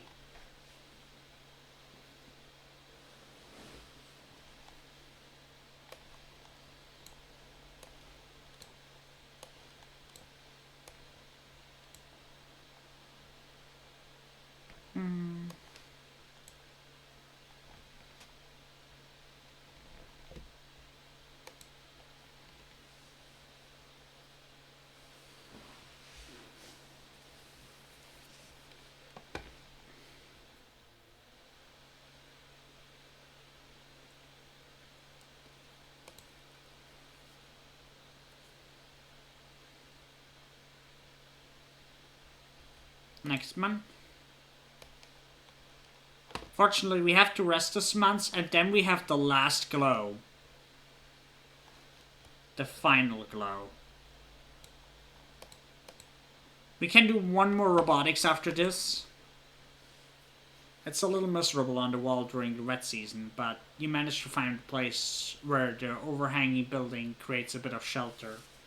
You make pretty nice hideaway in there, because people aren't generally hanging out on the wall. You have even more privacy than usual.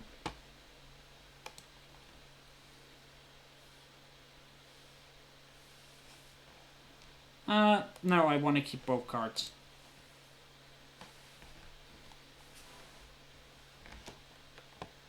It's glow. The final glow.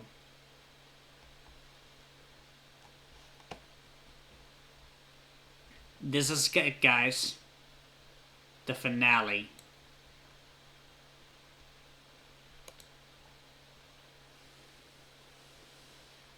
You're heading back to your quarters at the end of the day. As you pass the map bay, you hear shouts and scrambling within. Several surveyors have come back with serious wounds, not unusual broken limbs and sunstrokes. One of them is holding the towel on her leg, staunching the blood flow from a massive animal bite. Another looks nearly blinded from acid. Yes. Gosh, it's a good thing you were there. You were here. Trying and getting the most badly wounded into the map bay is difficult. The others need it Traditional medical attention while they wait. It's hectic, stressful work, but you're able to keep your head and provide assistance. Well, good work in there, Solana. Chief Engineer Instant says, "You know, with how the colony grown, I could use an assistant nurse here, someone I can trust to take care of things while I'm working in the lab. Come back next month and give me a hand, if you're interested." Well, that's not gonna happen.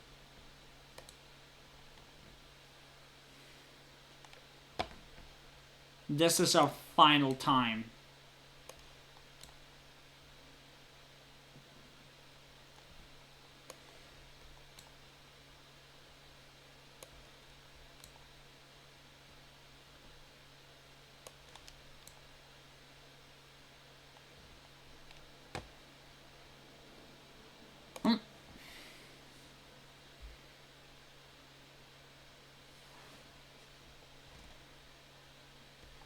Friendship of Nomi Nomi.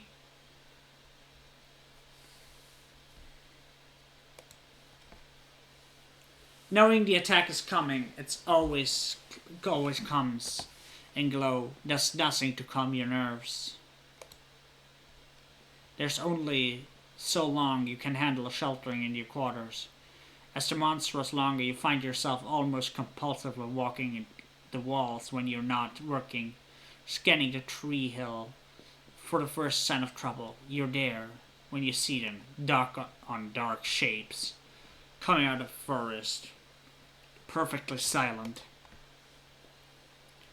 You watch with the lookouts as more and more figures amass at the first edges. Minutes pass as the horde pushes into the firebreak. Numbering at least, it must be thousands. More animals than you've ever seen in one place. And the ground is choked with teeming carpet of smaller creatures darting in and among the planks. No, oh no.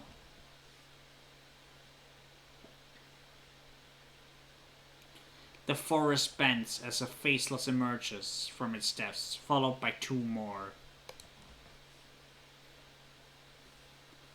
The mood on the wall is discouraged. One faceless destroyed your colony. Two faceless required an irresponsible number of explosives to take down. How are you supposed to handle three? Survival is your only goal. It's what all living creatures do. The wave of attackers roll over your firebreak, crashing against the walls. Flying creatures scream overhead. The sound of plasma rifles fills the air.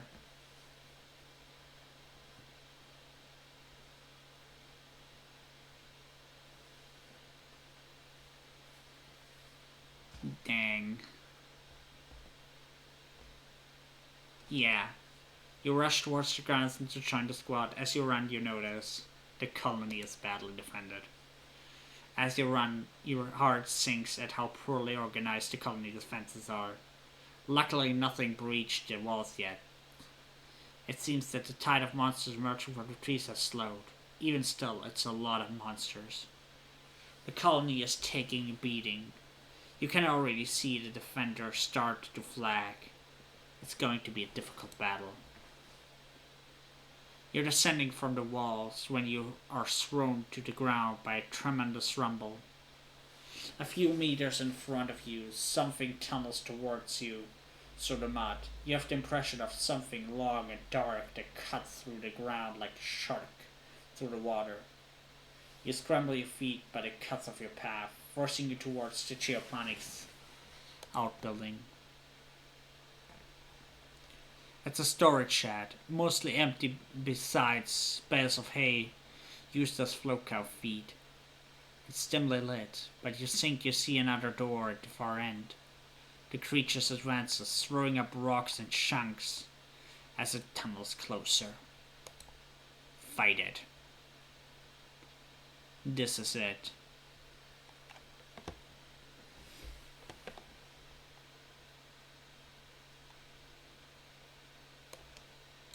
Three.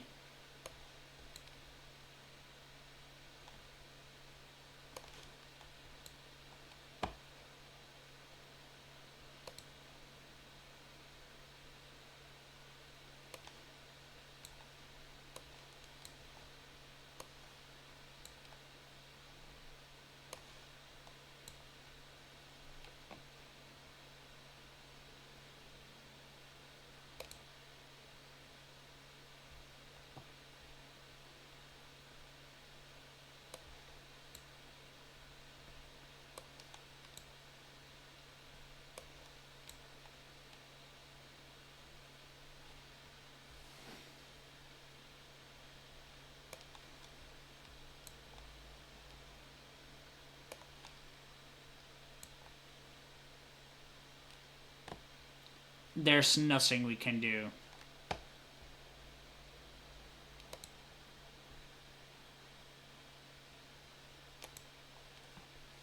You backed into a storehouse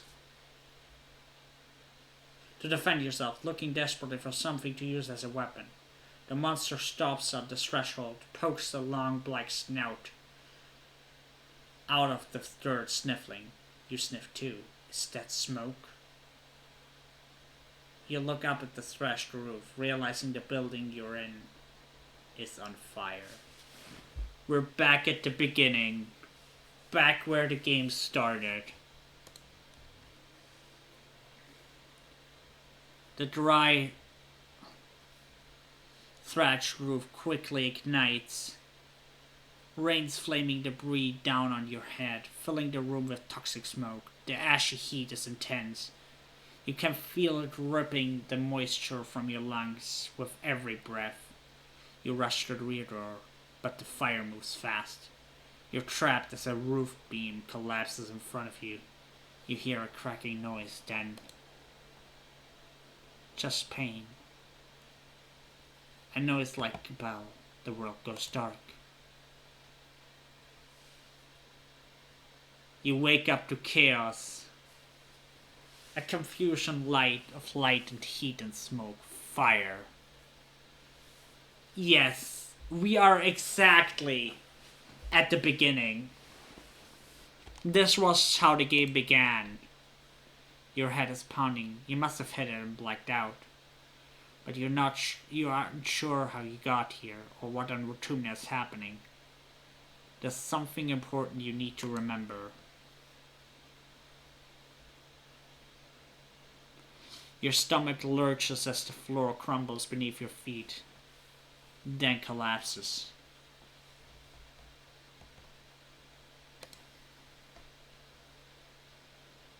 Your body aches. Your eyes burn from the smoke. A figure appears through the flames. It's your friend. Your friend? Wait. Why can't you remember her name? She's gesturing and shouting at you. But all you hear is a ringing in your ears. What's going on? You try to speak, but your words come out jumbled. Your throat seizes around a lungful of choking smoke. You feel dizzy and confused. Your friend pulls you out of the rubble. She throws your arm over her shoulder and drags you towards the door.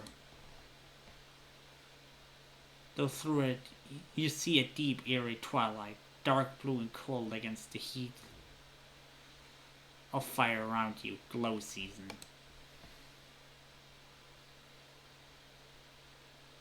Glowing eyes. You shake your head to clear vision. Is that some kind of dog like from Earth? Wait, hold on. You remember this from another life.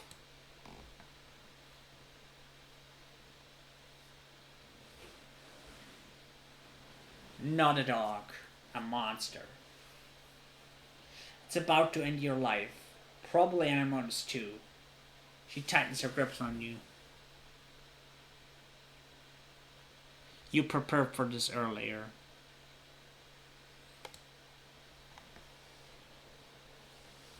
You've remembered this day for many years. The choking heat, this dog's creature yellow eyes, haunting your dreams. You've prepared for it. Specifically, you installed an armed freeze trap right where you knew the animal would be standing when it transformed into a howling terror. As a trigger does, you trigger the detonator. The trap sucks inward, drawing all the heat from its surroundings. The monster's feet are frozen to the floor as it instantly crystallizes, becoming an ice statue. Anemone doesn't stop to wonder how this happened. She gives the statue a solid kick. It shatters in a million fragments. You emerge from the inferno of the shed, burned and concussed, but alive. Anemone smiles. It's good to be alive.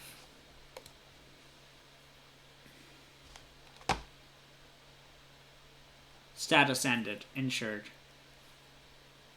You have your wounds tended in the med bay. Other soldiers that are much worse shape. At least the battle is over. This year, the colony was nearly wiped off the planet before the animals were finally repelled. The sawmills and the arable land are torn up. The geoponics dome shattered yet again. The garrison lost some good soldiers, further reducing your already marginal defenses. There will be hard times ahead. And in one more short year, another attack, probably even worse than this one. The fight continues. But for now, you're just happy you've survived to live another day. And that day is your birthday. By the time you've recovered, the suns have returned. It's your 20th birthday. You're a fully fledged adult now. In many ways, you already were, and have been for a long time. You and your friends step out to greet the new day, and start the rest of your life on Retumna.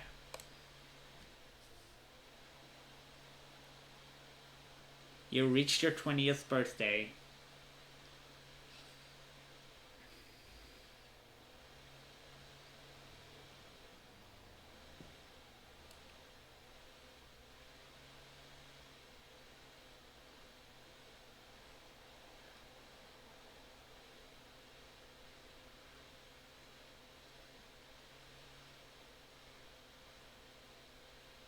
This song is...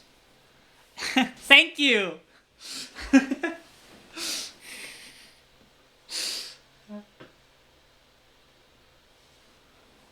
This song is beautiful.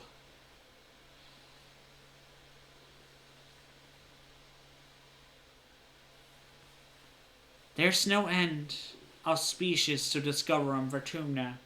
In your lifetime, you'll discover over 13,000 different species of flora and fauna. Some transcend that distinction too. You name them after your friends. One of the benefits of naming a convention the Vertumna group chose for your children is that it's pretty easy to turn them into formal scientific sounding names. Future generations will remember the first Vertumnian colonists, your names immortalized as flowers, birds, and yes, the occasional worm or two. You work under Cal, who's a better boss than he wants to admit. He doesn't mind when you disappear for a month to go trumping about and search for some new variation of fungus.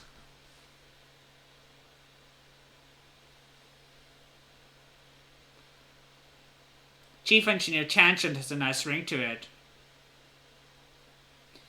It always seemed like Tangent's life was laid out for her.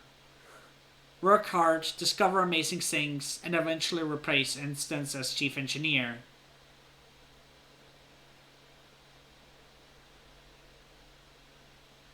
However, only a year on the council, Tangent surprises everyone by stepping down. At first, she happily tinkers with her own research, passion project that she had put aside when she was working in the lab under Instance. Things of little interest to the colony. Gradually, though, you notice that something is wrong. Her quarters, once pristine due to lack of use, are jammed full of experiments. She takes her meals in her room, and often disappears from the laboratory for days at a time. Any questions about her independent research are met with wild-eyed silence, or an incomprehensible jumble of half-formed hypotheses and streams of consciousness. Even Instance finds her bizarre enthusiasm impenetrable. She spends more and more time alone with her experiments. People begin to worry. Then she just stops. Her everything, her experiment language, tension language. As her partner, you're allowed to access her inner sanctum, her quarters, now completely in disarray and reeking of rotten organics, where you find her still in bed more often than not. Sometimes she's sleeping, but most often she just lies there, trapped in a nightmarish waking state by her hypercharged metabolism. You lie with her, talking about nothing, slowly uncovering her obsession with this fate. Oh god. For her good ending, we need to save this. Grief manifests at strange times, often requires years to fully process.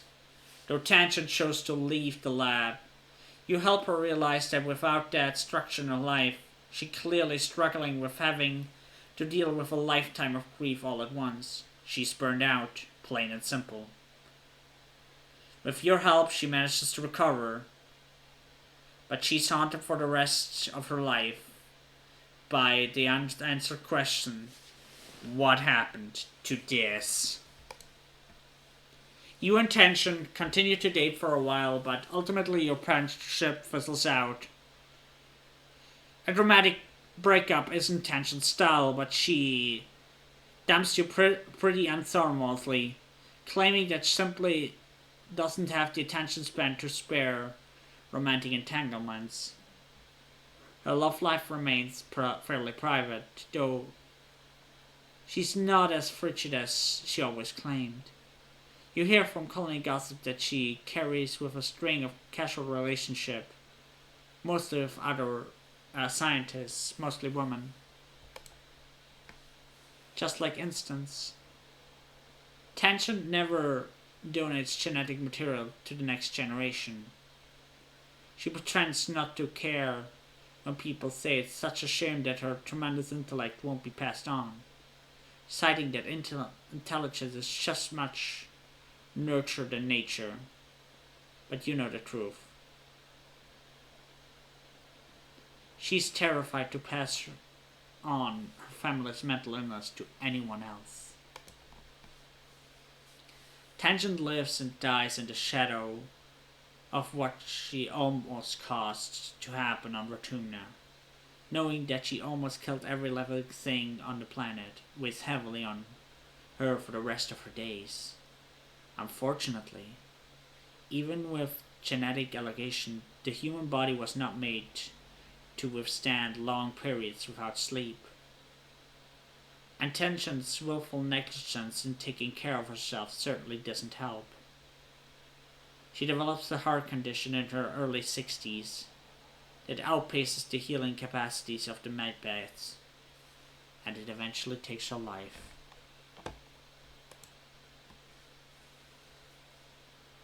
Your parents work hard every day to see their pioneer dreams come true. Feeding the colony is a massive job, but to tackle it together.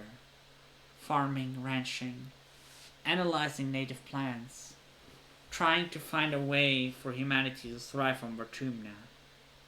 Every year, their work is hindered by the attacks that seem to target geoponics specifically, but they never give up.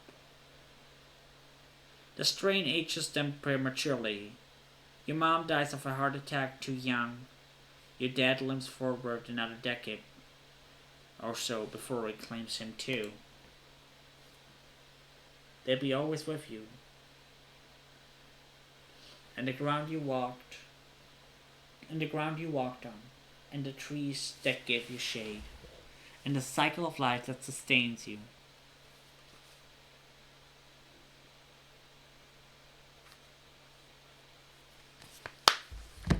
And in my later years,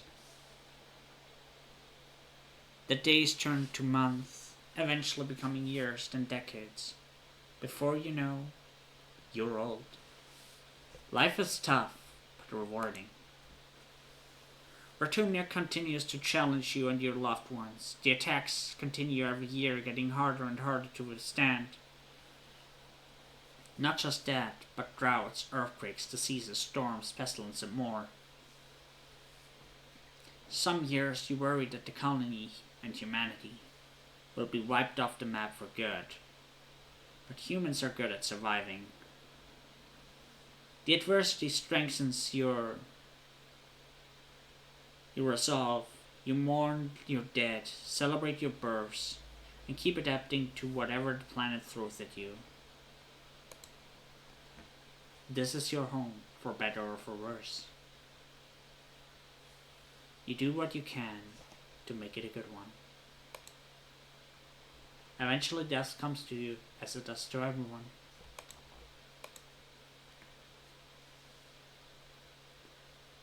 In the moment of your death, your brain cells fizzle out one by one, shut down forever. A vision swims in your mind's eye. Is that a person? That's us, isn't it? They seem so familiar. You feel like you know them so well. Oh, it's you, only ancient. Her arms covered with so many data bands, so many lifetimes of knowledge.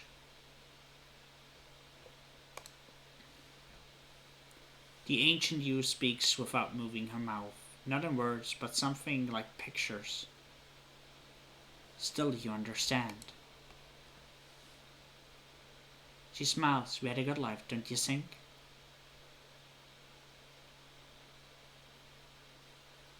There's so many possibilities. This was only one of them. I lived my best life. There was a girl. We were young together, Tammy. With cotton candy hair, such a shame to see a life snuffed out so young. She gives you a look, as if to say you were somehow responsible for this. Wait, were you? Could you have saved her? We have the chance to take another path in life. To change the way our life turned out. She reaches out her hand, out the hand. Come with me.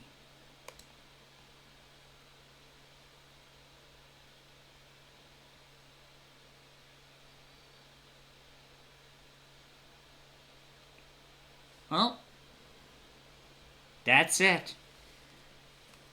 That's the ending. Thank you everyone for joining me. I'm grateful for everyone. You guys are the most amazing community there is. And I'm truly grateful. I love this game. I like cozy games. I like story games.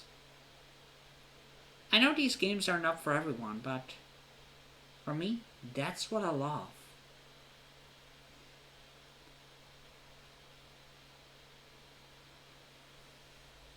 So, thank you everyone for joining me on this journey.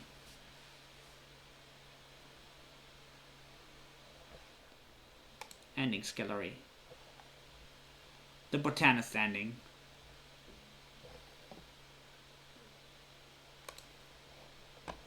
Start your new life.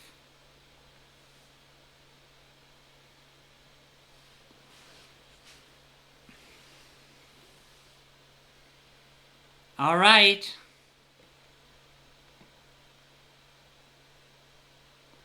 Why did nobody tell me?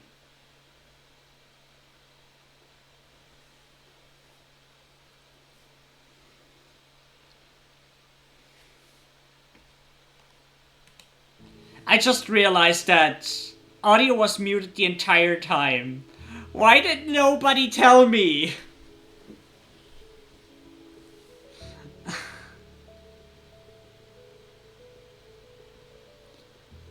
Anyway, let's see who we can raid.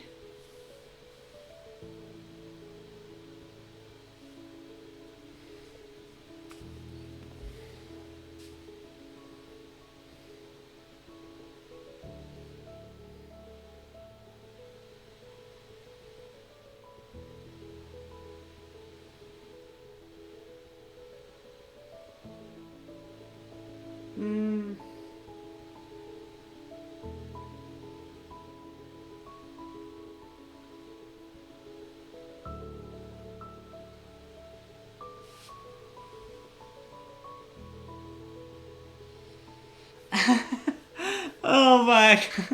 I had the desktop audio muted the entire stream and I didn't notice. But thank you.